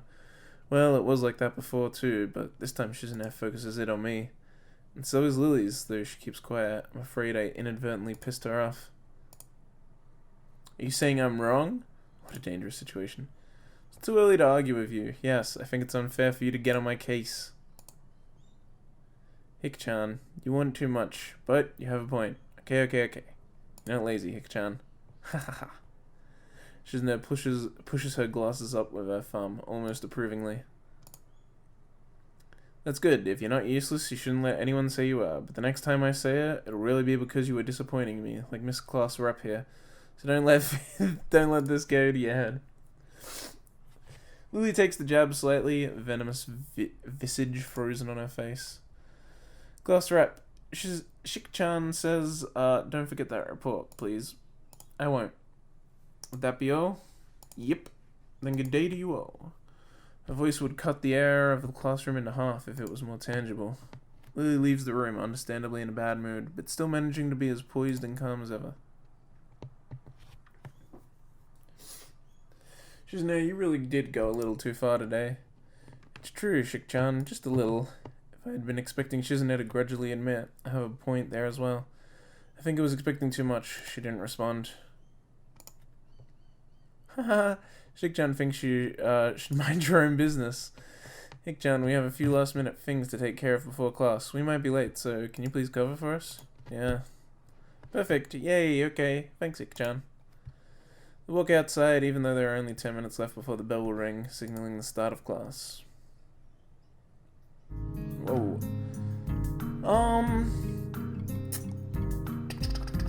Let's just do a bit of a shorter episode today. I'm fine with that. Just because it just changed scenes, it's probably a good time to just end it here. Honestly, not much happened this episode. I thought we'd get to know Emmy more than we did. That was a pretty short scene. The scene with Kenji was way too long for its own good, and this scene was kinda interesting, but it was also a bit long, all things considered. So, see you all next time. Make sure you subscribe when you want to see when the next part comes out. Make sure to like. Hello everybody, welcome to another episode of Katawa Shoujo. I think this is part 8? 8 or 9? Something like that. Let's just get reading. Hanako doesn't come to the morning class at all, leaving her seat looking empty and lonely in the back of the classroom. I have to tell her that Lily was looking for her if I see her later. After the events of this morning class, it's pretty boring in comparison. I turn the pages of my textbook lazily. We've been covering the same amount of pages each day, so reading ahead is more or less giving myself a preview of what tomorrow's lesson will be about. The clock at the front of the room sounds unbearably loud. The teacher hasn't said anything in over 7 minutes, instead opting to cover the board in rows and rows of equations taken directly from the book. The rhythmic clashing of chalk on the blackboard seems to synchronize perfectly with the ticking of the clock. Misha just sliding in. I start to copy down the equations just to pass the time, not noting Misha's head poking over my shoulder until she's almost on top of me. What are you doing? Try to strike a balance between being quiet enough to not draw attention to myself, but loud enough to draw hers. What are you doing, Hik-chan? Panic shoots through me as Misha starts talking at a normal volume, and I sputter out a hasty reply, still keeping my voice down despite the fact that she just blew any hope of being discreet I may have had. Copying down that stuff. What are you doing? Why so loud? Ah, really? But it's all in the book. That's why no one else is copying it down. I know. Why are you so loud? Why are you so quiet, Hik-chan? It's hard to hear you. Look around to see if anyone is noticing our conversation, and it's pretty obvious that everyone has, even the teacher. Shizune smiles coyly as I start to wonder if Misha is doing this because she told her to. Is it because of what happened between her and Lily earlier? This is what I get for trying to be reasonable, for trying to take the middle path. Shizune is way too prideful, though by now I should know to expect that kind of behavior from her. Why are you doing this? Huh? Misha is totally oblivious to the awkward stares the teacher is giving both of us while trying to balance her textbook on one finger. For a brief second it looks as if things could get ugly, but the teacher simply looks away, as if it's not worth the trouble. I guess this is a good thing.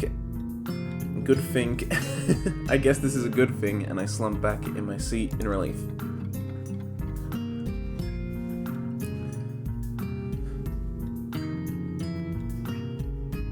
The rest of the day passes by uneventfully, and this time I'm able to appreciate that it does. When the bell rings, I'm not in a hurry, so I stay for a while reviewing what we covered in class today. I prefer to leave last anyway, so I don't have to deal with crowding in the hallways. I noticed Shizune and Misha have also stayed behind, talking to someone from another class. Shizune is signing so fast that her hands make noises like swords cutting through the air. Misha is trying desperately to keep up, but it's clear she can barely manage to even understand her. I put my head down. Whatever they're discussing, it looks like serious business, probably way over my head. Not just that, but Shizune also seems angry, although it could just be her normal severity making it appear so. Shizune signs to the point where her wrists crackle and Misha struggles to spit it out in word form. Sometimes she trips over herself like she's dealing with tongue twisters, and then on top of that she has to sign back anything the other girl says. Seems like a rough job. Misha looks tired, like she's about to faint. Luckily for her, their business is soon finished and the girls sit down on their seats again. I'm so tired. She's hanging her head limply on her desk, looking exhausted. Festival preparations must be tough for you. Indeed, the people in the school seem to be taking the festival very seriously. Whenever I see people idling around before and after class, they're always talking about their plans for it. It's kind of neat to see everyone being so enthusiastic about it. I'm probably the only one who doesn't have something to do. Shizune starts signing at me and Misha perks up, looking at her hands with slightly unfocused eyes. She signs with harsh, heavy, dramatic strokes. Misha translates her signing into speech for me. She does it so well it's almost like she does it so well it's almost like Shizune is actually speaking, transmitting her thoughts directly through Misha. Well, we're in the student council, you know, so we're pretty busy. Sarcasm? Huh?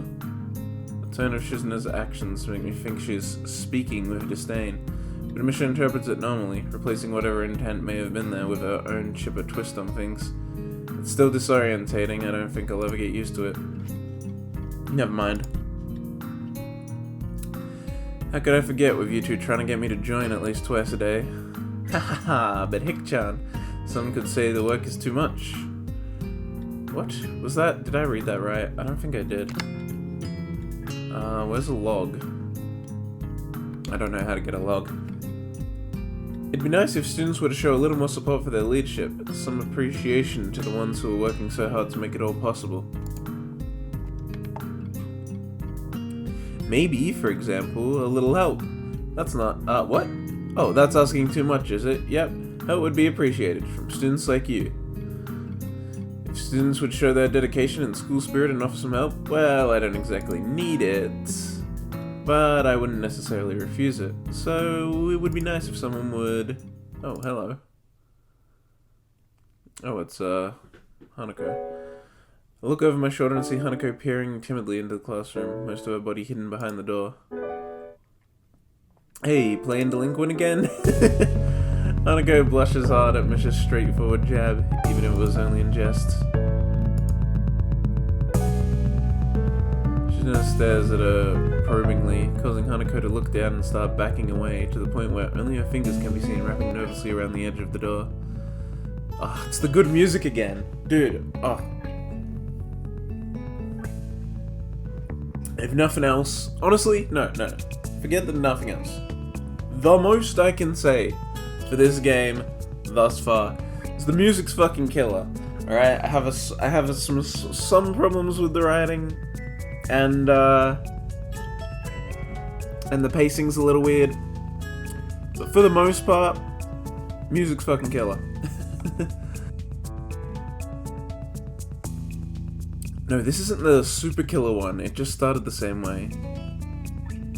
It's pretty good music anyway. Maybe she's showing her dislike of Hanako by association of her dislike of Lily. It appears so, and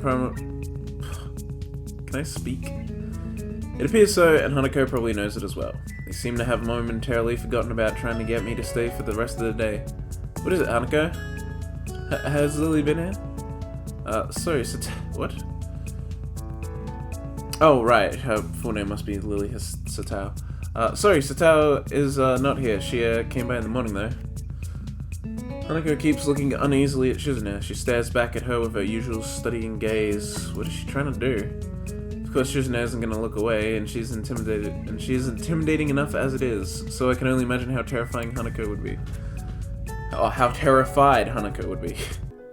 It is a little funny, though, watching Hanako's reaction to Shizune's normal behavior. This is what happens when two people of different extremes meet, it seems. Do you know where she is? If she has any sense in her head, she's in her classroom, working on their festival project, but who knows where that woman is loitering at. She might be slacking off somewhere. What a useless woman. Hanako nods quickly and retreats with haste, obviously to avoid any further contact with Shizune. Unfortunately, this turns their attention fully back to me. But Hik-chan is not useless, right? Right? He said so himself. I can see where this is going, and I do not want any part in it, not after that experience yesterday. Well, good luck with your preparations. Start packing my bag, ready to make a break for the exit. Fortunately, I'm all the way on the other side of the room. The short distance to the doorway seems like a vast no man's land to me now. Is no man's land meant to have each word capitalized like that? I guess probably, but like, is it really a proper noun? Because he said it's a no man's land, which makes me feel like it's using it that way makes it no longer a proper noun. Oh, but maybe if you said something was like no, but you wouldn't speak like that with other proper nouns. I think that's just, yeah, I don't know. The way he used it turns it into not a proper noun, but he like... Look, he just shouldn't have spoke like that, I guess. And if no man's land is a term you can lose like that, well then it's not a proper noun anymore, so each word in it shouldn't be capitalized. Shizune and Misha both start maneuvering slowly in front of me, cutting off my route of escape to an unsettling what? Oh, in an unsettlingly cautious way that makes me think of ship-to-ship combat. I think Shik-chan is saying that you should help us, Shik-chan. Gee, I wouldn't know, she's so subtle. But that's the intent, so please. I can't keep up. We have to actually build stalls for the festival, almost all of them by ourselves. Can you believe that? Hammering boards together over and over again for hours. It's really hard. I'm so used to it, I was doing swinging motions in class and I didn't even know it. She bangs the desk a few times, imitating hammer blows. It's so repetitive, I can't stand it. And yesterday, I actually hammered all the boards on top of each other. It was just a stack of boards all nailed together. And then I had to take it apart and do it all over again. And I got yelled at and laughed at. So, she clamps her hand down on my shoulder and grins, quickly running her tongue across her teeth mischievously. Do you have any plans for today, Hik-chan? I wonder if you do. Sure, I have plans. Really? You're gonna help us, right? Notice her hands are moving constantly. She's signing everything we both say so that Shizune can understand. Shizune is being somewhat quiet today. Is she still angry? Well, probably at least a bit. I can see it in her eyes. This could also just be another way to guilt me into lending her a hand. I have to find a way out of this. Hey, I should go now. To the library, you know, homework. I should get going, shouldn't I? What? Oh, I have to be diligent because I'm a new student, and what? So I have to make a good impression, right? Yeah. See you later then. Whoa. Turn the bolt for the door, but Shizune is blocking my path, her arms crossed over her chest in a stern expression on her face. She wags a finger tauntingly and begins swinging... What? Oh, signing Namisha with the manner of a squad leader giving directions to her fellow soldiers. Didn't seem like you were in any rush to get to the library, Hik-chan. That's right, Shik-chan, it does seem like he was probably gonna slack off for the rest of the day. Ha ha ha. Wahaha. You're surrounded. Let's go to the student council room. She lets out a chuckle and then breaks into laughter. Sorry, Hik-chan, I feel bad. This works out for everyone, right? That's right, Shik-chan, yes, that's a good point too. Yes, this is beneficial to everyone, it solves all our problems. Yeah, I also thought it'd be more appreciative of our efforts. Pull themselves closer as if they were about to pounce. Hey guys, 2 on 1 isn't very fair, is it? She keeps looking forward, impassive, then gives us... What? Oh, smile? Sinister smile, was that? Come on, we have a lot of work to do, let's get to the student council room. Gee, I don't know. Misha laughs. Deja vu? She chortles before letting out another laugh. You know, my horoscope said it'd be a good day for me today. And now you're gonna help. Shizune signs quickly to her. Right, I mean, now that you've decided to help us completely of your own free will, I'll be able to take it easy. I open my mouth to say something, but then realize there's no point. I refocus on trying to think of a way out of this. No, their actions are clearly deliberate. There's no sense in attempting to reason with them. Can't reason with madmen. I frown, and they don't even notice my discomfort, further proving my suspicions. They seem pretty relaxed now. I guess they think they've already won, so they're letting their guard down. That's kinda arrogant. They pass forward in front of me as they move through the doorway. As I stealthily walk backwards back into the classroom as they step into the hallway, turning towards the stairwell, let out a sigh of relief and quickly pack the rest of my stuff so I can make my escape. The classroom door slams shut. Why would they even suspect anything? I'm just packing my bag. Wouldn't I want to take it with me to the council room? Oh, this music's new. It's really fast-paced. That wasn't very nice there. Haha, you really got us good though, didn't you, Sick-chan? Right. What was that about? I thought you said you'd help us. Then you bailed on us, and you thought you would get away with it, didn't you? That indignant expression vanishes and she begins to laugh hysterically, calming down only after an aggravated look from Shizune. Oh, yeah, you thought you could get away with it. But a criminal always returns to the scene of the crime. Didn't even manage to leave the classroom in the first place. No way, I didn't even agree to help in the first place. Not very bright, are you, criminal? Thinking you can just... what? Bleh. Thinking you just shirk your duties like that? How low, Hick-chan. I'm a criminal? What did I do? What's the charge? What am I guilty of? That's for the courts to decide, criminal. I don't think we have to tell you that. Besides, you're the criminal here, you know what you did. Have you ever read The Trial by Kafka? No, what's that, Hick-chan? What does that have to do with this? I read it a few months ago. It's about these people who run a kangaroo court on a guy who just wants to live his life. They refuse to leave him alone and he just can't fight the power. John, what does that have to do with anything? Hey, what does that mean? Turns back to me after signing back and forth for a lengthy amount of time. You know, we're both a little disappointed in you. You've let us down us out. Dropped the ball. Left us hanging and out in the cold. Is that any way to treat a person? To run away from your responsibilities? To abandon your comrades? We think you owe it to us to honor your commitment. What? I didn't commit to anything. My breathing catches in my throat and I momentarily start choking. That's not true, Hick-chan. You said you were not useless. You definitely said it. Yes, definitely. We're calling you on those words now. You better prepare to show you are not a useless guy. Your honor will be soiled forever if you try to get out of this. So for the rest of the day, we're gonna hang out together, just the three of us, and work hard. You can't fool us. Oh, I accidentally opened another window. Shit, now everything's out of order. Okay, wait, no, that, okay, this, yep. You should be happy, you're doing your school a great service. Ask not what your school can do for you, but what you can do for your school. Ask not... How depressing. Cheer up, Hick-chan. She slaps me hard across the back with enough strength to knock the air out of my lungs. I gasp to breathe. Besides, aren't you happy you get to spend the day with two cute girls? I guess they are right, I did blurt those words out. Accepting my fate, I follow them to the student council room. And hammer the final nail into the stall. Took all the afternoon and dinner time is nearly over, but it is done now. Shizune pulls out a roll of measuring tape and a small level and inspects it thoroughly. She smiles, looking pleased. These motions for then motions for Misha to come over.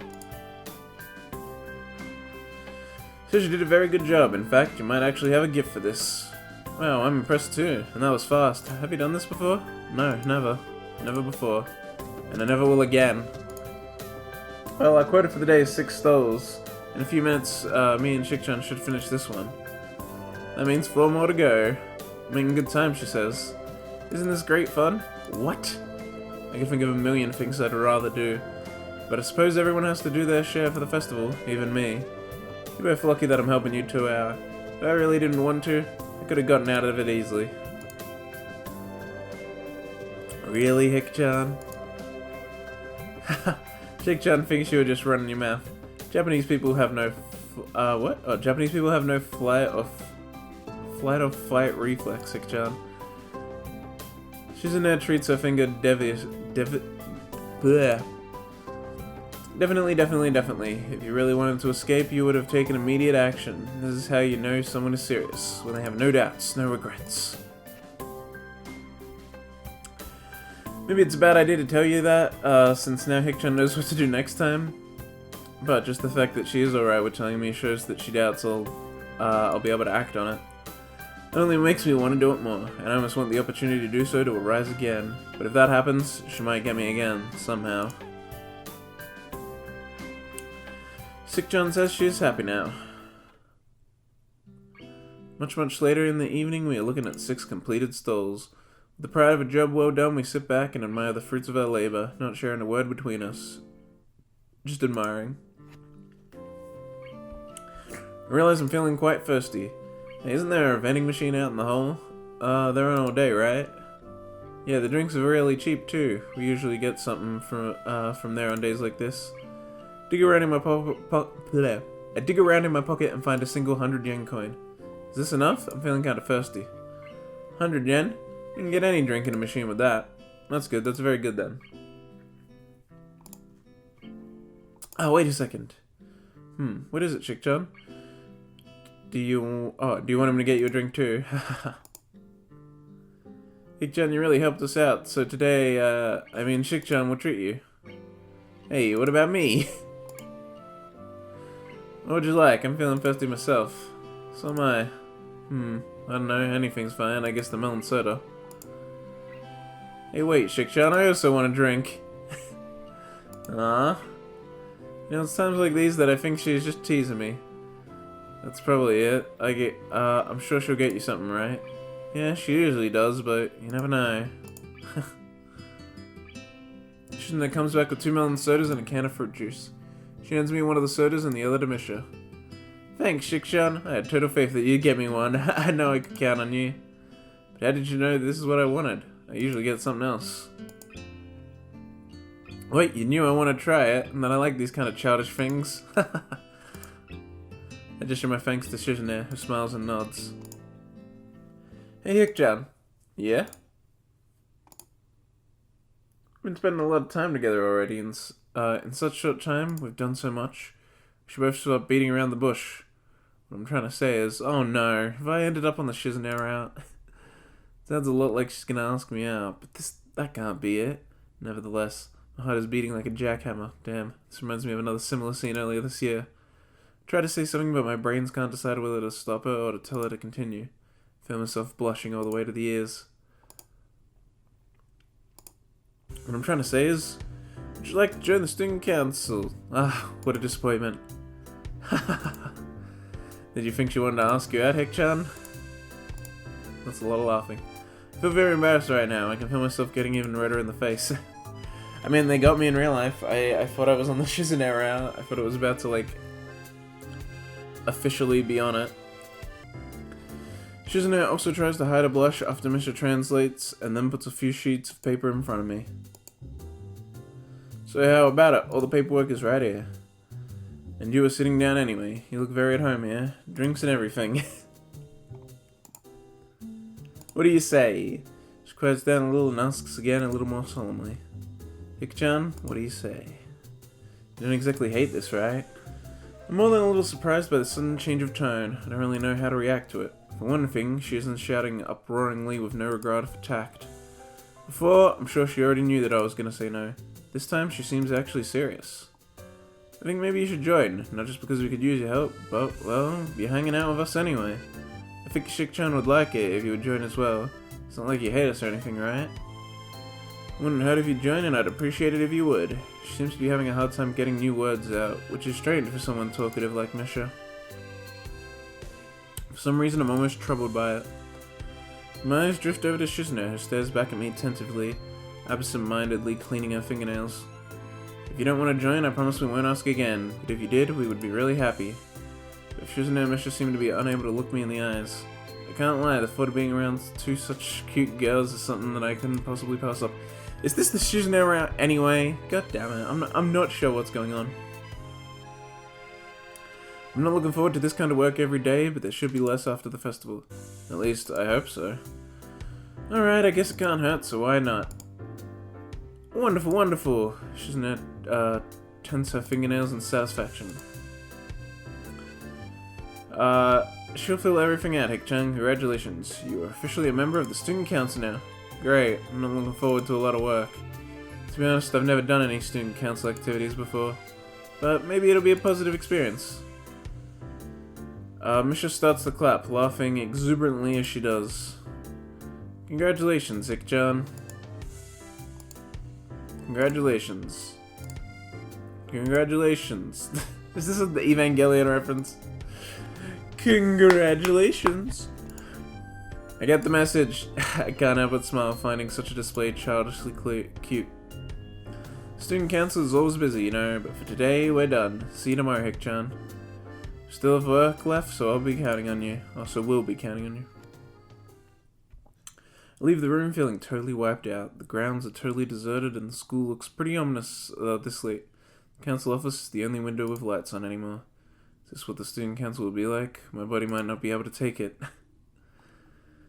Hearing the nurse's nagging voice in the back of my head, I set my alarm clock to wake me up early enough to go jogging again. I made a promise and I'm gonna keep it. Besides, Emi's bound to rat on me if I don't show up. But it's not all that bad.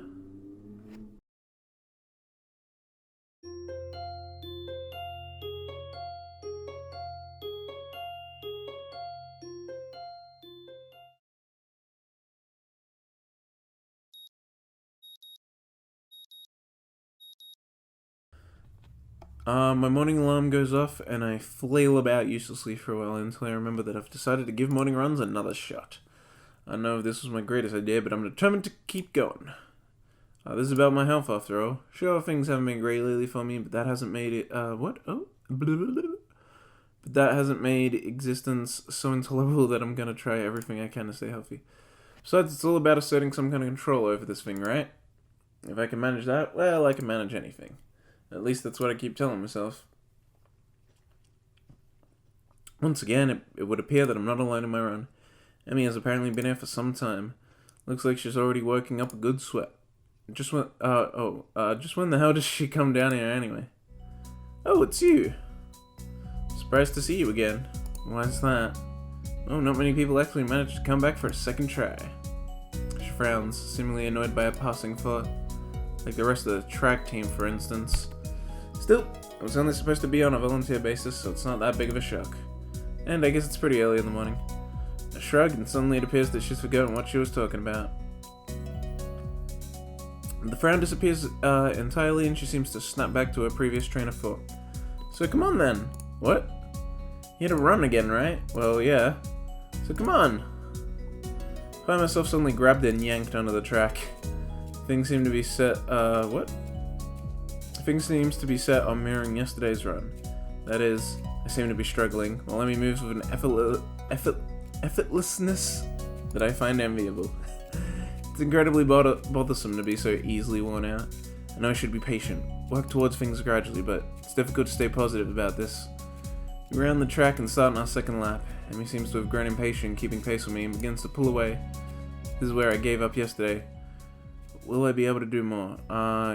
Oh, yeah, okay, there's already a tick here because I actually, this is my second time recording this episode because the first time the audio file got corrupted. So we're just gonna do that again because that's what I would really do in this situation. I'd go for it. I'm always sending it, boys. What am I doing here? Am I really just gonna fold and let Emi pull ahead? Speed up! The second lap's done quickly, and without even considering it, I keep going. Emi looks back over her shoulder at me and grins. Still going? Wouldn't you to think I'm out of shape. Emi laughs without breaking her stride, no less, and speeds up even more.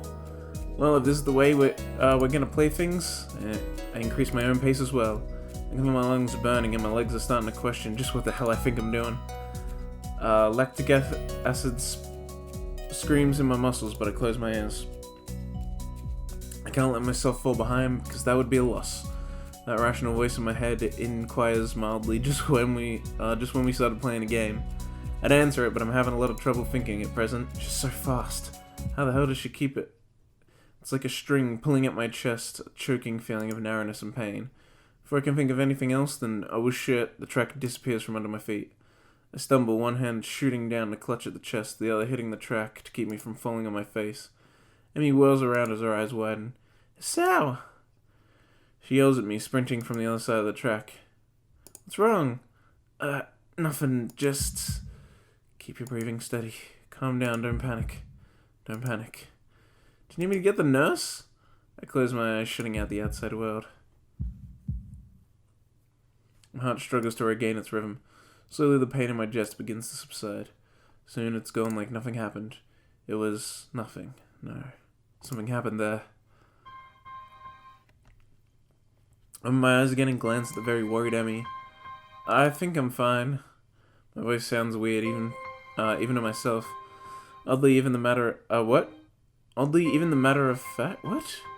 My voice sounds weird, even to myself. Oddly, even... Oh, oddly even and matter of fact. Okay. It makes Emmy frown. I don't think you are. She seems to come to a decision and nods to herself. Right, you're coming with me. I've got to see the nurse. Emmy grabs my arms and drags me up. I feel a bit wobbly, but I refuse... what? Oh, but I've refused the shoulder Emmy offers for support. Honestly, I'm a little ashamed of my own weakness. I'd really rather not have Emmy concerned about me, but it seems to be too late. Heck, I'd really rather not have anyone concerned about my condition, though at this point it seems to be too far for that as well. I'd like to be able to deal with the whole thing on my own without being a bully to anyone else. While I'm wishing for things I'd rather not have this condition in the first place. Alright, this seems like a good time to end this episode here. Everybody, thanks for watching. I've been Eira, you've been audience. That's meant to be my intro, but I keep forgetting to do it. So it's my outro this time. And you stay frosty.